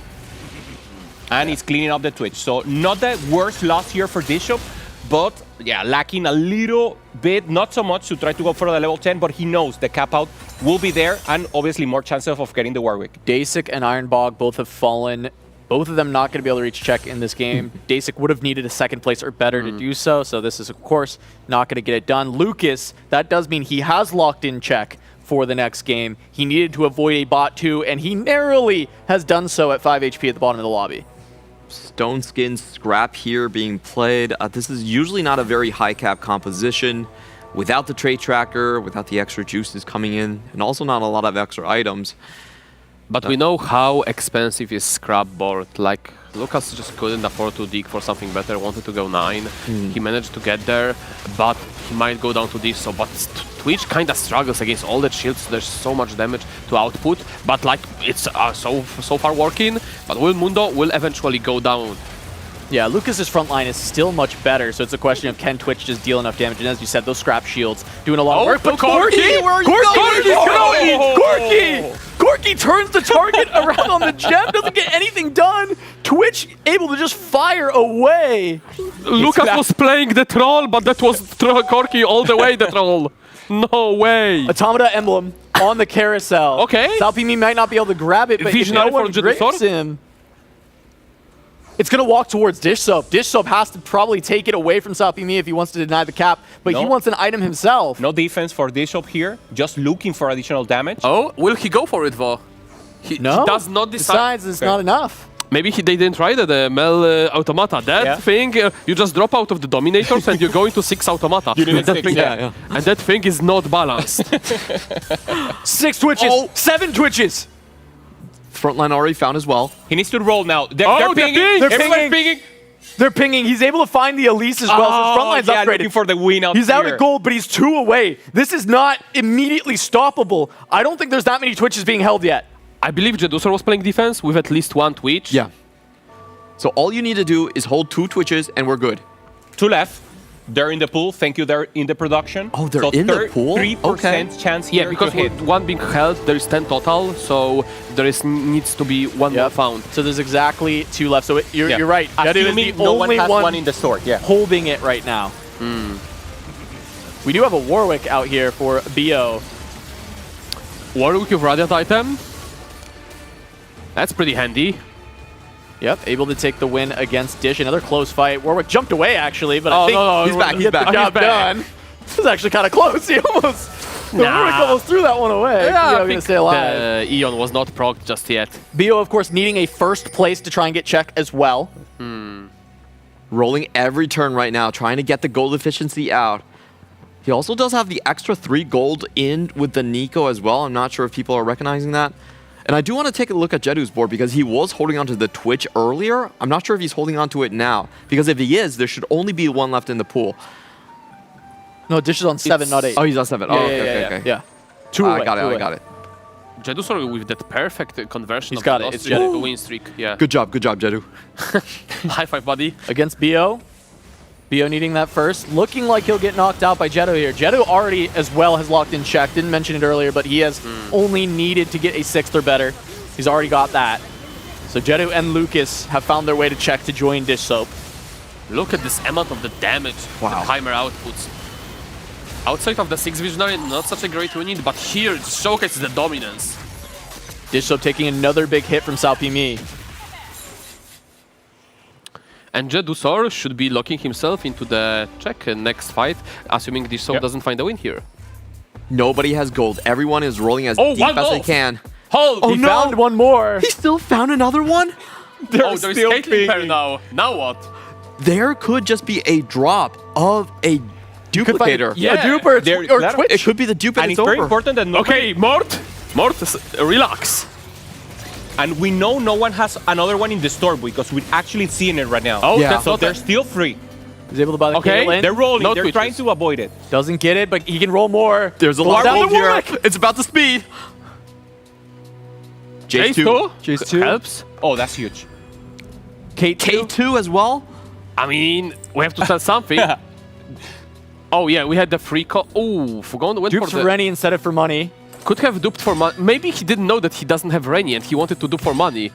Yes, but he found also this Warwick, which let him sell that Mundo because it was only Mundo 1. Instead, go the Warwick direction.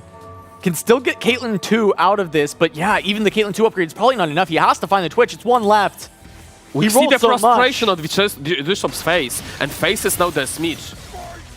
He knows Soft, man. He knows he played it right. He knows he had the correct line to try and win. He just didn't find the extra Twitches. That But can he beat Sneech? He still has a front line up. The stuns are coming Elite. from the Twitch. Mitch is Yeah, down. he beats it. Yeah. He beats can't Lilo. believe it himself. Alive because of Mel. Lilu also losing. Jedusor lost, and like if Jedusor loses, Jedu down to 10. Yeah. He's holding the 1 Twitch. If Jedusor loses, there is one more one in the back to pool. the pool, yeah. And Disop's still on 2 lives. He could possibly get one also from the carousel. So if the Lilu or That's Jedusor true. goes down now, he'll get the... If he gets first pick? Yeah. Saupim is 54 HP. He's not getting prio. Lilu proc Mel there, as we called out. So last life for sure for Lilu. This, like Malza, there was Malza 2 last fight and he also lost. 1 life for Jedusor, 1 life for Lilu. Face is Jedusor. Jedu versus Perfect. Dish. Taking him down, so important here. Trying to get that additional Twitch into the pool. Warwick Great starting to ult fall. from The the stun was Elise. there, Oh my the God. Elise. Another stun back though from the Victor. Slowing the Twitch down, the front line falling apart. It's Oh, not it's too there. much. He can't take it down. Does lose to Jedu. Way too much sustain. Down. Lilu's gone. down. Lilu's Down gone. for First peak. pick on Carousel if he can live Yeah. for 1 fight. Will we see open cell on Jace to try to find the Twitch? 5 HP left. He may be Scouting. fighting a ghost. We are not sure if the He's scouting? Jedusor or Yeah. Saupimi doesn't have 2 Twitches. If we can take a quick look at their boards, at their benches, if they are not denying all of them. He knows it's 1 left. There's Moving a change. items to Caitlyn too. He's going for the burst damage because of that Randuin's. Everyone is bunched up. That's a great call, yes. If knows that faces most Okay, likely the ghost. It's a Saupimi. ghost. No changing positioning. Good. Now positioned her for the Elise. Perfect. Elise Should gonna access get a the back huge line. stun. Does And there Twitch it have is. the damage? Hitting the Mel, hitting also the Kog'Maw, avoiding the ramp up. Damage is huge. Warwick Caitlyn is cast still on the ramping. Mel, not on the rest, but Warwick is still healthy. Warwick the is front online. line is down. Twitch is on the Casio, but the other front line's gone as well. Oh, It's just Casio. Twitch. Oh. Twitch versus Kog'Maw. Oh, Dish down. And we My will God. not be ending the tournament here. The line has been held by Sao Pimi. Salpimi saves the lobby. He missed the CN Golden Age, but he's here to start it once more. That would put him within distance for a check next game. 18 points if he goes first place. Getting the ramp Final out once fight. again. Jidusor, Lucas, confirmed also for check, so they will be up against Bishop in the next round. If either of the three get a first, they will be crowned our set champion. And now up against Salpimin versus Jidusor, final fight. If Jidusor loses 10 HP, only versus 39. Very unusual board. 6 Dominator with main carry cog, no snipers. With just having extra 6 Kiosk as reinforcements. Very well cooked by Sopimi. Finding the big upgrades, finding that Mordekaiser on 7, finding all of these 6 costs, making it happen, and just by a single auto attack of the Kog'Maw, does Dish Soap get denied another chance to check the carousel, to check the shops, to try and take this game, to try and take his second TAC crown. There's just way too much damage for Sopimi. This Heimer has so much scaling with, on top of that, coming the stun of that entrance. Just stunning the whole board on the rail is just too much. If the Jedusor manages to level up, put Victor on the board, that should lock himself in winning out the whole game. Yep. Full ramp up there for the Heimer, as you say, Alan, and also the Malzahar cleaning up the fights in the late game, getting those additional boilings to clean the rest, so the Virus making it work. And now, once again, both of them, Jedusor 2 life, Saupumin 1. Guys, this is stage 7 almost, and Jedusor is still level 8. That is crazy. That's why we've seen so many visionaries across the whole weekend. This is the exact reason. When you hit, this comp is absolutely demonic. He's spent a lot of gold defending against Dish Soap, so hats off to him. That's probably why he's still on the level 8. But still, even with all the damage the Salpimi has, it is just not enough to deal with Jedu. You would think this board, with just how fast it's been able to melt everybody hold else. up. It might be Picam's angle, because the fight might end in 7-2. I think this is the first time we're gonna see it, no?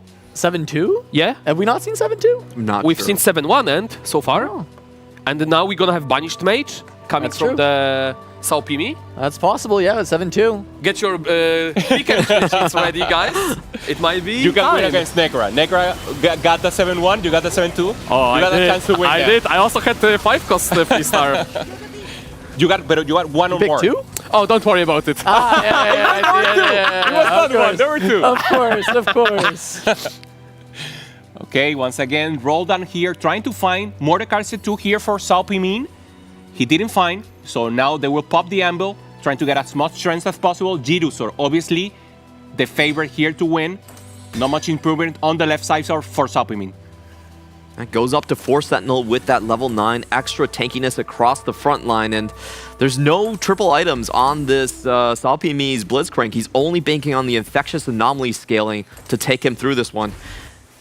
We'll finally see a free tank item Reni. If she couldn't go down last time, I can't imagine that she'll go down this time. Yeah, it's going to be tough, especially without any upgrades coming through. As you said, it's just the scaling happening, and it's really not that much, just each fight over the course of the game. It's a lot, but not going to make it get done just yet. The front line finally melts down, though. Kog'Maw doing so much. Not quite enough, though, as we get the Banished Mage. Mel going to keep Salpimi alive for one more round. Picams wrote it down, 7-2 Alan. Alan is happy here. I mean, it could be 7-3 potentially if there was like Banished Mage for Jedusor as well. He would accidentally lose. I did put 7-3 though. Do it for the pick'ems? Okay. I'm having my whole side. You put 7-3. I also put 7-3, Alan. I didn't want to say that out loud. I still didn't check market. I believed in the Banished Mage and getting us a 7-3, but it's not happening in this one for sure. Okay, recognizes Jidusor, even though he's winning, that better items here for the Warwick, full sustain, going up against Salpimin as the final fight. Should be able to lock it down for Jedu. He's been able to win the last 5 rounds. Just needs one more to get the first. make sure his score is in a great place to, even if he doesn't get the first from check, that he can at least look for that second, and he is going to get this win. And now he just needs one more first to lock in his very first Tactician's Crown win. Another one for EMEA. Jedusor should be coming second now in the standings after this one, so looking strong. You guys gonna look to tie up the number of TAC Crown wins sooner or later, EMEA? They've got some catching up to do. buddy. Catching up to do. Okay, I see you. Yeah, okay, deserved. All right, but let's We'll talk get a little there. bit about that game because of the fact we now have 3 players on check, but we should talk about the one player who was on check in this game. And Dish Soap, we talked about some lines that could be good to try and find the win out, something like Rebels. We've talked about some of the rerolls that can get there. This time, Twitch, but not just going for Twitch, ensuring he can go for the biggest roll down and find it when nobody had the copy. When he won the sex championship, he did the same. He waited for some of the units that were contesting him, some of the players to actually eliminate and get the units in, and then a deep roll down to get, in that moment, the Nautilus 3-star, and now very sure of getting that Twitch. He played the way he should. He just needed that bit of luck to actually close it out. I mean, it's important to play to your own outs. Like, sometimes it's gonna work out, as we've seen one time, which led to his victory, but sometimes it just doesn't. Like, you cannot always hit. I know it can be frustrating, but it is what it is. Yep.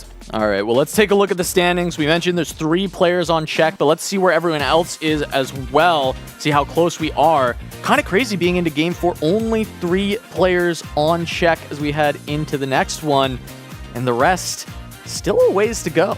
What a good spread from our different generation of TFT players coming into this. Jedusor, probably the newest rising star out of EMEA. I would say him, Kubi are the ones I'm always looking at the most, the young generation.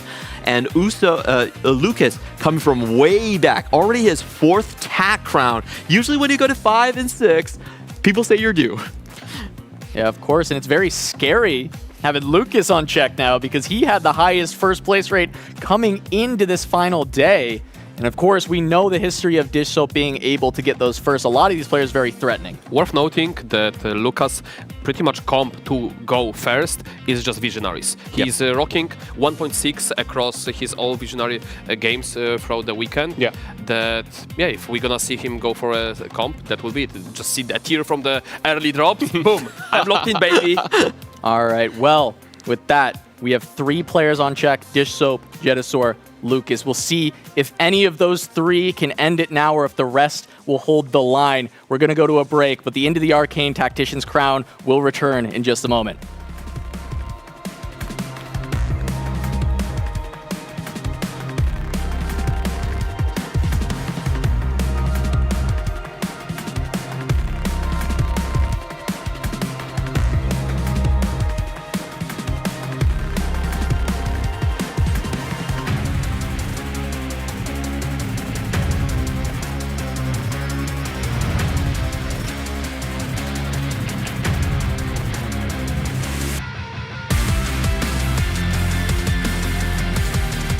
Face your death, cause you play a roulette with each step I progress, no less. Go ahead and place your bets, cause we know where we at, we know we top tier. Cause all the hate that you bring, we know it stops here. I'm taking off like a rocketeer, ain't stopping here. It's strange how they cannot see the future, but see profit here. Wait up, we gon' always win. Promise that that's not a promise, yeah, that is a threat. You know that I promise to bring the team commas. When the whole team win, that's when you flex. Win, and I'ma do it again. Watch me win, then watch me do it again. The human body was built to move. Not trapped at a desk in one singular posture for 12 hours a day. It's time your chair evolved. This is Secret Lab Titan Evo. Ergonomically engineered for you. Gamers, hybrid workers, artists. Backing your every move.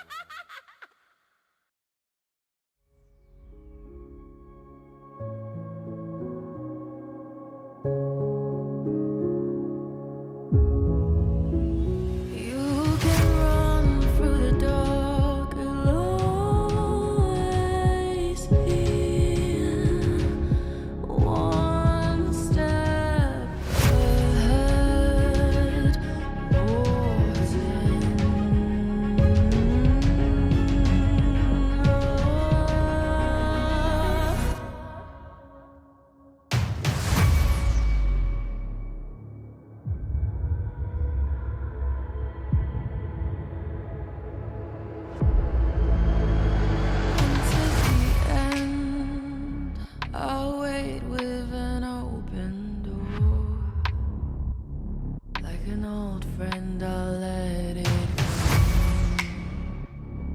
Take over the light.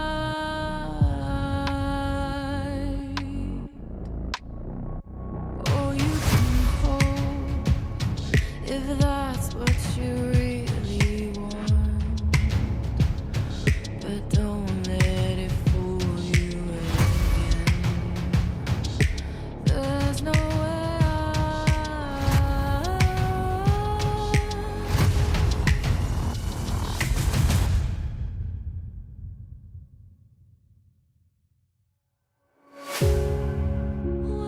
night falls and we're alone. May we lay 6 feet under. Not the way to find home.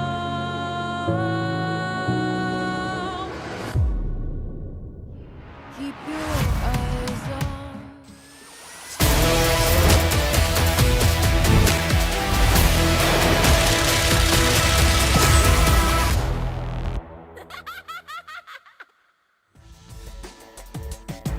Hello, everyone, and welcome back. We are getting closer to potentially the final game of the Into the Arcane Tacticians Crown, and I'm stoked to be back alongside my friends. We've got Hope-san, Gangly, and Panda to come back to the game for this one, and I think it's going to be wild. We've got 3 players that are at that check mark now. And it's reminiscent of Inkborn Fables, of seeing Dish Soap in a dominant lead, of having an EMEA player who's French. It's not double this time around, though, at his tail, trying to catch up, trying to maybe fight for that crown. I thought it was going to be over in 4. I mean, Dish Soap was there. He was right there on the doorstep. And listen, sometimes you got a really strong board, but it just comes up short, and Dish Soap narrowly loses that game and goes 3rd. Yeah, looking for the out, didn't get it, and I want to recognize that it will be a different that we have been before, because both Sapimi and Lilu are already in check no matter what happens in this, because they're at 17 points. So they could play more defensively than normally you could. So that could maybe make a switch inside of what would happen right now. Yeah, I mean, it's still very possible that we could go the distance today, but I think having 3 players in check, we've noted the past that more often than not that the games can finish up, or the set can finish up in 5 games when we do have 3 players that are at this benchmark. So as we head into the next game, I think all eyes on Dish Soap, Lucas, and Jedusor to see if they can find that first place they need to actually get that Tactician's Crown win. And for everybody else, it's get those top 4 points on the board to make your way into that check mark as well. And we mentioned in the top of show the shifting playstyle when it comes to specifically these games now. Game 4, now going to Game 5. There are targets on some of the players' backs, in this case specifically Dish Soap, Lucas, and Jedusor. You can no longer play for a reroll line and hope that no one holds your units. It's not going to happen. Even Chem Baron is going to be much harder to find that big loss streaking stages 2 and 3. You have to go into the maybe more flexible, uncontested forecast like the Twitch that we saw from Day 6. Dish Soap said, oh, you know what? I'll try that one Game 4. Didn't quite pan out. The good news is if there is one America's player that I would say, listen, you can't play reroll, but you got to find a first, it's Dish Soap. There's nobody in the Americas that I find better at playing those lines. And listen, let's just be honest, he could have won last game. He absolutely could have done it winning the Twitch. If a couple things go slightly differently, he goes first. And so I think Dish Soap is in prime position to take it home. I mentioned before that Dish Soap is, in an interview, he said he was the one with the most line, and the person who did that interview was you, Gangly. So actually, you know exactly what you're talking about. That's right. Well, as we enter into the conversions for potentially the final time, we'll see. There is no encounter for us for this game. No Warwick, no Savika, no Mel, no Ambessa, none of the crazy stuff. Low variance, high skill TFT coming in for this Game 5 with so much on the line, especially for 3 players here.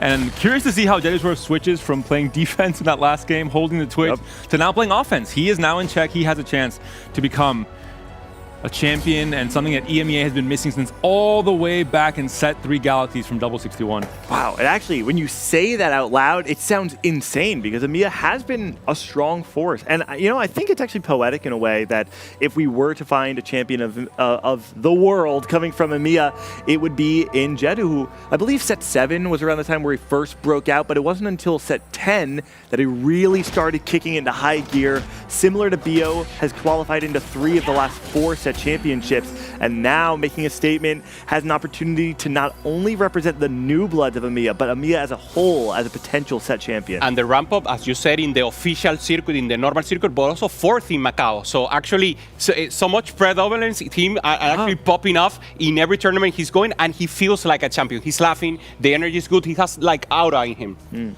Big part of that is maybe joining Gentlemates just a month ago, joining an insane prep group with Lakoko, with Experian, with Tartman.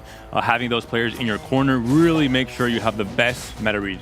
I mean, that was why we kind of started to see high rollers actually go outside of their normal sphere of influence, actually pick up some of the other EMEA players that might actually be able to put some threat towards the Gentlemates, and doesn't seem to be stopping them quite yet. Ooh.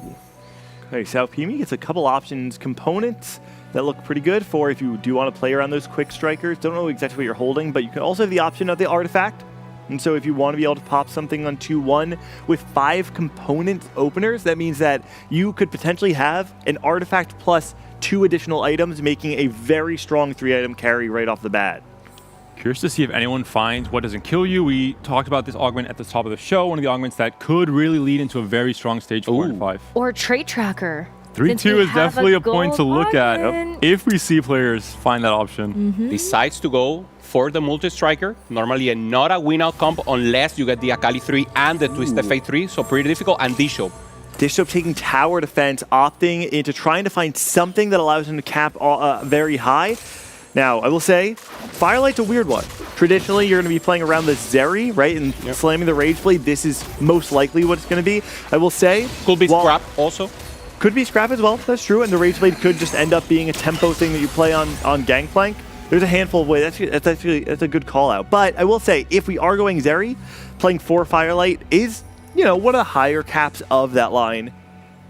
I think this was just a risky play where Dishop analyzes that, hey, if I hit the right +1 here, it's very good value for a gold augment. It gives me a clear line that maybe will not be contested in terms of going for a vertical trait, that you don't have to hit a 2-star or a 3-star reroll unit. You don't have to hit a 3-star 4 cost. You can just find, I don't know, 10 Rebel and win the game that way. Somebody else might have had a very similar idea, as Jedusor also takes tower defense and instead finds the Sentinel, way more flexible of a +1 emblem. It's an angle here, yeah. I would say it's tower defense with a Sentinel pickup there. Making sure he has the survivability. He didn't take the Tristana. This is the reason. No scout, no pivot from Bio, already with the Tristana. That's the reason we didn't saw Jedusor. He needed the win.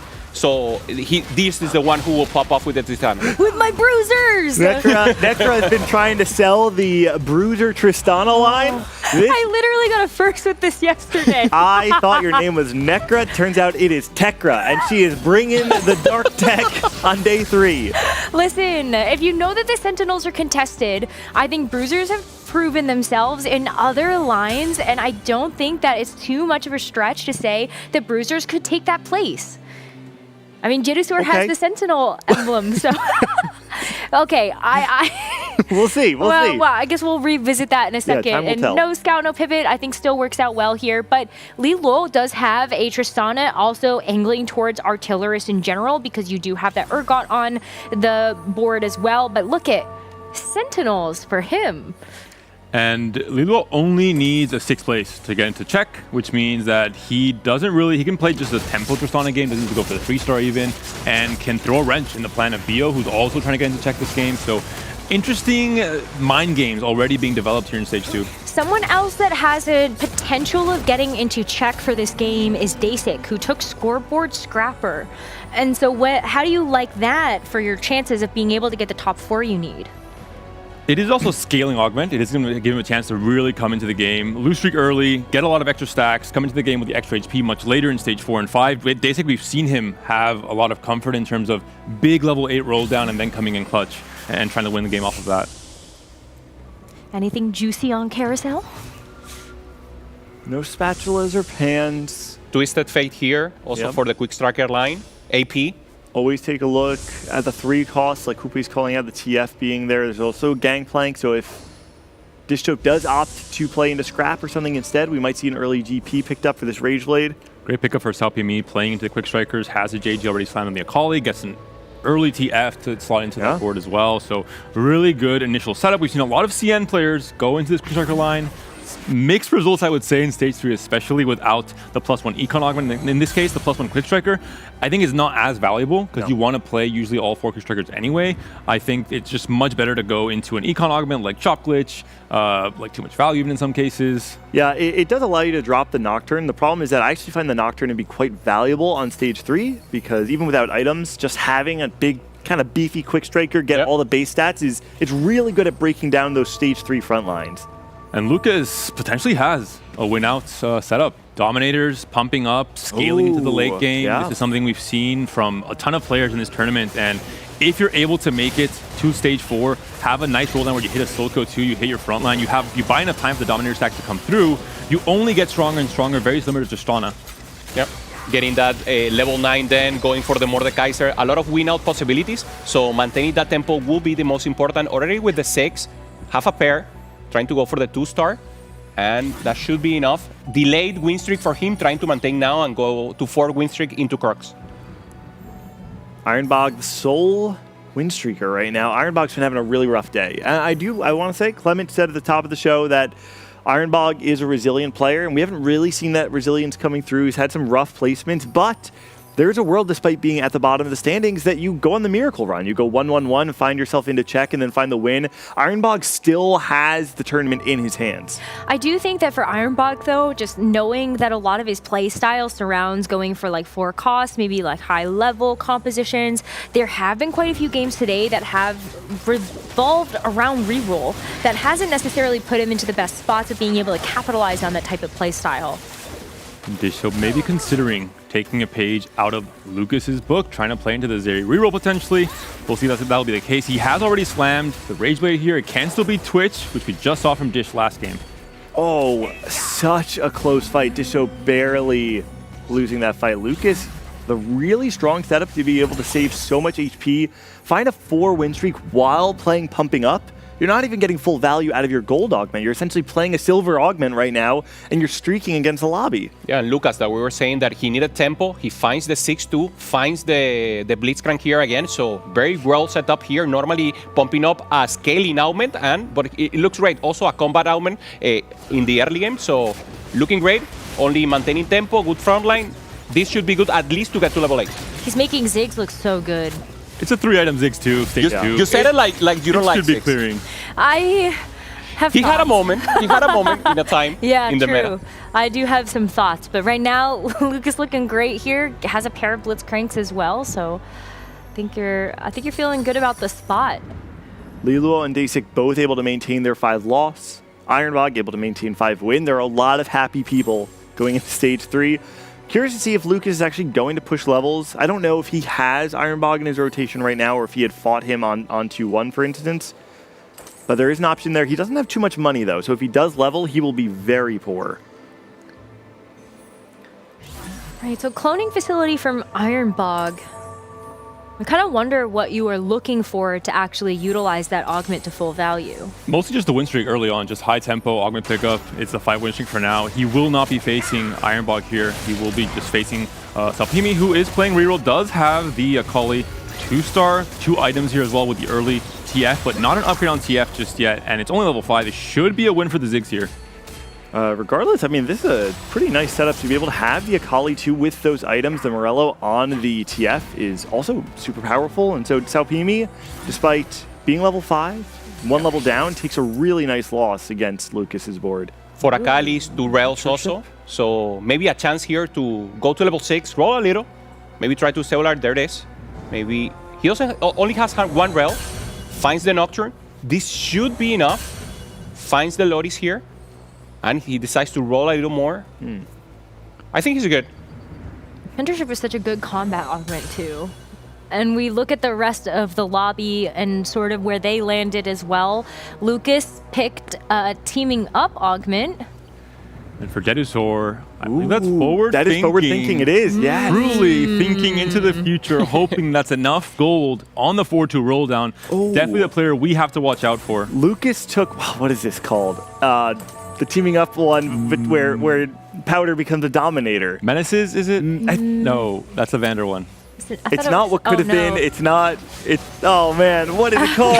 Oh no. Something Forbidden Family. I don't think so. Definitely not that. That's not even in the conversation. Regardless, he gets a Silco out of it, and he has this amazing setup with the Ziggs from before, and so now he's able to have both the Ziggs 2. I believe this is 4 Dominator on his board right now, and a 3-item Silco on stage 3. Really strong start for Lucas. This is looking like a very, very winnable game for Lucas. Especially considering with pumping up, there's most of stage 3 where you are at your weakest, you don't have the scaling of pumping up first, and now getting the Silco here closes out that gap where now you are strong on stage 3 as well. You're going to have a much more comfortable game leading into stage 4, much more HP to work with especially. Jedusor in an interesting spot here. Ezreal trying to ramp up.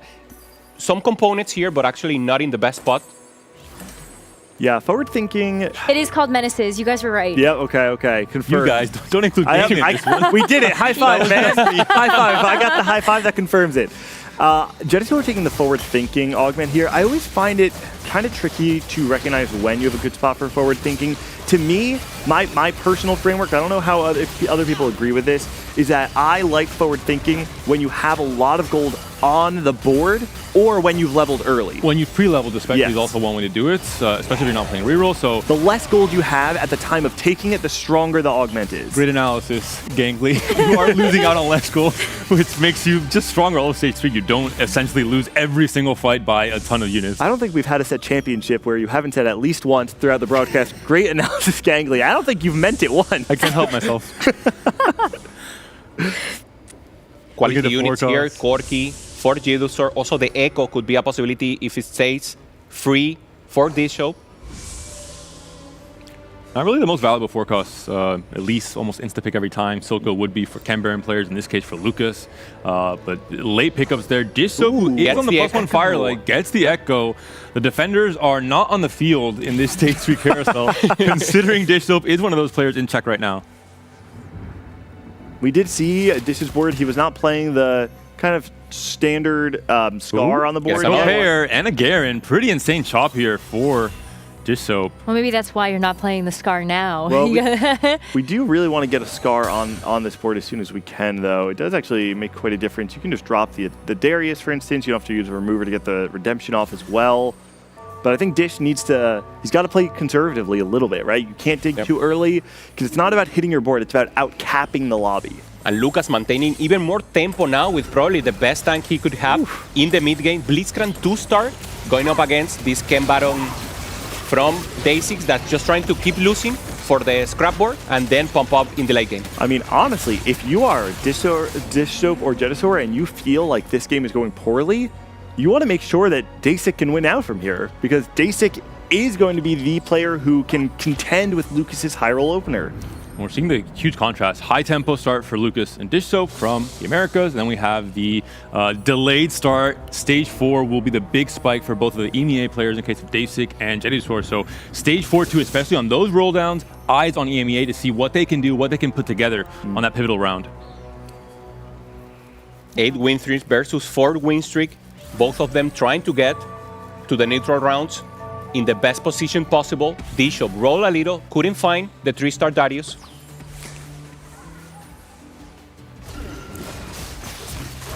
Not facing each other though. No, on the other side of Dish Soap is playing against that Tristan. I believe that's Fishbone's IE on it as well, so has a way to access the backline. We can see some attacks already going through. No ults on the Zeri though, so very relatively safe. It's more just a question of which front line's going to hold up, and Dish Soap's looking okay.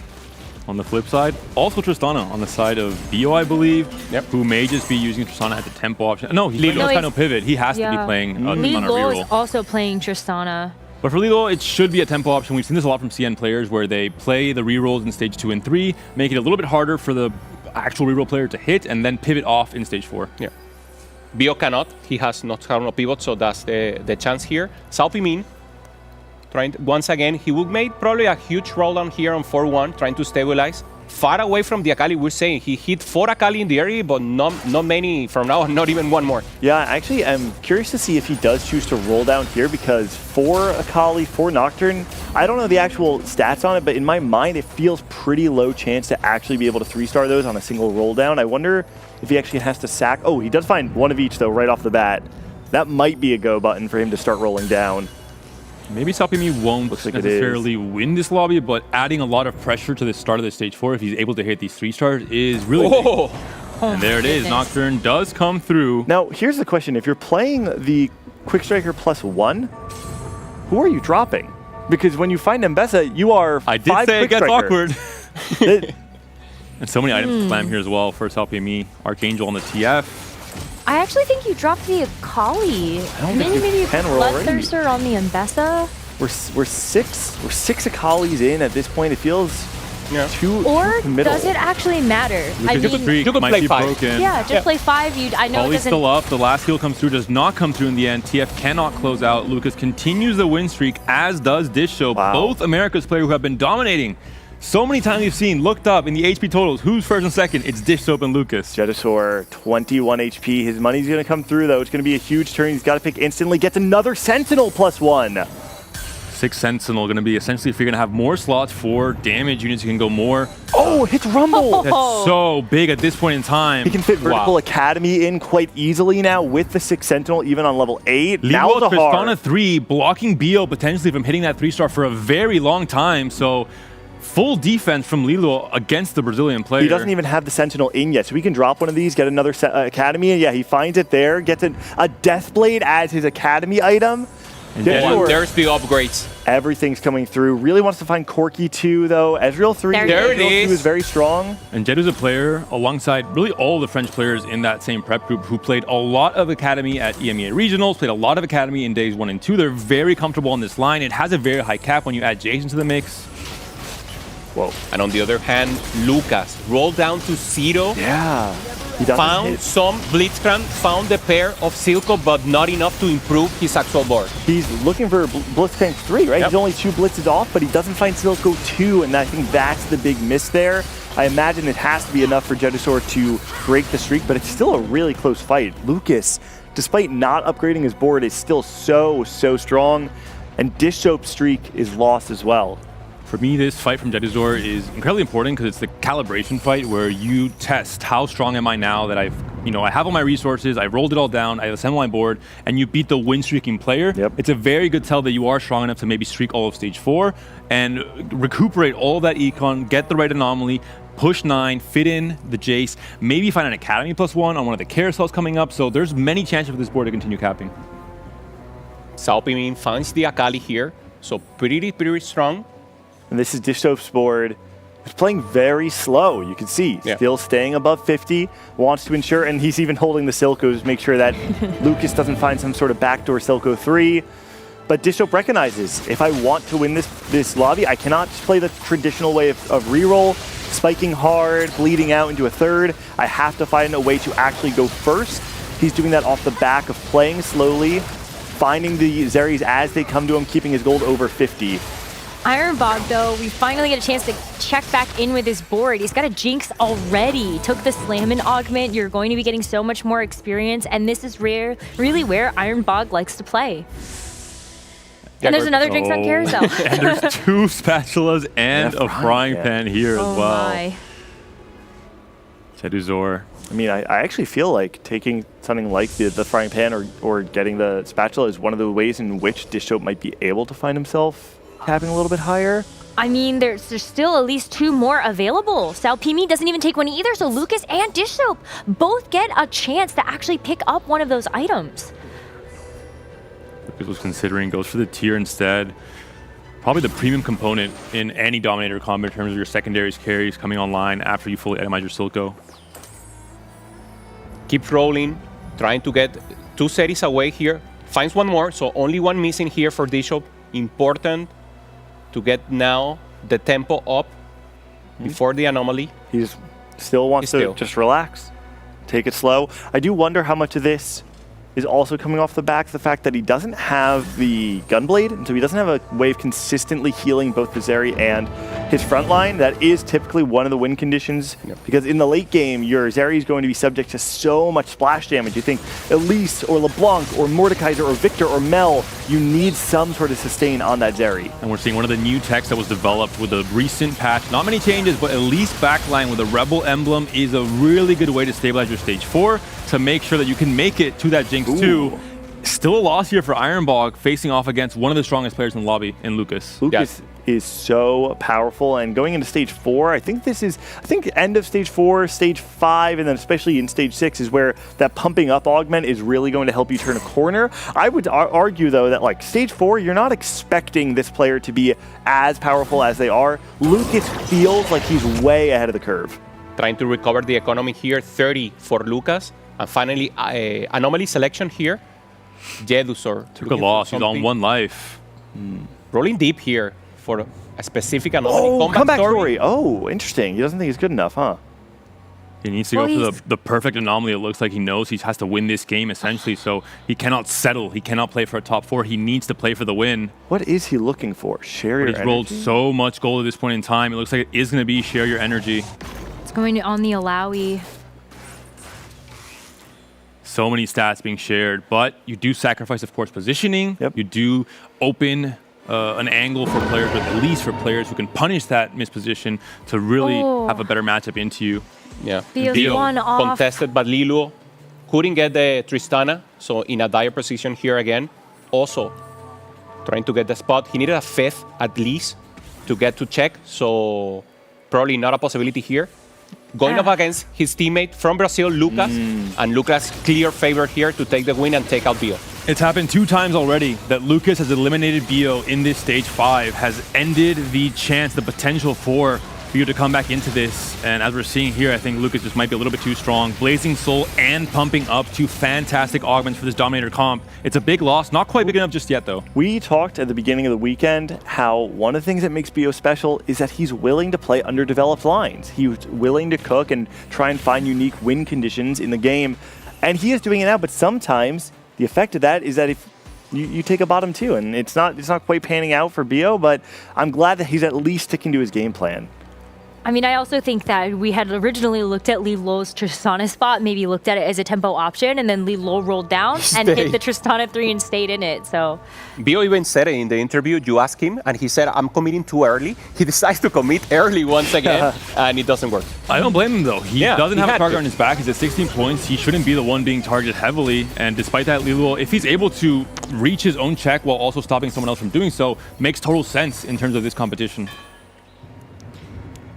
Ooh, Lilo playing a pretty interesting variation of this, playing around both the Vander and the Vlad as well. This is a line that's highly unconventional. One of the things that's so powerful about the way he's playing this line right now, though, is the 4 Emissary on his board. This is, when you're playing Tristana, the highest way to cap out is with those 4 Emissaries. It can be pretty hard to actually fit it all onto your board, but level 7 now and hitting everything, this is where the power really starts to kick in.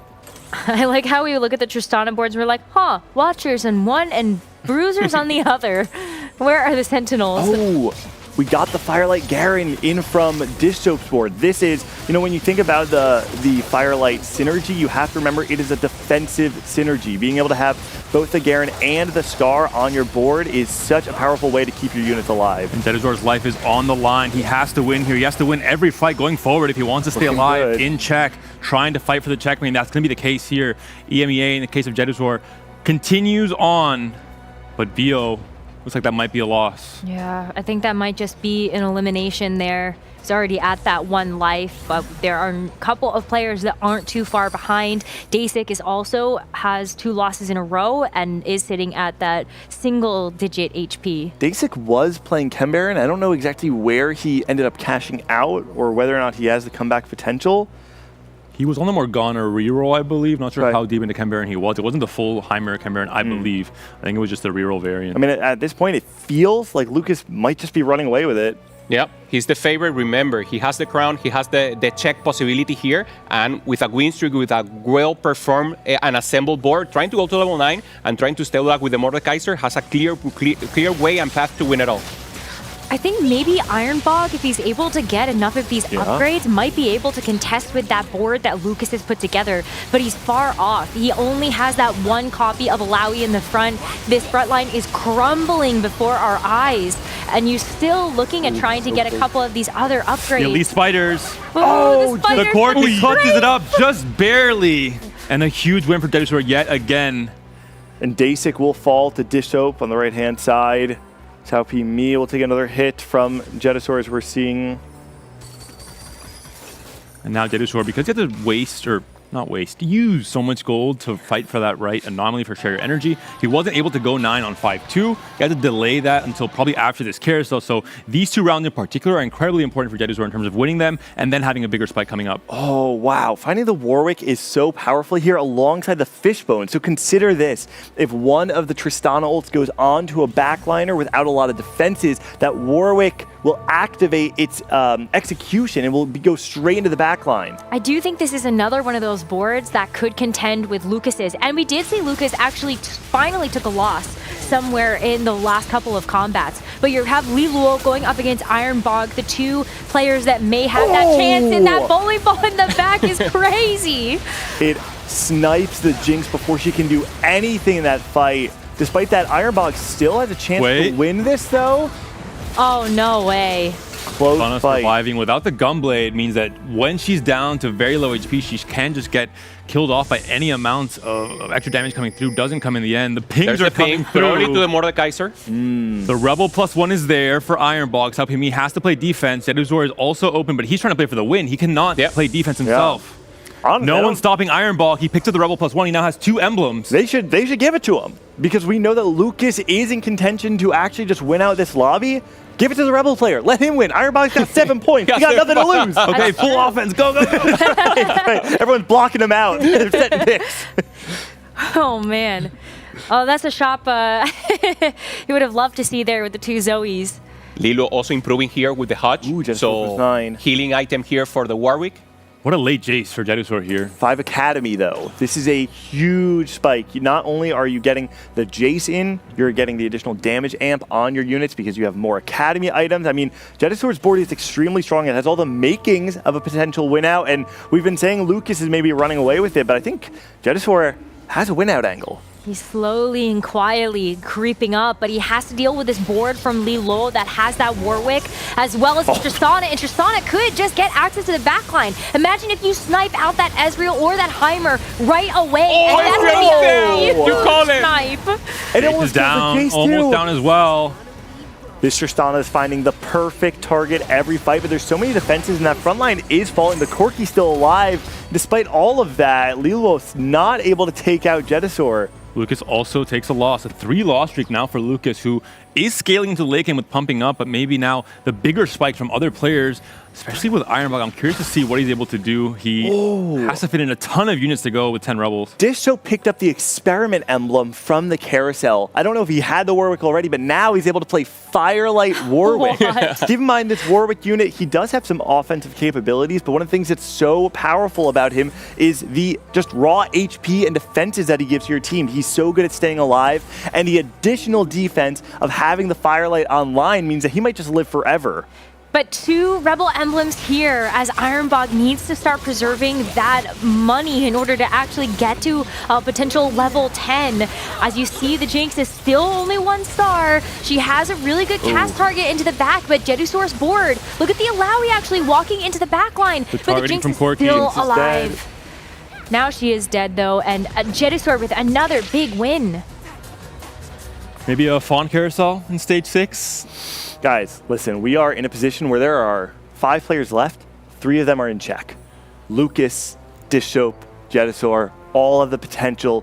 Lucas, a player who has been to the set championship 3 previous times, has never been given his flowers or the respect that he's deserved. Dishop, 4 consecutive set championships, has already made history in doing so and can make history again by tying title. And Jedusor, the hot rising star from EMEA since set 10, on the verge of EMEA's first set championship in so long. Jedusor looking now for the Rumble 2. Getting some additional upgrades here. Already have the flamethrower. And there it is. Oh, man. Huge upgrade, and has 2 item slots still available. So both this Anvil and the next Carousel give him massive spikes for what could be a Jace 2 in the future and that Rumble 2 now. Oh, triple item now for the Warwick. Full defensive capability, survivability to actually enjoy that execution a lot more. And there will be a lot of fight RNG with this Tristana, with the Fixed Bones. Things can radically change depending on what targets are hit, where Warwick jumps as well. Well, it's going to be Lucas going up against Jerusaur, so maybe where we get a chance to see another litmus test for this Lucas board. The pumping up is starting to stack. We do see this Mordekaiser in the front starting to wail away at these big champions, but Jerusaur's board is going at it. I mean, it looks like the front line is going to crumble, though, for Lucas. It's only a matter of time. Yeah, everything is still alive. That is a huge hit, and you can see Jerusaur's face. He knows he might actually be able to do it this game. He's the strongest right now, so he knows D-Show losing here so important. Oh, man. And the Jace was such a big upgrade, both for the 5 Academy, for the extra Hex Crystal as well. I know it was a clone, but Ironbog actually did win against Jerusaur's Ghost. Okay. So I kind of wonder what would happen if Jerusaur and Ironbog truly faced each other. Look at the HP totals. 10, so 10, close 11, together. 12, 13. Everybody is on 1 life right now. The suspense. We're watching, we see it in the faces here. Jerusaur knows he's strong, wanting to avoid, as Nekra, you were saying, avoiding Ironbog, most important for him. Leaving Destiny now outside his hands. Oh, it's Dish Soap though. Dish Soap against Jerusaur. They are both on that check, and they could just knock each other out here. Only one can survive this fight. Eyes on the Warwick, still alive, has 2 ways to survive with the Firelight Emblem and the Edge of Night. Look at the Warwick in the back now line. wrapping into the back line, moves off of it, but so much of the front line is melting for Jerusaur. Oh, that might be it. The back line is done. It's only down to the Alawi. The Zeri's going to be able to clutch it up here. Jerusaur's down. EMEA's hopes are gone for Game 5. And only Americas can take the crown now. Ironbog falls. Lucas survives. Liluo up against Jerusaur's Ghost still. And it's down to just 3. 2 of the 3 remaining in check can win. Depending on how this goes, this might actually be the last fight if somebody loses to somebody's Ghost. Does Liluo have what it takes to save the lobby, to play the defense that was promised, to force a Game 6, to stop Americas from winning yet another TAC crown? We don't have a Gunblade on this Zeri, so splash damage can be detrimental.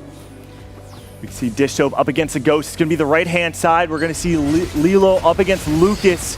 See who is winning against the 2 real boards. Oh, the Tristana. She's just doing massive amounts of damage with those cannonballs, but isn't actually targeting down that Silco that's in the back. She's stuck on that target in the front line, but now those balls are starting to bounce around. Lucas is going to take a hit here. Lucas will fall, and Dish Soap wins the clone fight on the left-hand side. It means it's going to be Lilo and Dish Soap 1v1, 1 fighting to end the tournament and 1 fighting to keep it alive. 2 set champion winners here, Liluo versus Dish Soap. Lilo with the possibility of elongating this championship into another game, and Dish Soap with a win can be crowned for a 2nd time a Tactician Crown champion.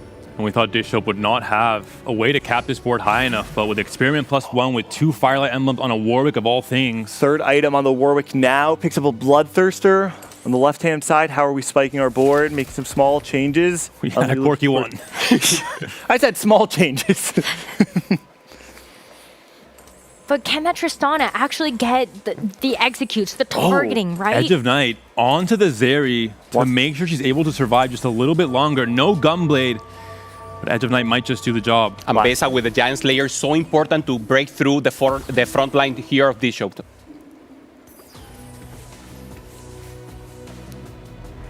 Final fight. It's all about where this Tristana is going to be ulting. Keep your eyes on it. She's starting to ramp up. Another cast comes through, both on Darius. The Zeri is completely untouched. The Victor comes through, buying time for Dish Soap right now.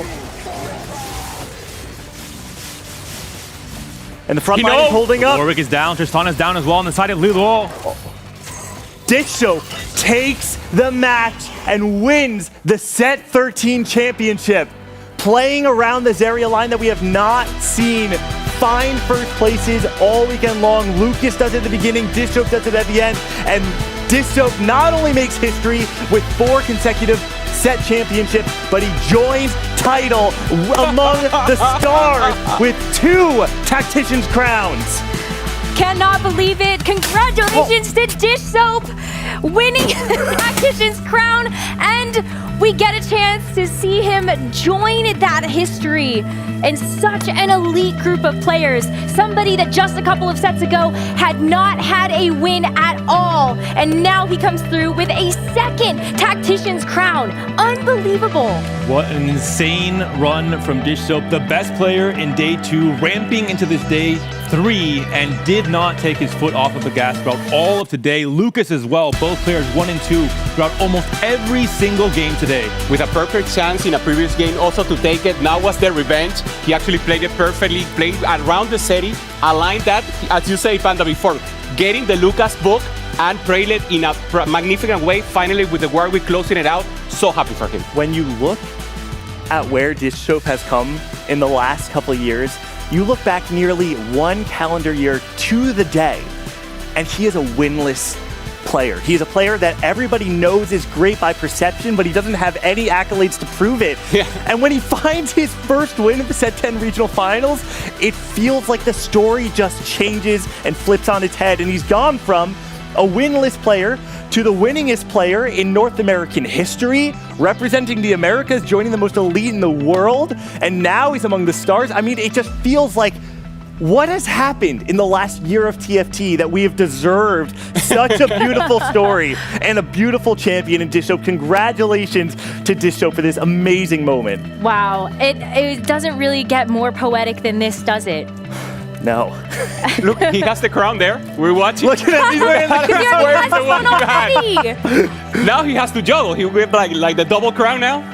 I actually think he needs to just get a giant trophy cabinet now, Yeah. right? Because you have There's the no other one way. crown, now you have the second one. Can he add a third title now in terms of Tactician's crown wins?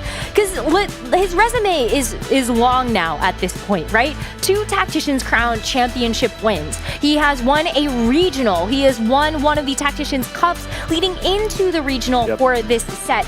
And it's incredible. I feel like the breaks aren't stopping. He almost won his second regional championship just a couple weeks ago. And what a way to break into the GOAT conversation. We had players like Double and Hwami who have been along for so much time, but now Dish Soap does so much in so little.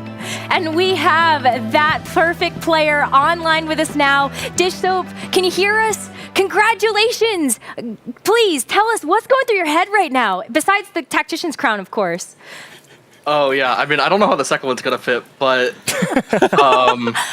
I don't know. Last time, I couldn't even form any thoughts together because it was genuinely such a shock to me. But I don't know. This time, I kind of believed in myself all the way through, and it's just satisfaction for getting a job done.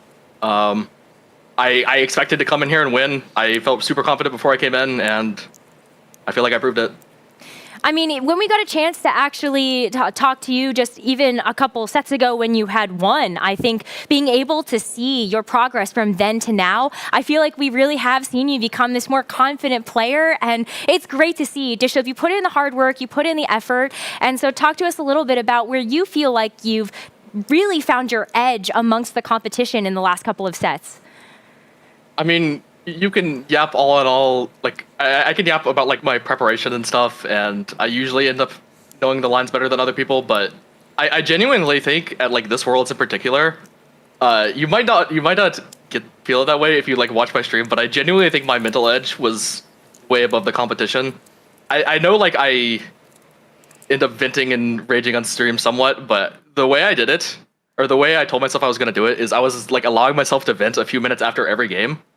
But I was never gonna like do it in game when I was alive, and I don't know. I felt like I stayed super calm, played really well. I don't know. I got really tilted from like a bug that happened like in the previous game, but I don't know. I bounced back from that. And yeah, I don't know.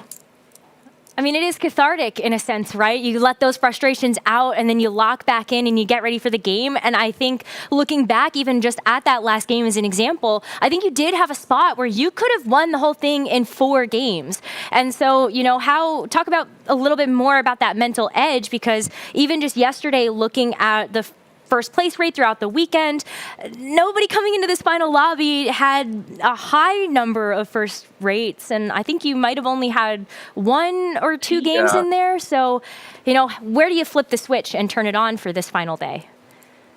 This meta is terrible for trying to win games.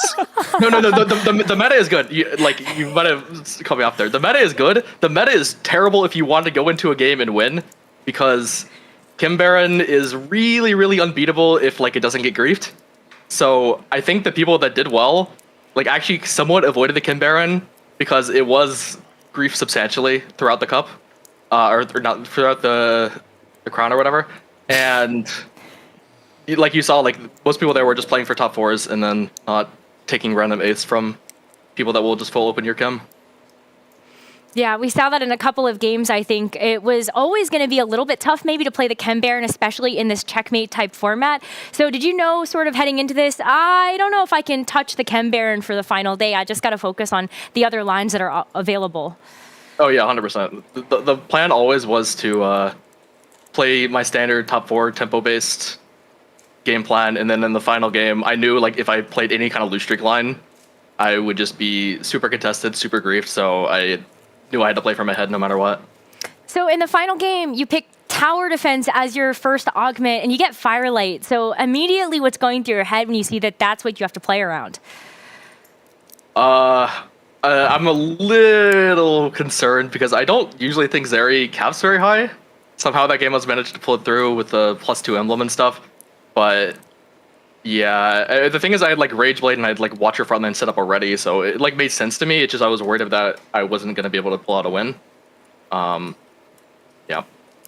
I think we were looking at that too, and maybe hoping if there's going to be anybody that gets a chance to show us what to do from this spot, it's certainly you. And I think you've cemented yourself as one of those players that people have looked at around the world for getting tech or learning. I mean, I attribute a lot of my growth in TFT also to looking at TFT Academy, so thank you for that, Dish Soap.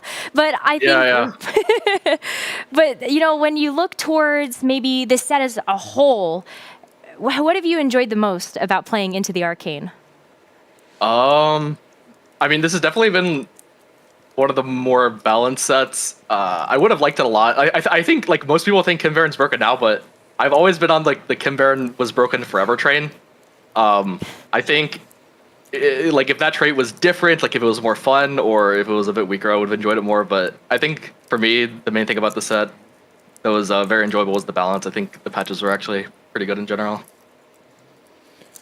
Dish, I have one quick question for you. You know, there's something that we see, especially in traditional sports, there's something where sometimes it takes a long time for a record to be broken, but once it's broken, it feels like it keeps being broken. And I feel like set 10, you winning regionals, is like your canon event.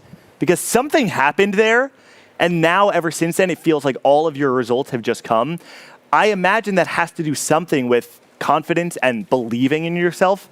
Can you just speak to that? How much did that set 10 win at the regional finals impact all of the success you've seen since then? Oh, I mean, as soon as I won that tournament, I just never really second-guessed myself that much anymore. But before that, I would always second-guess myself. I thought that I was just a ladder warrior because that's what people just said. And then it was kind of a self-fulfilling prophecy. But after I won, and I felt like I won it in the way I wanted to, it gave me a lot of confidence that I've just carried through the whole time. I mean, some people call it ego. It is what it is. I feel like I've earned it. Disho, first, congratulations, man. You played amazing. I see you wearing the crown. Now you will get 2 crowns. So you like wearing it and it looks great on you. Are you thinking of taking it outside also? Make it do a photo session or using it in other places? You can change it. You have to. Maybe a photo session when the second one comes, but I'm not gonna lie, it's not very comfortable. I don't really wear it that often, but yeah. Well, you're going to have to make sure you get a really nice trophy cabinet behind you, especially for when you stream and everything else like that. But Dish Soap, we want to let you go celebrate. Before we do that, though, any shout-outs? I want to shout out like the main NA player I talked to. I wouldn't say we really prepped together, but we ended up like venting to each other a lot throughout all the scrims. He's a really nice guy. I wanted to shout out Prestivent. I think what happened to him, not making the final lobby, is a disgrace, and I think Riot needs to do more due diligence in that situation, is all I'll say. But I want to shout out him. He's a really cool dude. He deserved to be here. Well, Dishsoap, thank you so much for joining us to celebrate your win, and we wish you all of the best to go celebrate with your friends as well as your stream and your family. So, Dishsoap, congratulations! You did it! Thank you, thank you. Two-time Tactician crown winner, and maybe in that top of the conversation to be the GOAT of TFT, huh? It's crazy because for a long time, even when the Americas felt like, you know, even to ourselves, we're saying like, oh, we're the best region. We never really had a player that was in that GOAT conversation, right? There was Tidal and there were Double. Those were the two players that you could really only throw in the conversation. And now we've got Double, we've got Dishsoap, who feels like not only is he in the conversation, he might be leading it or at least contending Tidal. And it's happened in many sports as well, where because you're missing on the longevity, you can't really enter no matter how good you are, you've been in recent moments. But in this case, it might be an exception because you've been so dominant across the last 4 to 5 sets where you have to, I think, definitely enter the conversation with Tidal, being a two-time champion.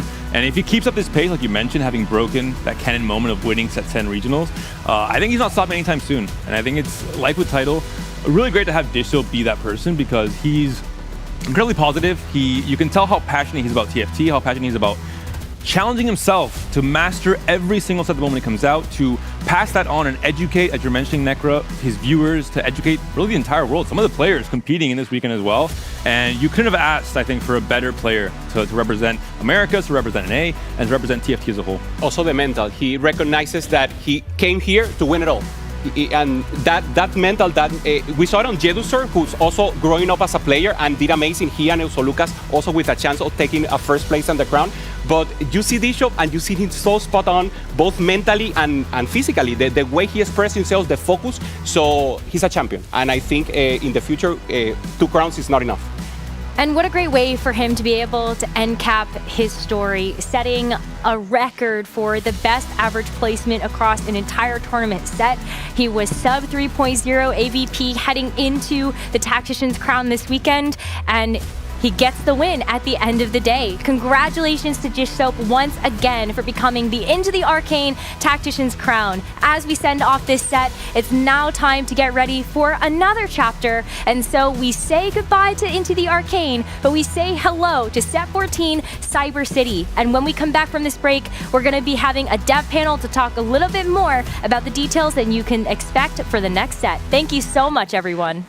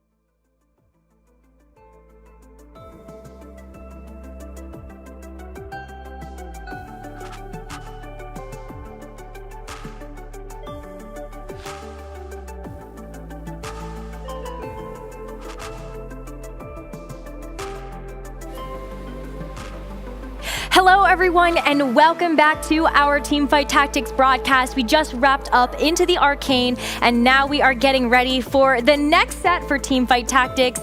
We've got Cyber City set upon us for set 14, and I'm excited to be here alongside Clement to introduce to you two special guests to our broadcast who you might have met during the full dev drop, but please join me in welcoming Liv and Noemi to be able to talk a little bit more in depth about this new upcoming set. Noemi, Liv, how are you guys? Doing well, doing well. The finals were really exciting. It was awesome. Yeah, we were watching it together at the end. It was really exciting. I cannot believe how close it came down to the wire for that final fight, and it makes me so excited now that we get a chance to get our fight on for the Cyber City. And I've been stoked about this set theme since we got a chance to see a sneak peek of it from the Macau Open. And so tell me a little bit about how you got your inspiration for this set. Well, I mean, there are so many different sources of inspiration. It was actually one of the challenges we ran into early on. It's such a broad genre that everyone has their own interpretation of what cyberpunk means to them. So it was important for us to define what it meant for TFT. We knew we wanted the bright lights and the giant holograms and the futuristic tech, but not so far in the future that you couldn't recognize it. Someone used the phrase cosplaying cyberpunk, and it really stuck with me.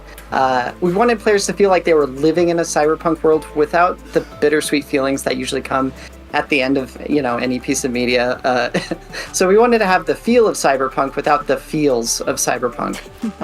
One thing that we really wanted to make sure that came through is that there's a whole bunch of different types of people. It's a whole city of different people. So the range of skin lines is really high, which allows for different skin lines to feel and look really different. Yeah, I love the thematics. I feel like I've already gotten some great vibes from being able to see the cinematic that we got at the very beginning. So high quality. And so, yeah, Clement, I'm stoked. Yeah, absolutely. Blade Runner, Akira, Edge Runners, those are kind of like my favorite genre, my favorite media all time to indulge myself in. And I want to ask, what have the most proud contributions both of you had towards this set? Last time, Naomi, I remember it was the Lysandra and turning the units into teapots. What are the absolute highlight moments from you two that you were able to put into this universe? Yeah, so this time around, I had a bit of a broader set of responsibilities on the set. So a lot of my focus this time was on doing things that really enabled my team to do what they do best and, make my lead's life as easy as possible. So I was kind of all over the place. But one of my more fun contributions, I think, is Zach. So he's a little bit of a story. So one of our artists, Valentine, made the absolute cutest concept of what a Zach blob would look like while she was working on the splash, just totally for fun. And then we all got really excited about it. And so another artist, Riot Gabsu, retextured the blob model per the concept, and then I made them kind of wiggle their way towards Zach whenever you buy blobs in the shop. And so it's really satisfying now. And the whole blobs in the shop idea was really exciting to me, and the blobs moving around is really cute. So I'm a big fan of Zach, and I always play him when I see him. We experimented with a lot of really wild ideas early on, and some turned into awesome 5 costs like Zach. Some were turned into augments, and then some turned into our main mechanic hacks. So one of the things that I'm really excited is for augments, we've got 2 different trait augments for every faction, which means that even if you're jamming the same trait game over game, it's going to feel a little bit differently. My favorite one, which was something we actually play tested as the base Street Demon, but we found it was much better as an augment. But so Street Demons, when you place them in untagged hexes for this augment, they'll tag the hex, and once you fill up the whole board with paint, then you get a big reward, an explosion of paint, and it's really awesome. Ooh, I'm so excited to see what that reward is going to give. And hearing all of these ideas about Zach makes me even more excited to see what other 5 costs are going to exist within the game. And so what do you feel like has been another 5 costs that you've been super excited about to see take the stage here? Well, for 5 costs, we wanted to make sure there was a big range of like how they play. So if you like super fun and fun to watch and like flashy champions, you've got Samira, Urgot, Renekton. They're easy to just like throw into any comp and just kind of like let them go to watch. But I mean, the big one is Kobuko. He's definitely my favorite. He's a TFT original champion. It's really awesome to just kind of hand it off to the art team and say like, what's the coolest thing we could do with this guy? And so they've got this. He just like lifts everyone up, throws them in the air. We have all the hexes from the board kind of fall up too, and then slam them all down. It's incredible. But if you're, looking for something more strategic, something that's less like plug and play, and you don't mind having a few more decisions, Garen is really exciting. He makes you think about how your trait web interacts, what new things can you add into your comp with the trait mods. So that's really exciting. The most exciting thing about a set definitely has to be those set mechanics, but I'm equally excited and scared about the hacks and the black markets that have been mentioned. Can you explain to us a little bit more how this set mechanic is going to work? Yeah, so black market is definitely some of the most fun game-bending augments that we have, and we give you a couple extra rerolls so you can dig for the ones that you're really fond of. But in every game, so for hacks, that is, in every game, there's going to be some number of hacks, and they're going to be between 2 and 4 is the most fun we found, and that kind of depends on the level of impact. So you might see some that are like the augment category hacks, like the black market, or the 1v2 augment hack that asks if you want 1 stronger augment or 2 lower rarity ones. If a hack is going to be a more persistent thing like lucky shops, it'll show up as the hacked opening encounter, so you know it's a rule going forward. But yeah, we grab a random amount and we just go based off their impact. Based off of everything I've heard so far, they do sound quite similar to encounters that we had in Inkborn Fables. And a lot of players were asking, can we know in advance if these are coming up? And maybe just share with us some of the iterations that you've learned from the previous set. Yeah, we learned a lot from Inkborn Fables encounters. We wanted to limit how game warping they would be. So there's no Kayn, there's no Zoe. If we're going to move augments, we're going to move them forward, so it always feels like a bonus. We want every hack to feel like it's an upside and a bonus to your experience instead of putting you off balance. We focused on increasing decision making instead of adding unnecessary unpredictability. Summing up the differences between the learnings that we had for encounters versus hacks is like encounters are variability and variety, and hacks add beneficial variability with more player agency. So that actually brings around maybe another great question. I think, Liv, I might have just heard you mention that we might see a hack or an open encounter hack, and I don't quite remember seeing portals or opening encounters in the actual dev drop video. So can you give us a little bit more insight if something like that is going to exist in this next set? Yeah, so opening encounters are still here this time around. While we have some standard ones, you might see some wilder hacked encounters that will ask you to make new decisions or try new playstyles, but none are going to dramatically reshape the way that you play TFT. We actually talked about this a lot in our set learnings article, and the team spends a lot of time on that. So if you want, you can give it a read to learn a bit more in depth on that.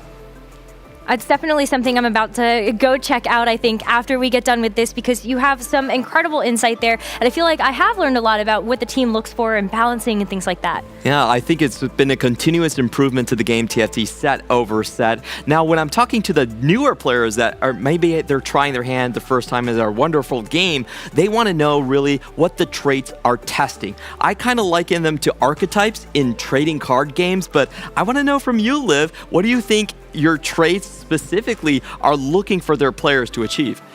Yeah, I mean, I think that's a great way to think about it, actually. Like so for Cyber City, we wanted to make sure that every faction or origin had a unique playstyle input. So for Street Demons, it's about positioning. For Exotech, it's about items. For Nitro, it's about rerolling and 3-starring your champions. So that's like one half of the champs. But the other half, like the class side of it, we kept mechanical and role-based, so every champion has one trait that asks something from you, and the other one that's a lot simpler and performs a function, so you kind of know you can lean into one or the other for how much complexity you're looking for. There's things you can customize and things you can calculate. I think that's a great answer. But for our, first-time new players, if they just want to hard force something, what would be the most maybe noob-friendly trait to go for?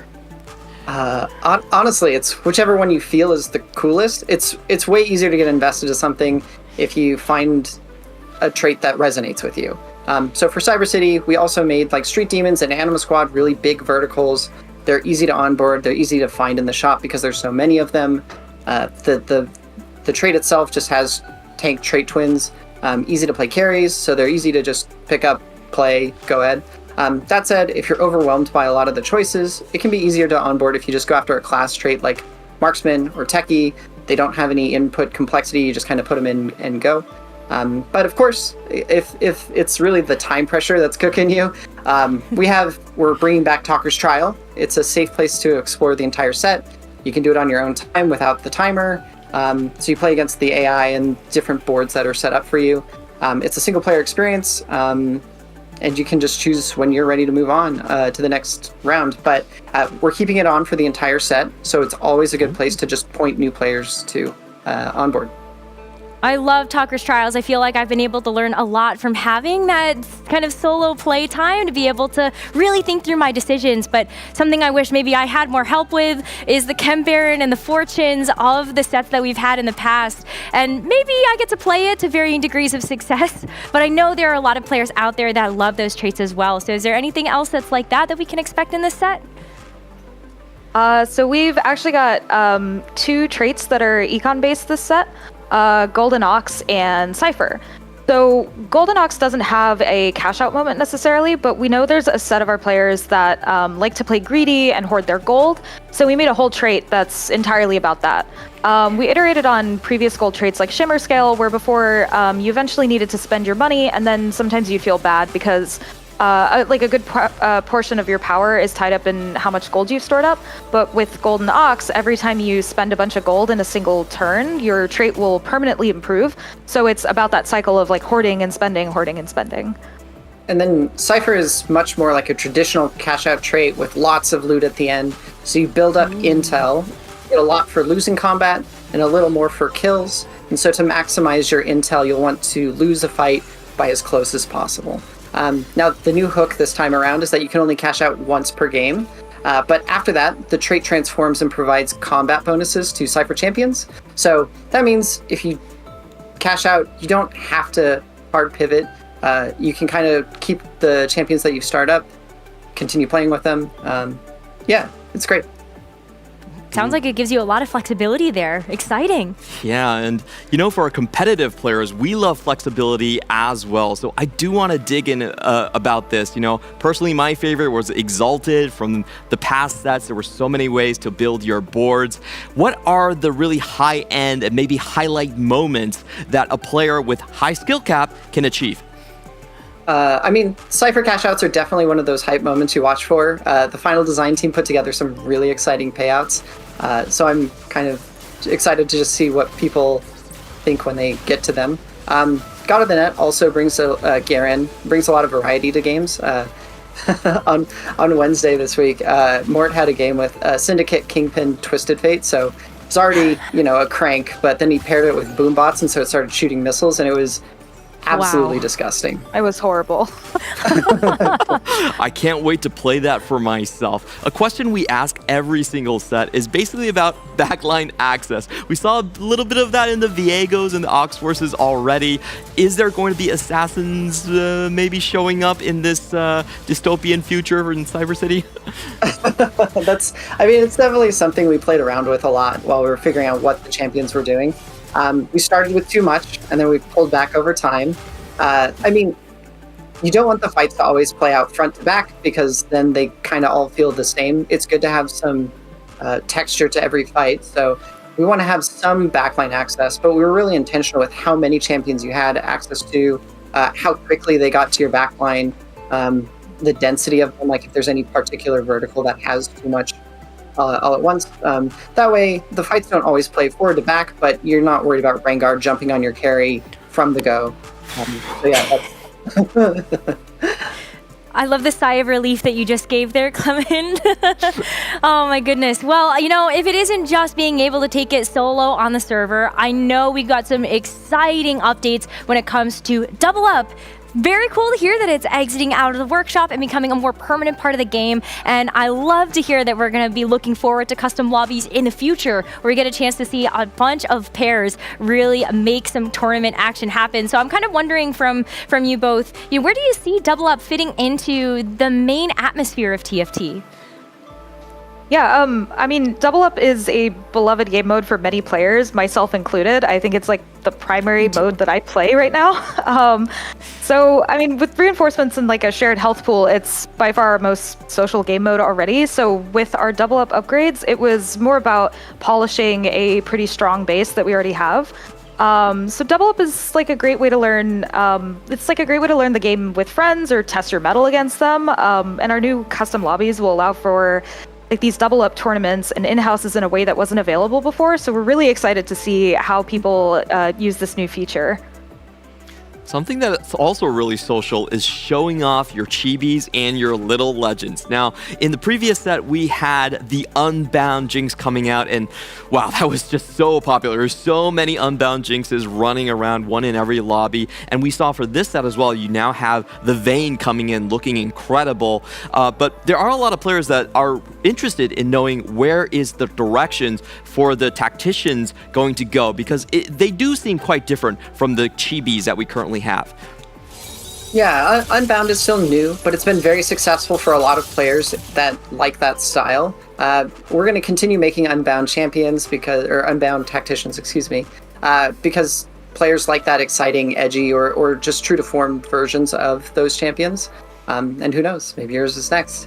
But it's worth pointing out that we're still going to make a lot of chibis. Chibis are a beloved part of TFT, so we're not going to be slowing those down at all. So whether you're a chibi fan or a newfound Unbound fan, 2025 is going to have a lot of options for you.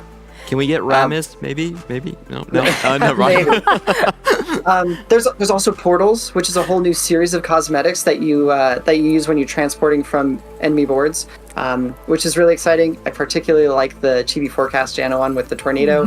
It just, the little cow that goes around really makes me giggle. So I think I'm about to go cop that whenever it comes out in the shop, because I definitely got excited seeing all of those different portal animations also come through. But, before I let you both go, I'm hoping that maybe you can give us one more key thing that you're just really looking forward to seeing the players enjoy when Stat 14 releases. Yeah, I'll go first. I'm always super excited about our 3-star 5 costs. They're the thing that I always like looking for most in sets. And I think we have some really fun cinematic moments in there this time around. And I really enjoy seeing those clips of people's first time reactions to them. That reminds me why I became a game designer. It's like that reaction that I look for. And I've also got kind of a soft spot for our little robot friends in our trait this time around. I'm looking forward to see people get some insane numbers on our perma-stacking trait, Nitro, and see how many people get T-hacks.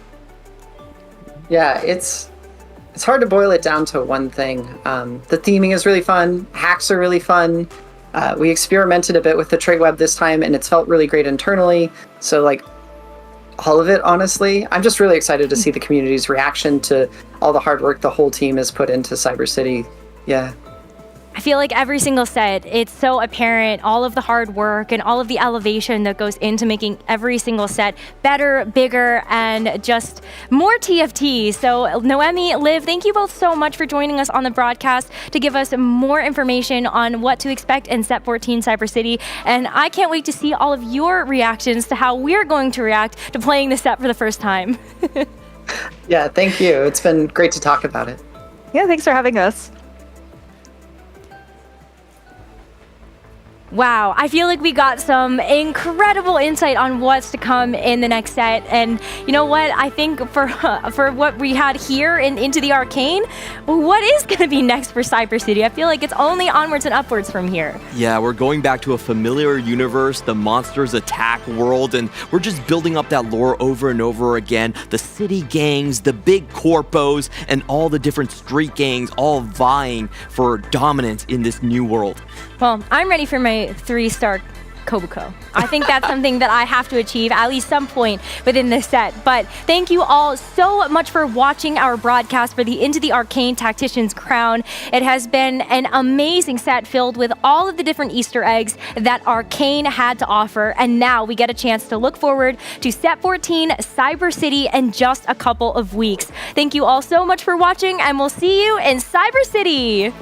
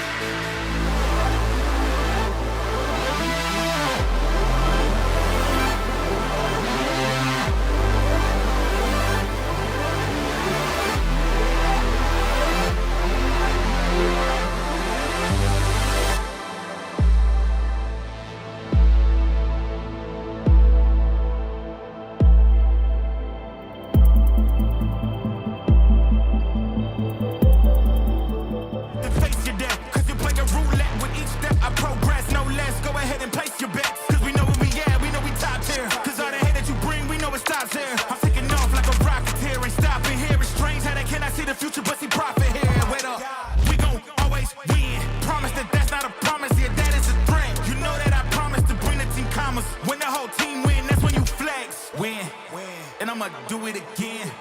Watch me win. Then watch me do it again.